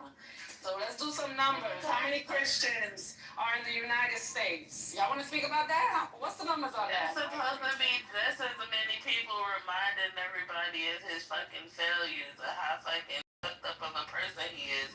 Reminding people of the things that Why would I preach to the choir? Why do you want to preach to the choir? That's my point. You're trying to sell some shit to people who was already buying your message. Yes, they put out Hey, check this out. Only one person's going to talk at a time. Let Brooklyn finish. Go ahead and answer. I was speaking about the Christians, but I guess they wanted to go right over that. Interesting. First of all, I can say what the fuck I want to say, King. It ain't. You don't need to fucking jump off the mic. When I'm talking with that loud, talk. No, bitch, I'm gonna talk when I feel like it. I just wanted to let you know that. No, this is niggas got work to do. I don't give a fuck. I know you don't. Talk. Say you got something to say. Talk, nigga. Are you upset because the boy died or something? Are you having a bad day because the boy died? Brooklyn, you're a fool. I'm gonna make fun of him. You're a fucking fool. You're a fucking fool. If that's what y'all got out of this, so I'm trying to figure out what the problem is. Girl, I can't have my own opinion. But you want to jump off the mic every time. That's not what the fuck I said. You did say get credit when that's what you always do. That's not That's what you great. always do. Anytime something happens, you're right around the corner saying, y'all, and you don't know what the fuck I'm talking about. Y'all don't know what the fuck I'm talking about. So you got your opinion, we heard it. So I'm saying, we heard you. What the fuck? Like, you want to keep talking? I'm just saying, I'm a fighter. I'm not, like, when I'm in the middle of battle, I'm not going to be sitting around saying, oh, they did this. They so effective. Nigga, I'm going to be trying to figure out my plan. How I'm going to get near Charlie Kirk. We is bugging the fuck out, for real. Like, we don't have a Charlie Kirk, because everybody's independent. Everybody's independent. Everybody's independent. Charlie Kirk. Yeah, and that's all we're willing to do is say we don't have a Charlie Kirk. We're not willing to get one. We're not willing to. I don't want to be. Well, one thing is y'all won't motherfucking listen. So we not. My thing is you have to talk all the time. We won't make. Everybody got their nice. You have your nice mind. You and King talking all this fucking time. So every time we don't have something, niggas want to say, oh, we don't have this, so get it. So figure it out. But why are we sitting around giving the other side props instead of figuring out somebody to get on our side the same way? I wasn't giving nobody props. I was speaking about the Christians, but y'all didn't want to talk about that. Y'all went right over that. That was 100% right. It's the Christians to worry about. Y'all went right over that. He had a whole bunch of young Christians that he had fucking trying to relay this message. Y'all think Christians ain't pushing shit. Y'all gonna learn. Y'all gonna learn for 2028. New young kids. Christians was already here. I think it'll Young push a lot. All right, y'all see if the Dems win again in 2028. I think it's already So why does for young people? We took 15 minutes to discuss No, I think the importance Charlie Wilson. of Charlie. 50 minutes. Charlie Wilson for 50 minutes. So let's get back to another part of the station. No, let me just say this. Like, I agree, like, from the looks of things, it seemed like this is the party of folders. Everybody in this motherfucker folded. People too scared to say anything. We ain't fighting against them. Oh, I'm gonna lose everything. It's just too, like, I swear to God, my ancestors My grandmother right now, I know she rolling up in her grave because that bitch was gangster and she didn't give a fuck about how nobody felt about the things that she said. But I don't know too many black people that would be folded like they are right now, and that's the part that's sad to me. I wouldn't give a fuck about a Charlie ever in life. I would always remind the people, and yes, preach to the fucking choir because the other choir is being preached to right the fuck now, so I'ma preach to them too and tell them that that cracker that they was fucking with wasn't shit, and his mama and his daddy wasn't shit neither, and his kids probably ain't gonna be shit neither. And I'ma keep saying it. And that's what the fuck you need to keep saying instead of oh, he was influential. Fuck that influence. We're gonna combat the influence with better influence. And that's what I'm saying. So there's that. Thank you. Well, I do think I do think you need to know your enemy and know when there's a lot going on because when we plan, we have to know our enemy because that's what's gonna shape the growth of our fucking plan, right? You have to know who he was targeting because that awareness is gonna prevent what surprise is gonna come about. I'm very aware that he was on these campuses. There's never going to be a Ben Shapiro on those campuses. There's not going to be a Tucker Carlson on those campuses. Not in the capacity that he was doing. Well, he started at 18 years old. And he's been doing this shit up to the age of 32. So that's the thing. Maybe, I don't know, I can't speak for Queen. Maybe that's what she was trying to get at. That you got to recognize that there is something that was going on with that little movement. Whether you want to think it's this, that, another, it was a movement. Even with Payday or these young Democrats, the fucking turning point is not the young Republican Party that they had on these campuses. Those are now rhinos. Those kids don't really exist. This MAGA thing is about white males.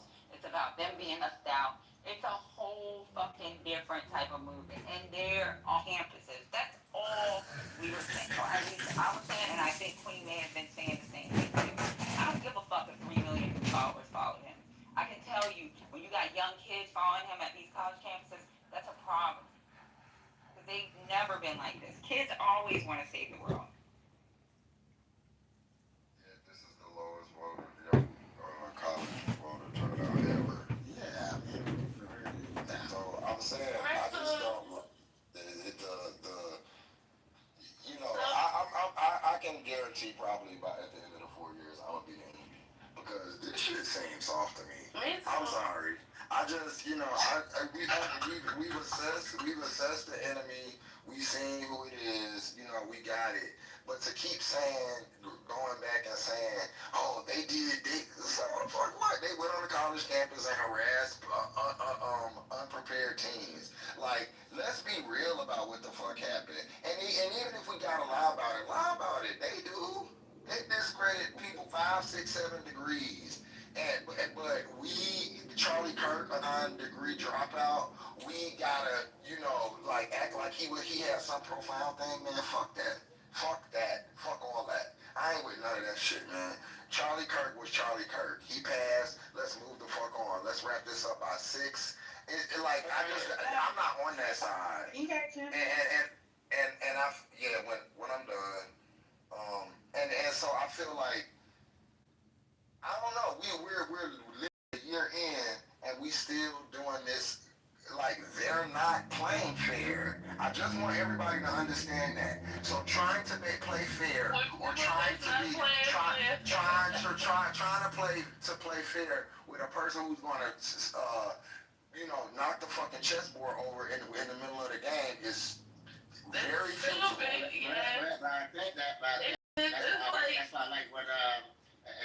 That's why I like what Gavin Newsom is doing. I think a lot of people miss what he's doing. Talking like Trump, he's coming at him. He's getting him in the house, right? And he's getting up on his skin. And he's been a fighter.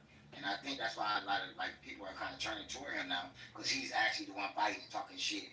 A lot of them in Congress do what they do. They capitulate. They vote for these resolutions. Say, no, we're against this. This is what he's doing. But they're not even playing fair.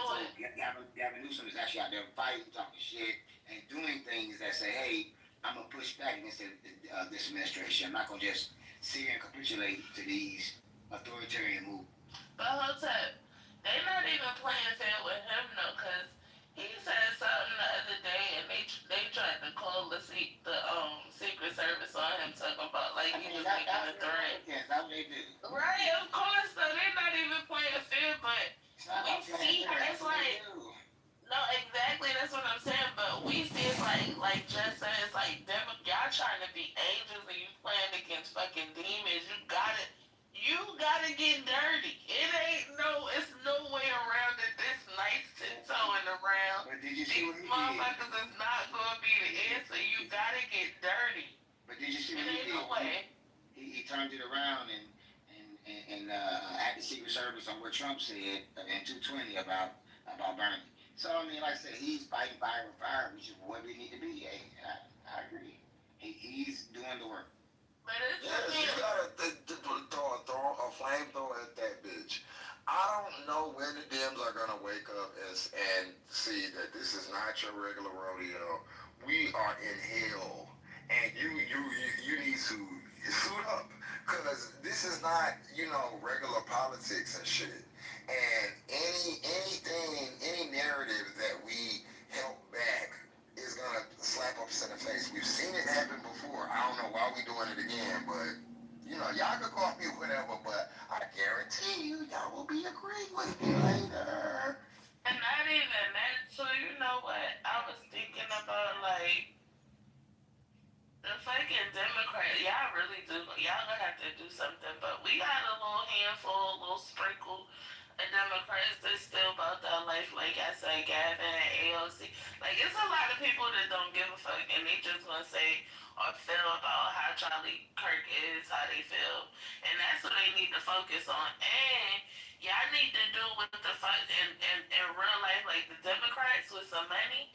They need to do like the Republicans do and pick one of them Charlie Kirk motherfuckers off the internet and push their ass like the Republicans did Charlie Kirk since he was so influential. They could do the same fucking thing, cause there's a gang of people on the internet right now that could be that. He has been putting money behind people, so Yeah, they're gonna have to. They're gonna have to get a Charlie Kirk on this side. there's a difference in politics when you're talking about a Charlie Kirk versus these influencers, because there are influencers on our side, right? And they're very active. The problem is how they influence. They're not going to be a Charlie Kirk because there's certain things Charlie Kirk says that you would never hear, like that would come out. No, but that's the thing. I've listened to some, right? Because I'm on them internet streets. And it's a lot of influencers that they're not putting no money behind. They're probably not even paying attention to. They got putting money behind none of them. That they need to because Dean Withers is one of the top, and he young. Listen though, babe. You got Sophia, that one girl, Sophia. They put money behind her. No, not like what they did Charlie Kirk. On the internet, Dean's getting fucked up by the left. They're not fucking with that. There's some other people that's on the internet that don't nobody know about that could really say something and have them run for money. But you know why they fucking with Dean, right? Because he was crying over Charlie. No, even before that, they were fucking with him before that because he's nothing like Harry Sisson or the Sophia chick. He's more of a confrontational type person. I think there was a woman on there trying to speak. Yeah, Charlie Kirk. All right, I'm Hope Chopper. Somebody, there's a lady's voice that keeps trying to get in there. It's me. I don't know who me is. You better jump in before that double Dutch roll hits you right in your face. Right. I'm trying. I'm trying. But no, everybody really has some good points. I just kind of, can y'all hear me okay? Yeah. Before I go into, okay. I'm coming from the world where so I'm on the Christian side because I, really about that life, so I have a lot of Christian followers, and so yeah, it's been a lot of divide, right? But I mean, some people have already said that. Charlie Kirk, he was doing this from a long time, since he was 18. He has built support off of these hot takes that nobody would say, right? Nobody else would say these things, like black people were better when they were, under Jim Crow because they committed less crimes. Like the Civil Rights Act was a mistake. Like he said these things that people believed, and that's why he had the large following because these were secret people who would never say this stuff, but agree with him 100%, right? And so he's been building this for decades. He's been building this for decades. So it was, of course, he wasn't like, let me just finish. Of course, he wasn't like the main person for them because he's saying these things that, and in normal life you would get canceled for. You know what I'm saying?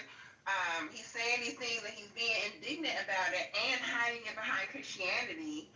And so yeah, he wasn't their main guy because no one's gonna say these things or promote these fallacious things that he was saying. And it paid him. It paid him well. So of course, also you guys were talking about his wife. His wife is gonna do everything and promote everything he was saying, probably more so because it paid her bills too, right? This is how he made money. But this on the side of his influence, right? He was on the same level, right, as Candace Owens and Tucker Carlson, and those two names actually, I believe, before all of this, were way more popular than him, right? I kind of heard him here and there. I did not hear his name as much as I hear Tucker Carlson and the black girl, right? So of course he was just on their level. He wasn't like the main guy, but there's a lot of stuff behind the scenes that these people pay for saying these salacious things get that we have no idea, and it's really connected to politics because I see how loud these people are about their takes, like Republican and conservative takes. They see how much they can get from the social media side, so they make these secret ties. But like Candace Owens has been talking about how Israel offered him $150 and he turned it down to promote them even heavier because he wasn't about that. So it's a lot of stuff that we have no idea about that was going on behind the scenes. And so it's really deeper than anybody could ever even think of. But he was popular, but he was not like I agree 100% with people that said that he wasn't that big a deal. In retrospect, he was not as big as they're bigging him up right now. But he had a large following who believed a lot of the things, the racist things that he was talking about. And that's not all. So what you said that reminded me of something when you said that he would talk about black people and say that black people were like use the little talking points about black people or whatever.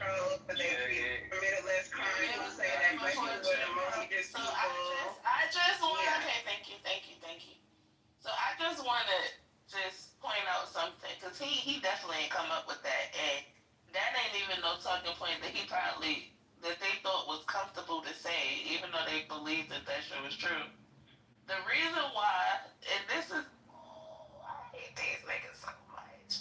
The reason why all of these things is happening is because of the manosphere. It is.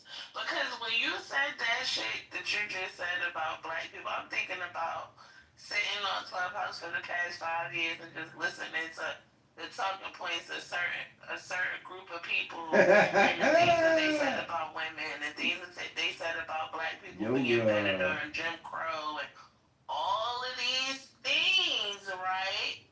And really, like, they say that white people, we are the blueprint, and they be getting shit from us all the time. They copy us, and this is the whole that a lot of niggas done for themselves. This is why we got to be careful about who we have listening in on these conversations and the things that you say publicly about your own people, because it comes to bite you in the ass. Because literally, he was using talking points that I heard on YouTube, Clubhouse, fucking Instagram, TikTok, and all of the other things, all of the other social media platforms in the last 5 years. And this is I don't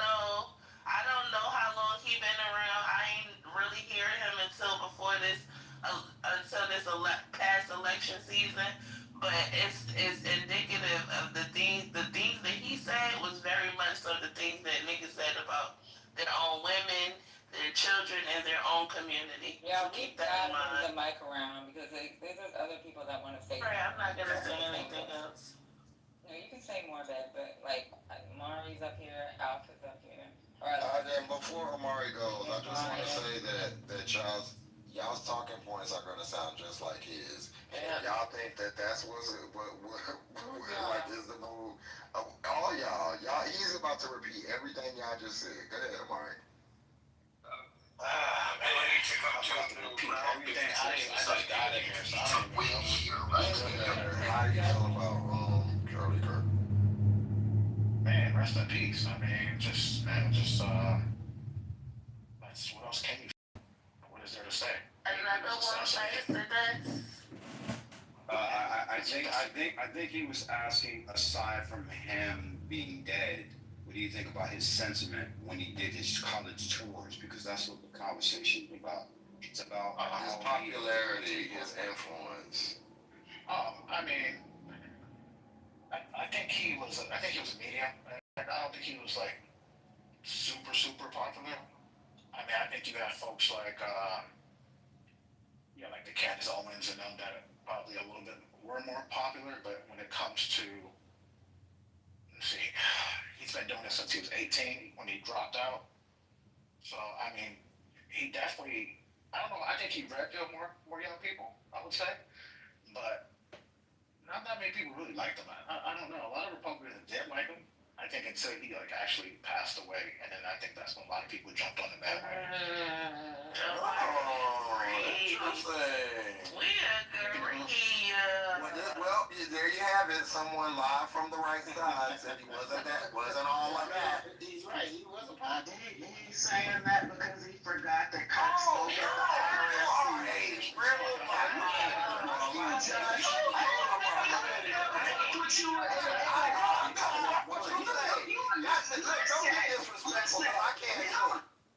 Okay, so now we're gonna go to the left because this is getting y'all started. Can I finish? This nigga's getting on my damn nerves. Let it go.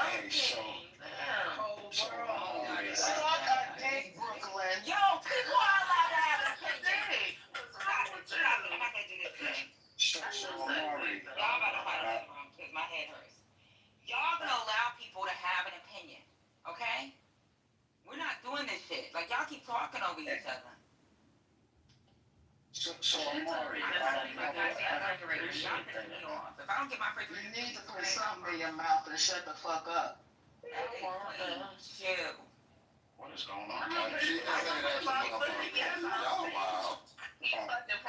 Just don't talk to me. So what do you want me to say? Y'all have to get this room booked. What the fuck do you want me to say? I'm trying to clean my goddamn refrigerator. Or like, Lord, please help me. 5 seconds. Just turn Check this out. Let me tell you something. Just trying to have a conversation, okay? Now, if y'all want to keep fucking cursing at each other or whatever, go fucking make a room and do that. And y'all can go fight. Right now, like y'all all have conversations together. And now y'all want to call another person stupid. This person ain't. Y'all always do this shit, bitch. Or this person calls the other person. What did you just say, Queen? That I'm not dealing with today. She told me to put a dick in my mouth, Patty. That was Yeah, you're not talking about putting nobody's dick in nobody's mouth. You don't have a dick, Queen. She needs to put something in there. She needs to put something in her mouth and shut the fuck up. She in the bad mood today. I'm gonna give you a break I today. mean, she the only one being rude, but I guess I Y'all are so fucking fake. call me another bitch and I'm a Y'all disrespect are your so goofy fucking ass. fake. Cultural, I don't give a goddamn what. And I don't need no motherfucker. You can suck a dick too. All right, nigga. You better watch your motherfucking mouth, you little dyke bitch. So I roast your motherfucking ass. Stop talking about putting dicks in people's mouths. Yo, tell this little dyke to watch your fucking mouth. It's King though, for real, Patty. Like she got it control. Cause You motherfucking deformed little nigga. You better watch who you talking to. I don't disrespect you, bitch. You So don't disrespect me. the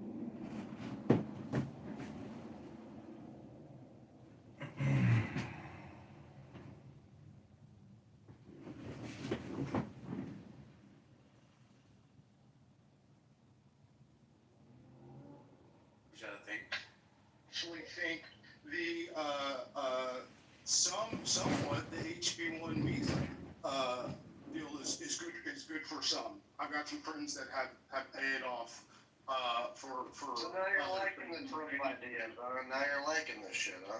No, listen. So you can like ideas, Mountain, but not like the leader, right? I can like what were you expecting? Oh my God, we're not doing this. Like we don't Shut the care. fuck up, Pepe. I'm talking to him. No, but you're like derailing. No, dude, shut the fuck up. You're so gay. Let us talk. Shut up, you fucking mountain Billy Goat fucking guy. Damn it, bro. You're so fucking selfish. Earlier you were saying you didn't like Nick Can we move Mountain and Shrimp both down?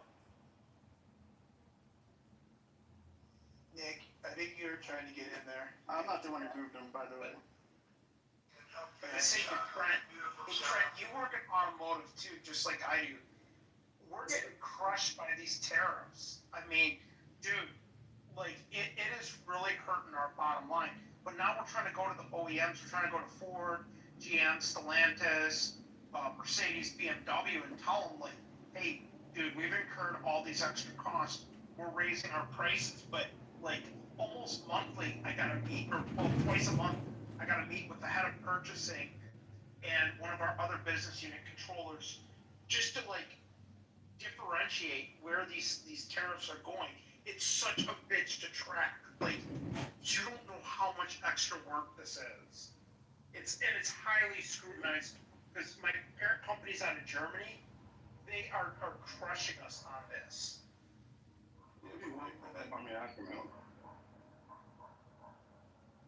Repeat that one more time, John. I think I cut you off. I'm sorry. Nick, who do you work for if you don't mind me asking? I can't dox myself. I'm sorry. Oh, Jesus. I've doxed myself. I work for a subsidiary or a joint venture of Ford. There are. I'll give you. There are cons and pros on both sides, but for Ford, because 72 to 80% of our vehicles are built in the U.S. already, it has been a good thing. So profits are up, sales are actually up, and people are now trying to buy more. Where are the parts for your vehicles manufactured? We have 4 plants. I was just Mexico. We have 4 plants in the U.S.